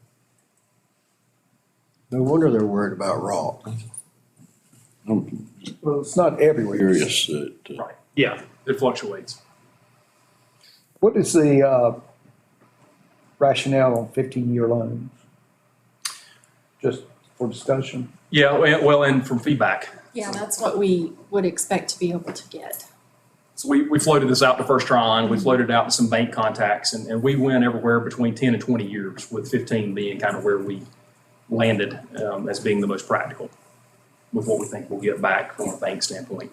And again, there's so much of this we're still not quite sure. We've reached out to banks and financial advisors, et cetera, and that's where we've landed with the terms. We're gonna talk about stuff rolling off. Yes, so, as we talk about each one of these pieces moving into this, the rolling off portion of our debt does play a factor. I mean, we don't know what's going to happen over the next few years, so I wouldn't feel comfortable in saying we can take this loan and replace it with this loan, so to speak, because we also don't know in the next 24, 36 months, et cetera, what we may have in capital needs within that. But we know we've got some debt rolling off every year, with 25 being the biggest year of some of the debt rolling off as well. So when we are looking at, anytime we're adding debt, like we showed earlier with the rates, et cetera, we're always looking at kind of what that value is per penny. We're not suggesting, I would not want to say that we're suggesting that we will absolutely guarantee you we have to raise taxes 1.85 cents. We don't know that. I mean, until we get the bids back, until we get the financing back. We know that when we look at debt, when we add debt, we look at it at a per penny rate always, because that's the most. 300,000. That's right. That's the most standard way of looking at it without the unknowns that are out there. You know, you look at it from a rolling off, that really determines, in my opinion, your capacity. You know, so that 16%, you know, starts going down or going up depending on that, versus how much maybe the rate impacts that. But it all works together. Correct. And it all rolls in, all of your revenues kind of start to come into play. We don't know tax, you know, values, things like that, how things will change. We think we know how they'll change, but But that's all still basing everything as it is right now, because you do not know what your capital needs are gonna be for next year or even later on down this year. That's true. Right. You know, we project. We know we project, but we just give you basic numbers, you know, to use to kind of keep in the back of your mind when you're trying to make decisions as we move forward with this. You know, whether or not that means 23, 24, which is the budget that we're getting ready to start, you know, we can't really tell you right this second, I guess, what we would include in that budget until we are able to get back, number one, I guess, bid results, and then two, some conversation with the contractors on when they're planning on starting. Whether that's a construction loan or whether that's we go ahead and get bank placement and go ahead and fund that during 23, 24. Again, there's quite a bit of unknown there of the timing of when that project's going to start and when we'll start needing to do drawdowns of that debt. You know, starting getting back to bids, number one is this trench number a good number? And we don't know that until at least the 21st. You know, we're optimistic that we'll get back the same bidder. Hopefully we'll get 2 or 3. It would be nice to get that. But until and the bidder wouldn't share, by the way, we did ask and they wouldn't share their numbers with us. They had to add that additional 20%. Yeah, even the only ones that showed up, they went back and added a different amount. So again, some of these numbers are kind of, we call them, you know, pretty fixed numbers. This is the big number that we don't know, until we kind of look at it, until we know that number. Our projection right now, we put $2 million. Again, you look at this is more 1.4 million. We went up a little higher than that to give you some numbers to just kind of think in the back of your mind what that's going to look like. I'd be very nervous of bidding it, if we have to go back and rebid again after this, bidding it on the way that the rock that we took the risk on ourselves. I'd be a little nervous on that. Like you said, it may be 500,000, it might be $1 million, you know, depending on how much rock's hauled out of there. So that's could be a little nervous going that route. And it's hard to predict. I would say that's as we have internal conversations, that's why we think this number is going to be higher. We just don't know how high much it's going to be because we're hearing that conversation with the contractors. But Okay, let me ask you this, hypothetically.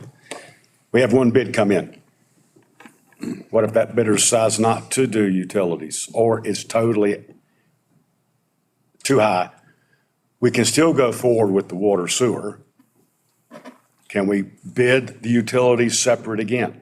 yeah, so right now, everything's included. So when you look at the bid document, 800 pages, I think, 900, a lot of pages.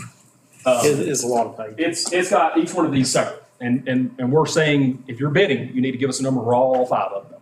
You can't miss a section. Yeah, now they are segregated, so we haven't broke out into divisions. So there's one whole grouping for water, one whole grouping for sewer, one whole grouping for sidewalks, one whole grouping for underground utilities, and one whole grouping for paving. But we told the contractors, we're not gonna pick multiple contractors, it's just gonna be one contractor. And the town will determine if all 5 divisions get done or not. But so I wouldn't expect a contractor to not bid a piece. Mm-hmm. Now, they could, and I won't know it until we open the bid. Right. But I wouldn't expect that. We did a pre-bid meeting with all the contractors that were interested. I think 4 came and some subs. Yeah, there was 4 And generals that were there. 4 generals. And we made we gave them some facts, and one of them were exactly what you're talking about. We said to them that each one of these sections would be bid as a total bid. I mean, each one separately, but it would be included in the bid that they submitted. And the council had not decided to move forward with the full project. That's still undetermined. We're still, and so council may decide not to do the sidewalk or not to do the utilities. You know, we think water and sewer and paving, obviously, those three are check marks unless something, you know, happens weird, which we don't think we will since we have state monies for those. But we did tell them there's some unknown here with how this project may move forward. And so they were all aware of that, and they had some questions and some back and forth took place. But we've definitely given them that information. But we've currently bid it like that. The option that we discussed, without blowing this thing all to pieces right now in this conversation, was, do we want to rebid it as it is right now? Do we want to wait and see what we get on the 21st? Do we want to then potentially go through it and accept it? Or do we want to rebid it separate, having multiple contractors? I know Doug will tell you his opinion on that. It can become a nightmare if you have multiple contractors working in the same area, of course. You want to share your... Well, I mean, if you think about it now, we can be specific, we can try to be specific about who can work where, when, but it gets complicated when you have multiple contractors who are all working on the same in the same footprint.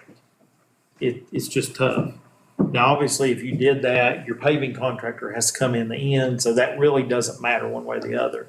But the issue becomes, and you probably lump water and sewer together because of the state funding. But if you have one contractor for water sewer, one for sidewalk, and one for underground utilities, it would be tough to balance underground utilities and the water sewer. And you wouldn't want to have, even still, you wouldn't want to have a section of Main Street closed for underground utilities right downtown, and then they're laying water line up by Story's Carpet, and the road's closed there. You know, and they're putting sewer on the far end. You wouldn't want to have 3 or 4 spots closed at one time. So, Give me an example of what the secured collateral would be and how much of what secured collateral would be. So we pulled tax records of what our tax values are right now of our unleveraged property. And so town hall, police station, those currently are unleveraged. We not leveraged. We do know that we have the fire station that's coming off in 25. Mm-hmm. That's our most valuable asset. And I want to say that. Do you remember the number off your folder? I think it's 4 point something. Yeah, so the fire station is almost as valuable as the whole project, but currently it's still leveraged till 2025. Town hall, police station, et cetera, was somewhere close to, the buildings themselves, I think, were about $2 million within that. Altogether, if you added them all together. After that, it starts falling off. Public Works is still currently collateralized, so. Legion is 800. Legion was 800,000, so it may be a situation where. Maybe a combination. Yeah. And again, if it's one loan or 2 loans, plays a difference as well with that. And whether or not you bundle them at the end into one loan and use, say, the fire station for collateral within that. But we do know from talking with banks and First Tryon, our financial advisors, obviously, like when you go get a home or anything else, we've got to have some type of collateral to be able to put up for this. Unfortunately, they won't take the hole in the ground and the conduit in as being collateral enough. But it sounds like it takes everything that we own right now that's unattached to do this until something else rolls off. If we were to do it today, we would have to bundle several pieces of assets. If we were to get which I think the more we think through this, and again, like I said, we apologize because this is an ever revolving project in so many ways. I don't think there's a scenario, at least in my mind right now, that we don't start with at least 2 loans, just because of the timing of this bottom section. Brimco's telling us, for their piece to come in, again, we're talking more than likely maybe starting in 24, but that's probably a 2025 type piece for them. So it would be very difficult for us to think about receiving monies today or in the next 6 months at current rates and current, loan terms to pay for something that far out. That's not something that, we're not even sure the state would allow us to. We don't know that, but You do legally have to have your loan paid or used up in 3 years. So so you have 36 months from the time you receive the loan to expend the funds. And so we think that could play a factor if we were to do that today. So we do think there's more than likely two pieces here. If that's the case, again, the trench number that we don't know about, we can put a number on there, which we're using here, and the conduit, we would have to pick a collateral, a asset as collateral for that. And let's say that's $2 million. Or use fund balance. Can't use fund balance. That's right, you can't, can you? Now, yeah. Or you can't use any revenue source for collateral. You do have to assign a revenue source for the repayment. That's got to be a portion, like we said earlier. General fund, we normally do property taxes as that. Right. Water sewer, we do rates, as being that, check that box of how you want to plan on repaying this is part of that. So if I own a business downtown, what are you saying my business interruption with construction will be? Until when? You talking about from end to end or Yeah. when? I mean, it depends when. I mean, we're gonna be under this project construction for about 1.5 years if we do all of it. It'll be a little bit less, but that's also the whole project. So we wouldn't be working, if you own, well, we'll just say town hall, because you guys own town hall, so to speak. We may be working in front of town hall 3 different times. Once doing water, once doing sewer, once doing duct banks. But you're talking about a few weeks at a time Yeah. for those 3 times. Okay. And then the paving's gonna take a couple of weeks. So it's not gonna, now, if we're working in front of the market, we may still have a lane closed in front of town hall. And we may have parking closed in front of town hall. So there'll be other things, but it's not like a streetscape where we're doing all the sidewalks. We're primarily, except for when we do service taps and things, everything's gonna be curb to curb. So if you recall, as we talked to contractors about the expectations is to never have more than one lane closed, using parking for a lot of the traffic diversion. So if parking can be what you block off to work in, then that would still maybe allow, and again, if you're in a section in front of the market, for instance, you've got parking on both sides of the street. So we're essentially saying maybe this section here, we're eliminating parking altogether within these 2 sections and allowing the traffic, just to flow within that unused space as part of that. So we're trying to keep 2 lanes of traffic open as much as we can. Inevitably, as we do tie-ins and taps, we're going to have to close lanes down. Never close both lanes down, we don't believe, but there's going to be some disruption with traffic. We know that. I mean, that's part of what has been the hesitation with this project for a while is that, it's going to be disruptive. From the tie-in standpoint, our taps and our tie-ins, I mean, you're talking hours that you would be down. So, we did sunset, we averaged, 2 or 3 hours, 4 hours per business as we tied in the new water, sewer, that type of thing. Utilities would be the same or less, I would think, for the underground utilities. But every business is going to have a several hour block that we'll have to do the taps and the tie-ins with the water and sewer and underground utilities portion of this.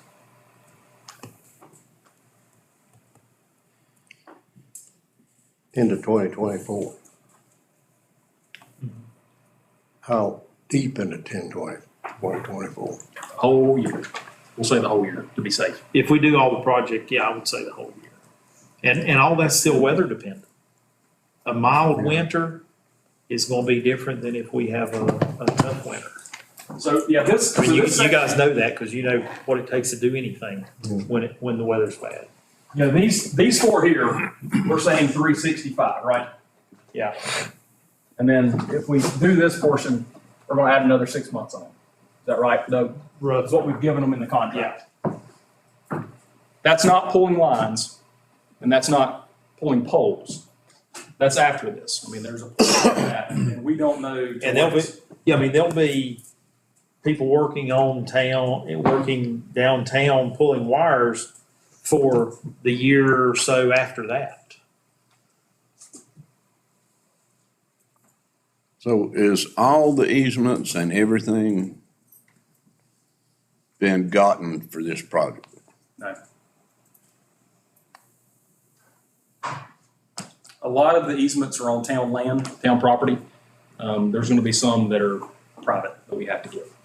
Do we have? Well, is that not another cost? Domain? For underground utilities. I mean, so the water sewer, we don't have any situation in the water sewer project. Yeah, they're all- It's all Right. right now. The underground utilities, there's gonna be some private property that we have to obtain easements for. Does this qualify for eminent domain? I don't think we wanna talk about that probably, I wouldn't guess. But I think, I mean, it's generally safe to say that the task force has talked to most, if not all, of the property owners that would be affected. Yeah, every property owner that would be affected is aware of the project. But we've not gotten anything signed in writing for the same reasons that we're talking Yeah. about it today. Until we know for sure where we're heading and what we're doing, we have not gone down that road requiring signatures. But the task force, I think, would be the first to tell you that most everyone has been positive towards that. But we don't know that until we get pen and paper, of course. You never know until you know. Get a signature on a piece of paper. But I would say, I don't think there's any tremendous amount of easements that are required the way that it's currently planned. For many private sectors, there's a pole easement or a tethering, a box, here or there. If you look, probably, I mean, you saw the one there at the Episcopal Church. I mean, that's probably about as much as anything impacts a piece of property. There's a few where we may run a line down a driveway behind, is it Ridgeway Inn, I think, that goes in behind the last straw, if I said that right. So like we're going down that gravel driveway, or we're going down another gravel driveway with a duck bank, some things like that. But those, I don't, they've made those contacts as well. Like 4 or 5. Right. Half of those are represented on the task force. Yeah, there's some connection there, some Yeah, family and, connection. but I think they're all amenable to it. The conversations. And depending on what we're talking about, if we're talking about the church, for instance, I guess if we're given the go-ahead, we're moving forward with this, the church absolutely says no, then I guess an option would be to move that either on town land or in parking spaces. I mean, there's some different options within that. Good or bad, but there is options within that as well, depending on what we're talking. If we're talking boxes can be moved, whether that's in the street or whether that's on town property. I think everybody had a chance to walk the project with either the task force or with Doug. Some did both. And so if you can recall where those boxes were going and some of the things were going within that, a good chunk of them are already going on town land now, or town property now. Well, I didn't think it was five parking places. Yeah, I think we're looking at 4 or 5 parking spaces, depends on kind of how we maneuver them right now as being used. I think you might have said 5. If I were betting, I'd say it's 5 or 6, but I'm not gonna bet. I probably wouldn't bet 4. I bet 7.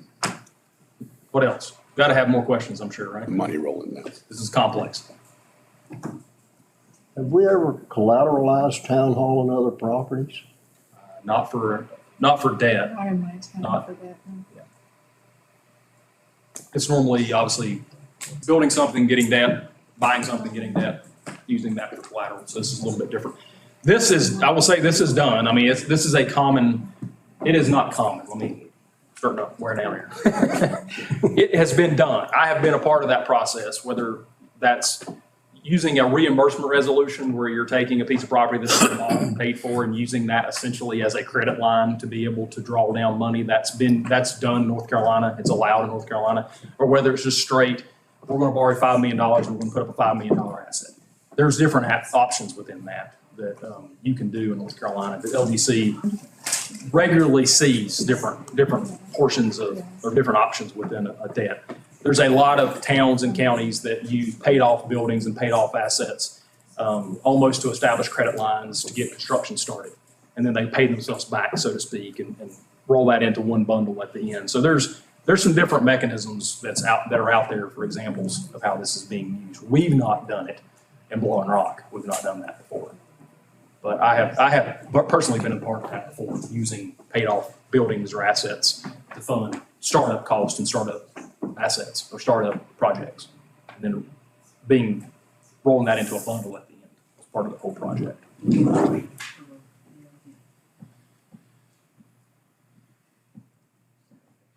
So what's next? Well, so we currently, and we're looking, I guess, we're not really taking action, but I guess we're kind of looking for, okay.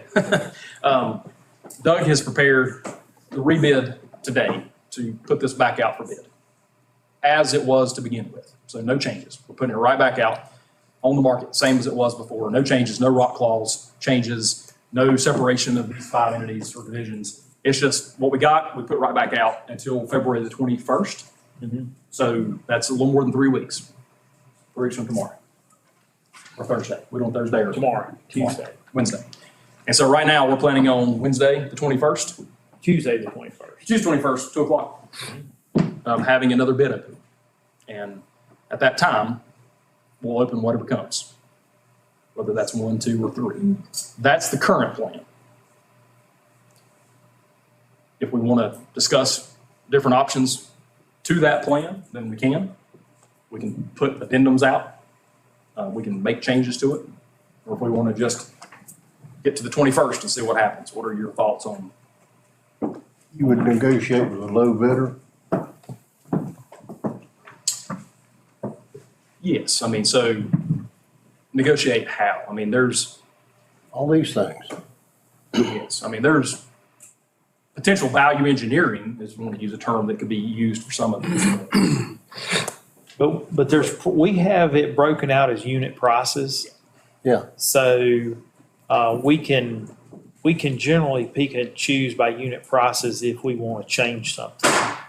Now, there may be conditions that we would have to negotiate if we felt like there was a reason to negotiate part of it. So what are your thoughts, if I may ask, on doing what we're doing right now? So right now, we've checked the box to move that thing to another 3 weeks. I have a question for you. Water, sewer, sidewalks, one of the 3 comes back a lot higher than projected.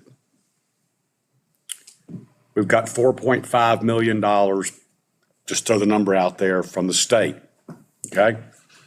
Let's say it comes back $300,000 higher. Where do we get the rest of those funds for, just for water, sewer, and sidewalk?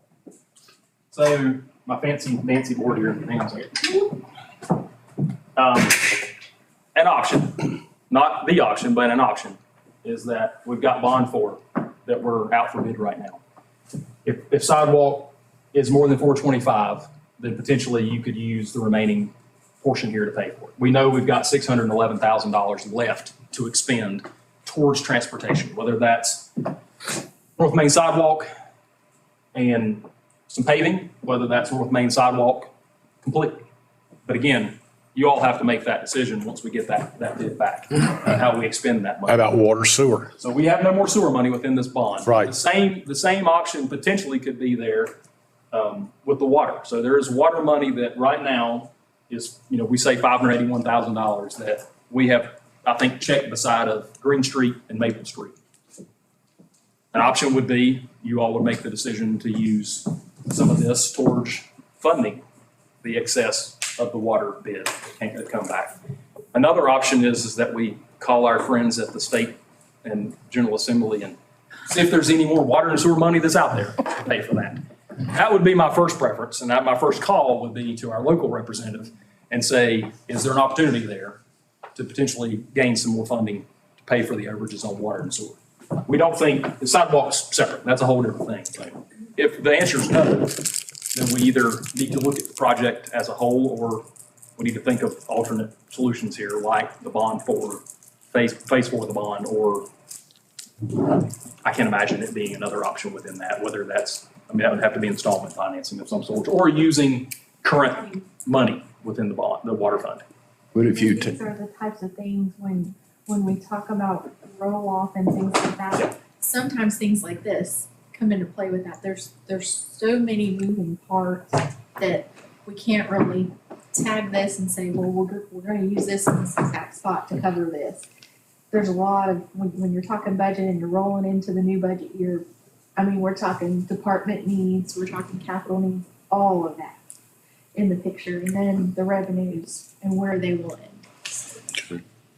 Yeah, we, the timing, again, all this is lining up, I will say perfectly, but it's also somewhat of a nightmare because it's all lining up together. And so as we get bond 4 bids back and we start determining how we're going to pay for, or what we're going to do with some of this money that's out there, the timing of that is pretty good, because if we do have some overages, then we may have some opportunities here without having to go to another level or to a different option within that. We just need to determine that as a group, what that looks like.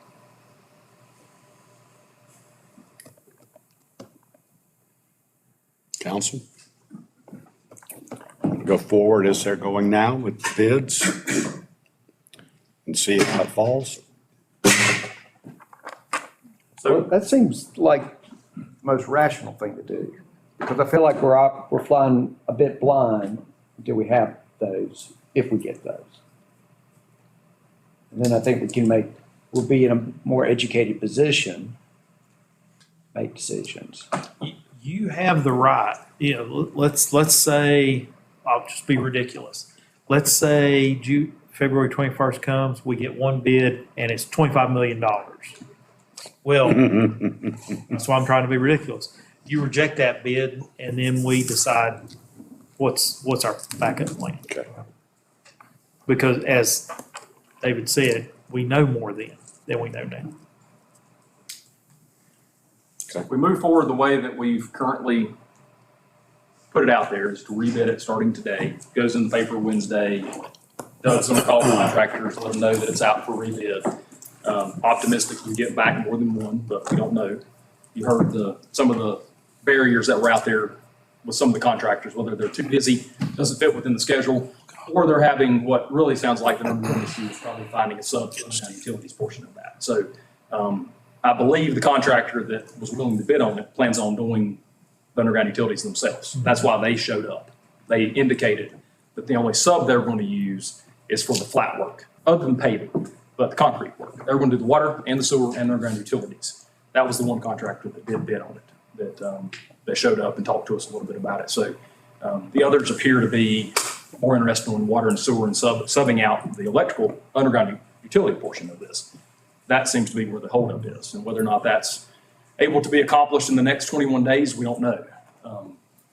If we move forward with that and we only get one, we can open it and we can still make the determination not to accept it and then move forward with another option, whether that's to bid it out separately, or whether that's to accept portions of it and then bid it out separately, or whether that's to accept the entire thing. I mean, so there's many, many options that could be had here depending on what those results look like. We're just trying to give you as many scenarios as we can and tell you really just how difficult of a project this is to think through all the different pieces too. So Doug, this is nicely put into these silos. But I have to believe that underground utilities potentially is benefiting from a water and sewer project going on at the same time, or vice versa, in terms of some of those shared costs. Yes, You've got the heavy equipment already out there, blah, blah, blah, blah, blah, which is hard to quantify, I realize. But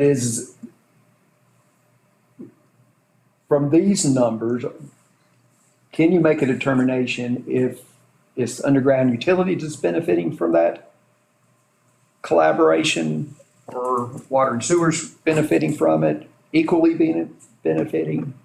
that's sort of a hard thing to do, to say, I think, and again, having not had the conversation, I probably wouldn't have thought about this. I would say, just pulling it out of the air, underground utilities will benefit knowing where all the water lines are.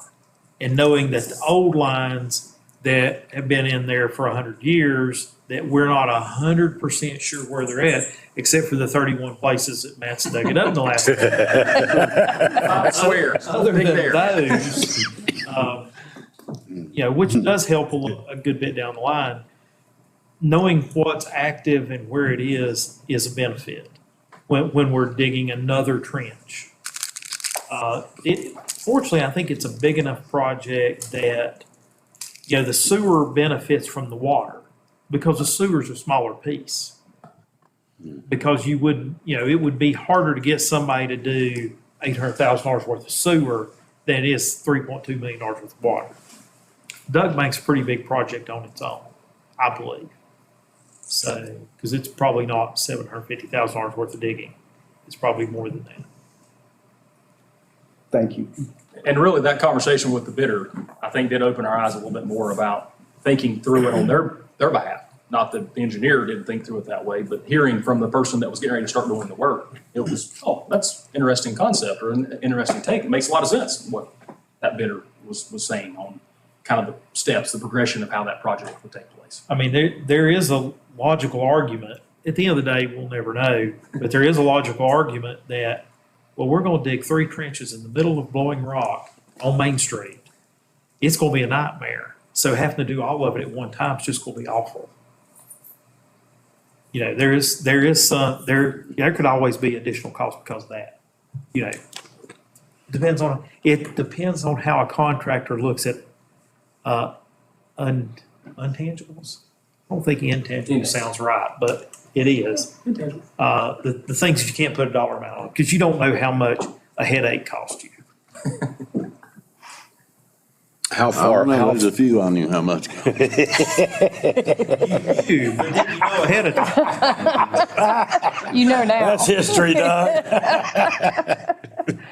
How far apart do the trenches have to be? They need to be far enough so that you can dig them back. They need to be far enough so you can dig the water out or the sewer out. You're never going to dig the duct banks out. Yeah, Those conduits going to be put in, poured in concrete. They're there until. but laying them how far apart? How wide is this project? Let's say they're doing water, sewer, and conduit at the same time down Main Street. How much of Main Street is going to be dug up in each portion? They're not doing it at the same time. To come back and do the duck bank? It's going to generally be one at a time Okay. because you can't close enough of the road to do more than one at a time. Okay. Generally speaking, look at it like this. You're going to have one in the middle of this travel lane. You got, look, parking spaces. Look, Yeah, so you're going to I don't have a yellow have, pen. Good job there, Shane. Yeah, look, sewer is green. So sewer Water's is in the middle of that lane. Water is in the middle of this lane.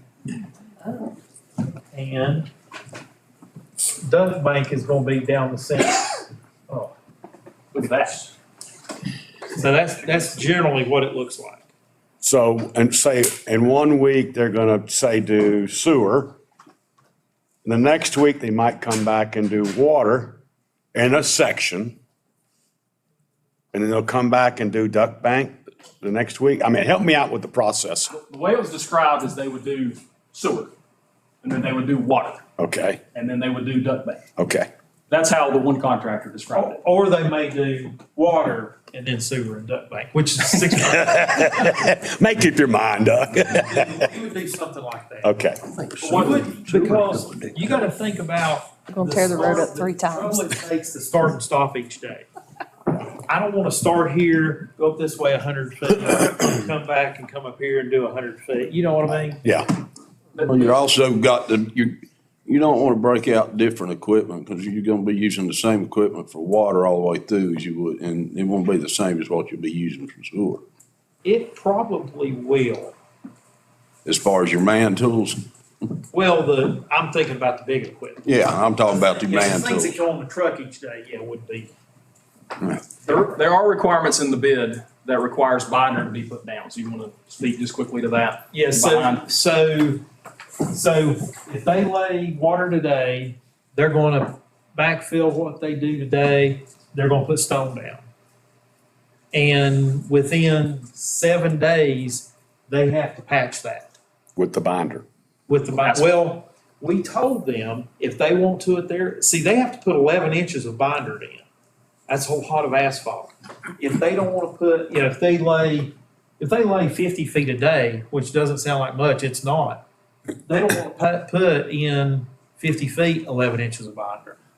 So you wanna do a fair portion of the time. If they choose to say, okay, I don't wanna put that much binder in except for once a month, they could come in and put a 2-inch strip of asphalt across that trench temporarily. If that's at their choice, at their cost. But everything needs to be paid within 7 days. And so, and also, not only they're doing the main lines, but they've got to do the tie-ins going to the buildings at the same time, don't they? Yes. So they What they would probably do is put the main line in. They can't connect it, but they would put the main line in and run the line over. Probably. They don't have to, but they probably should. They've got to get this line tested, particularly, let's talk about water. They've got to get the line tested, pressure tested, chlorinated, and certified, and in service before they can tie the customers over. Oh, really? Yeah. So it's a whole process. And we learned on Sunset, a couple of these things, like the binder, became an issue with Sunset, if you remember that. It didn't rain for weeks and the dust and stuff. So a lot of this we've learned as we've gone along with the project that took place previously, just like with the water and the sewer. The same contractor that did that, has given us some suggestions on this one as well, on some of the things that we're talking about here. Putting the water, pressurizing it, running the taps, sewer taps, knowing where the lines are. That's how it was described. We know exactly where this line is, exactly where this line is. If we start digging here and we hit something, not the end of the world. We believe they're going to hit something. I mean, that's has always been the case in Block and every other small town in America. So we do think that's going to. But so it sounds like to me, though, we can't do the utility portion till water sewer's connected, because we don't know what we're going to run into with utility, do we?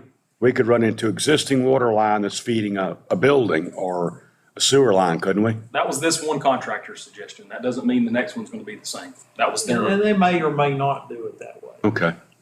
We haven't specified, when I talked about you've got to pave every 7 days, we were specific about that. We didn't say, and we were specific about you can't tie the customer over until it's in and certified. But we haven't said, we're not going to say, you got to do this and this and then this. Okay. We just say you can't do it all at one time. And we did that through traffic control. We had a project where they basically closed the street and tore everything up at one time. That's an option. I don't think that'll work very well here. Going on vacation. I'll be in the Caribbean if you want me. Put them down on Wallingford. You'll go with me? Write that down.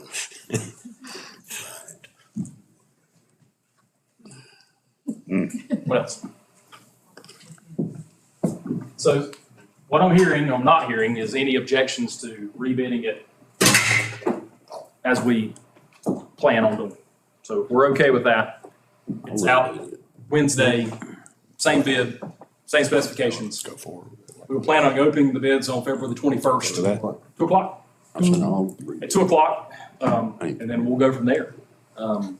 Whether or not we have a special meeting, we've discussed that, so I know we've got some time in between now and then to discuss what that looks like. If this is a big enough project, you can see, we've spent a couple hours already just talking about the details here without getting into the real costs and the real numbers projected.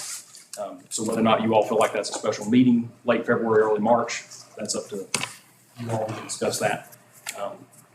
And again, keep in mind when we receive the bid document, just a reminder of what Doug was saying, I think. Come on now. yours off here, Nicole. Doug, I'm gonna pull yours back up with the, yeah, so when we get the bid documents back, just keep in mind what we're looking for here is obviously water, sewer, sidewalk, underground utilities, and paving. That's just the trenching portion of that. The other numbers that we put up there, conduit is a known at this point at 650. Utility companies, roughly 2.5 million, I think 2.4 is what you had in this slide here, 2.479. We're starting with those numbers. So we know that's what the end of this is going to cost us. What we're looking for in the bid document is the trenching portion of that. So, I mean, essentially, this is the starting point here, period. I mean, yeah, let's can't do anything with Blue Ridge or anybody else till all that's in. That's right. So That's right. And so we'll start with this. We'll say hypothetically, get numbers back, and this is dollar for dollar what we get back. So right here's our bid document of what we received. Then our discussion is going to be obviously moving forward with each piece of this, along with discussing underground utilities and what the next steps are going to be from a financing standpoint, what that looks like, collateral, et cetera, as a part of that conversation. There's going to be a time frame, as we know, for the water and the sewer piece, that's got to go through the state, but that's quick. We'll say that's a few weeks. North Main sidewalk and paving, again, should be fairly quick, as long as we get numbers that are reasonably close to what we've got buckets for over there. And then the underground utilities is going to be a little bit longer, just given the fact that it's going to take us a little while to start thinking through the financing portion of that and get through the LDC approval process, public hearings, et cetera, that are going to be a part of that conversation. And why don't we have conduit in here? Conduit's coming from Blue Ridge. So Blue Ridge is going to provide the conduit, not the contractor. We pay, we're just digging the hole. we pay them back. Yeah, Blue Ridge has better pricing on the conduit because of the quantity that they buy. Is Got that it. not correct, Doug? And so that pricing, the 650 comes from Blue Ridge. But it's gonna factor into our price. That's right. Yeah, we know, It would still be in your budget, Yeah. but it's not a part of the bid. That's the bid, I see. I'm Yeah. sorry. so again, if you're thinking about this, again, this is a lot to think about. If you're thinking about it in two buckets, digging the hole, putting the conduit in, and backfilling, that's one piece. Everything else is kind of another piece. This is one piece that's going to get added to the 650. So, Doug, hypothetically, the contractor starts at North Main Street, we'll say. Okay, that's essentially a water line. How long will it take for that contractor, do you think, from your experience, to get from North Main Street to the getaway where the sewers, pretty close to where the sewer's going to start and where the utilities would start? How long do you think that contractor will take to do that section? Ballpark, Probably 3 months. 3 months, okay.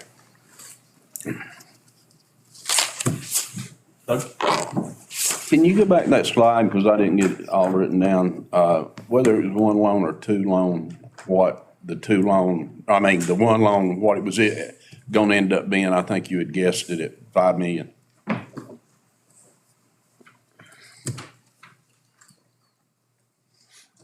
Back. Oh, yeah. So if we're using 5 million for the whole project, this is what we're projecting right now. Whether or not this comes to fruition, this is our assumptions. We've used terms based on our best guess from talking to banks, talking to First Trine. We've used interest rates, again, same current situation, using our contacts with the banks, contacts with First Trine. These numbers are yet to be determined as, obviously, the bid process would go out, what this would look like. This would be, again, a round number for the whole project. We would start more than likely with something like this as being step number one. Now that does make things even more complicated, and the timing of all this is that how we go through this approval process. And I want to save that conversation, maybe not for today, but maybe for the actual conversation when we talk about the real numbers, is that once we start this process, we're in it. You know, so that second piece with the underground utilities being pulled, the lines being pulled, et cetera, that's going to come later. Finance is gonna come later within that, but without me putting words in your mouth, you're almost committing to that full term, but without knowing the details of what that's gonna look like. Yeah. A couple years down the road. So you will eventually get to the first slide. Yeah, we think you'll get, yeah, again, we don't know what that number comes back. We're hoping this number comes back at 757, and that number, that number's 1.5 million, not 2 million, right? But we've given a little flexibility. We split the difference and said, you know, we think that's gonna be higher. That's why we picked that number. But again, we don't know that until we get the bids back on the 21st. Yeah. But you can kind of see how we'll be prepping for a meeting as we get bids back and we start the conversation into approval or not approval. Then you know we're just giving you, this is heads up where we're heading with filling in real numbers. We're gonna start filling in real numbers and real buckets. And when we do have true cost, that's when we can really approach a bank for a scenario and say, this is what we have, this is what we own, what would you need as collateral, what would work as collateral? And really add that up, because right now it's, well, we think that they would probably do this, you know, but we need really a real scenario to go forward with. Clear as mud. Be an outlier, Really? Did a good job. Thank you. Charlie. Mhm. I'm gonna be an outlier. Okay. I don't know how everybody feels. But I'm for just me, because there's so many moving parts to this thing. Put in the ground what we have the money to put in the ground. Well, we don't have any of that money. I think Ray Pickett would take issue with that. Well, we've gone this far, so let them, do the bids and Well, I don't mind from there. being the one. Yeah. It's my opinion. Our goal was to have numbers today. Obviously, that did not work out as intended, so we are now hoping that we'll have numbers on the 21st that we can then decide when you all want to hear it and how we want to proceed forward with it at that point.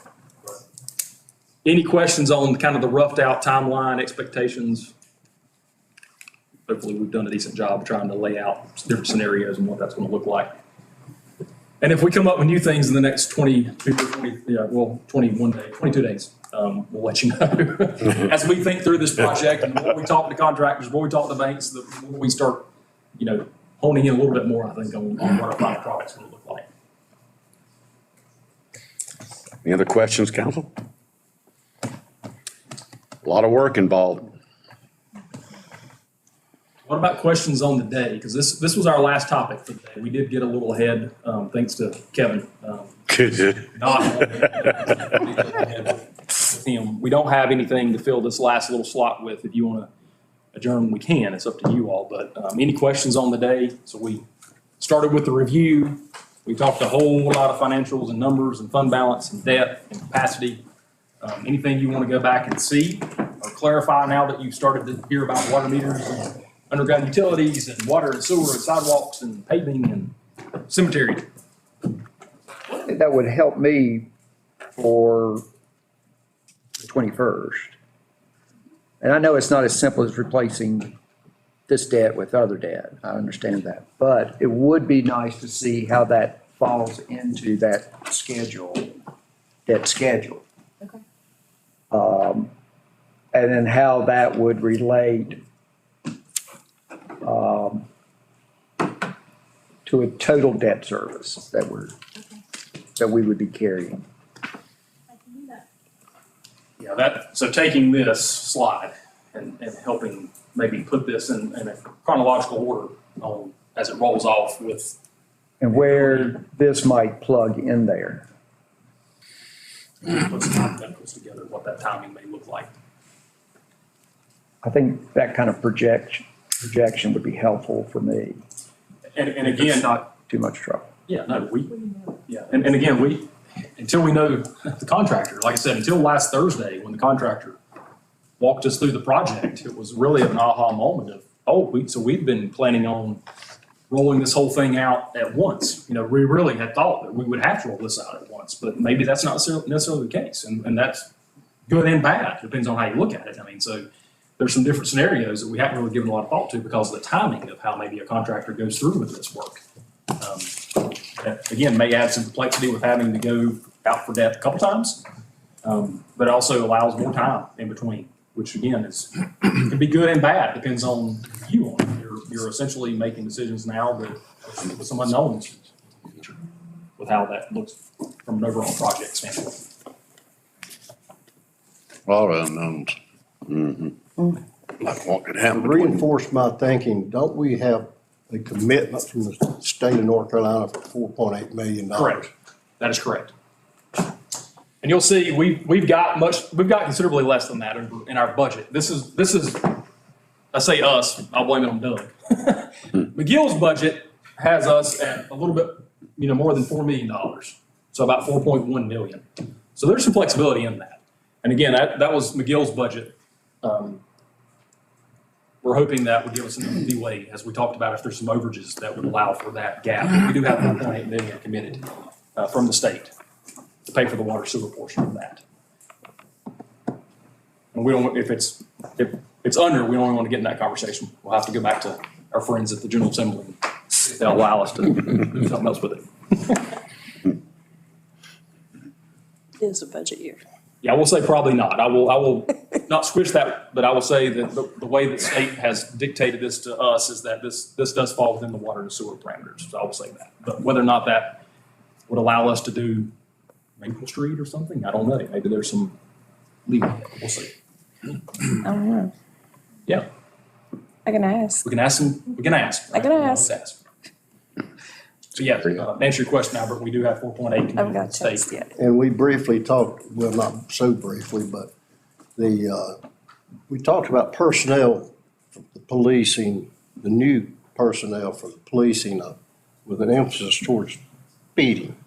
Correct. How about the vehicles?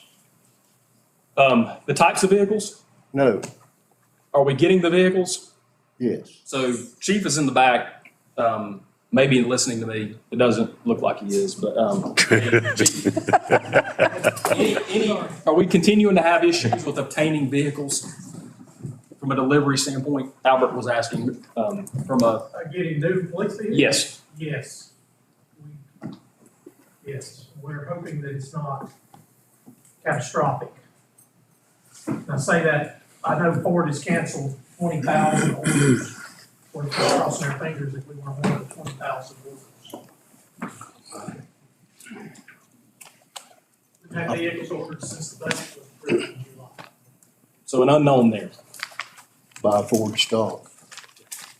We are still ordering the hybrids. I mean, all the things we've talked about, we're still adding to the fleet. There is a section tomorrow morning, I think, Lieutenant Dotson may be talking about electric vehicles as well. So there'll be that conversation in the morning.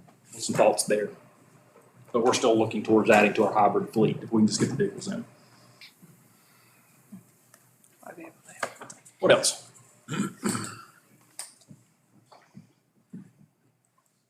Well, I'd say thank you for your time today. I think, starting with this morning with a review, I hope comes across the way that I intended it. You've done a great deal of work this year. We all have to get a lot of the things done, including all the planning, which has been a tremendous amount of time and effort getting to this point with all the projects that we have. As you know, these are years worth of projects that we've been talking about, and we're hoping that we're getting ready to start checking some boxes this year to make these things happen and move forward with these years of conversations and planning that's been going on. If you have things that you think of tonight, overnight, that you want us to work on for tomorrow or bring back up, you've got access to it, obviously to do it. We'll be happy to do it as well. So we'll start in the morning. Tomorrow is Tuesday. Tracy. Yeah, so we'll start with our. We got him in the morning? Around at 8:35. Oh, God. So be prepared. That is too early for Tracy. He's not even up yet, is he? Talk Too early about, for me to deal with Tracy. talk about paid parking, and then we talk about some miscellaneous police items. And after lunch, we have Chief Graham coming, talk about the ambulance. I've got a few slides to show as well. And then we've got a few other items, IT, and some town-related activities as well, town-related suggestions that we'll put on there tomorrow. One quick question. Yes, sir. If we go with the water meters, and I think I've gotten this one written down right. That will pretty much take all the extra money that we raised the water and sewer tax rates, right? Not exactly. So it is going to take a good portion of it. I mean, so until we get final numbers, we believe, again, and we're saying hypothetically, we believe we have raised the rates based on the last 2 years and the increase in revenue and what we're seeing, and a positive return to pay for the debt service on the water meters. We also, when we did that raise, or that 5-year plan, we also included the USDA portion in that debt too. So it is incorporated in that. So that's a 40-year loan, so that's a longer stretch.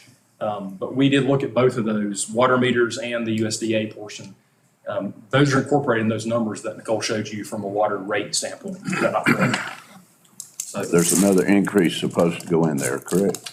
we projected a 2.5% increase year 3, year 4, and year 5. So we went from 10% to 5% to 2.5 to 2.5 to 2.5 to be able to pay for that.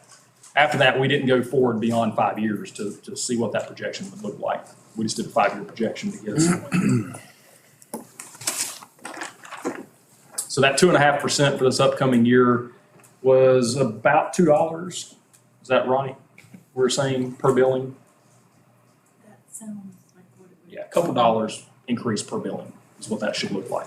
Well, where I was really going with it is, we keep saying we're gonna try and get a reserve built in there. So that is where I was going, to make sure that we still had something else coming in on that reserve that we keep hoping to build, to where one day we can get everybody in town with sewer, so. Yeah, so when we do the budget, that's when we'll come to you all with that. So we should be able to have, in the 23-24 budget that we're getting ready to start here in the next couple of weeks, we should have the ability to put in real debt service for the meters. We should have the ability to put in, the other factors that play into that. So we can start discussing then if 2.5% needs to be a little bit higher to start building reserves. Until we put together that budget, we don't have that knowledge right now. We just believe that what we've seen in the projections we've had in the last 2 years should account for the ability to offset the debt service. That's been Okay, we all good? We have a motion to adjourn till tomorrow morning? Do I have a second? Tonight at lunch. Second? Second? Second. Second? Thank you, council. I think they wanted to stay all night.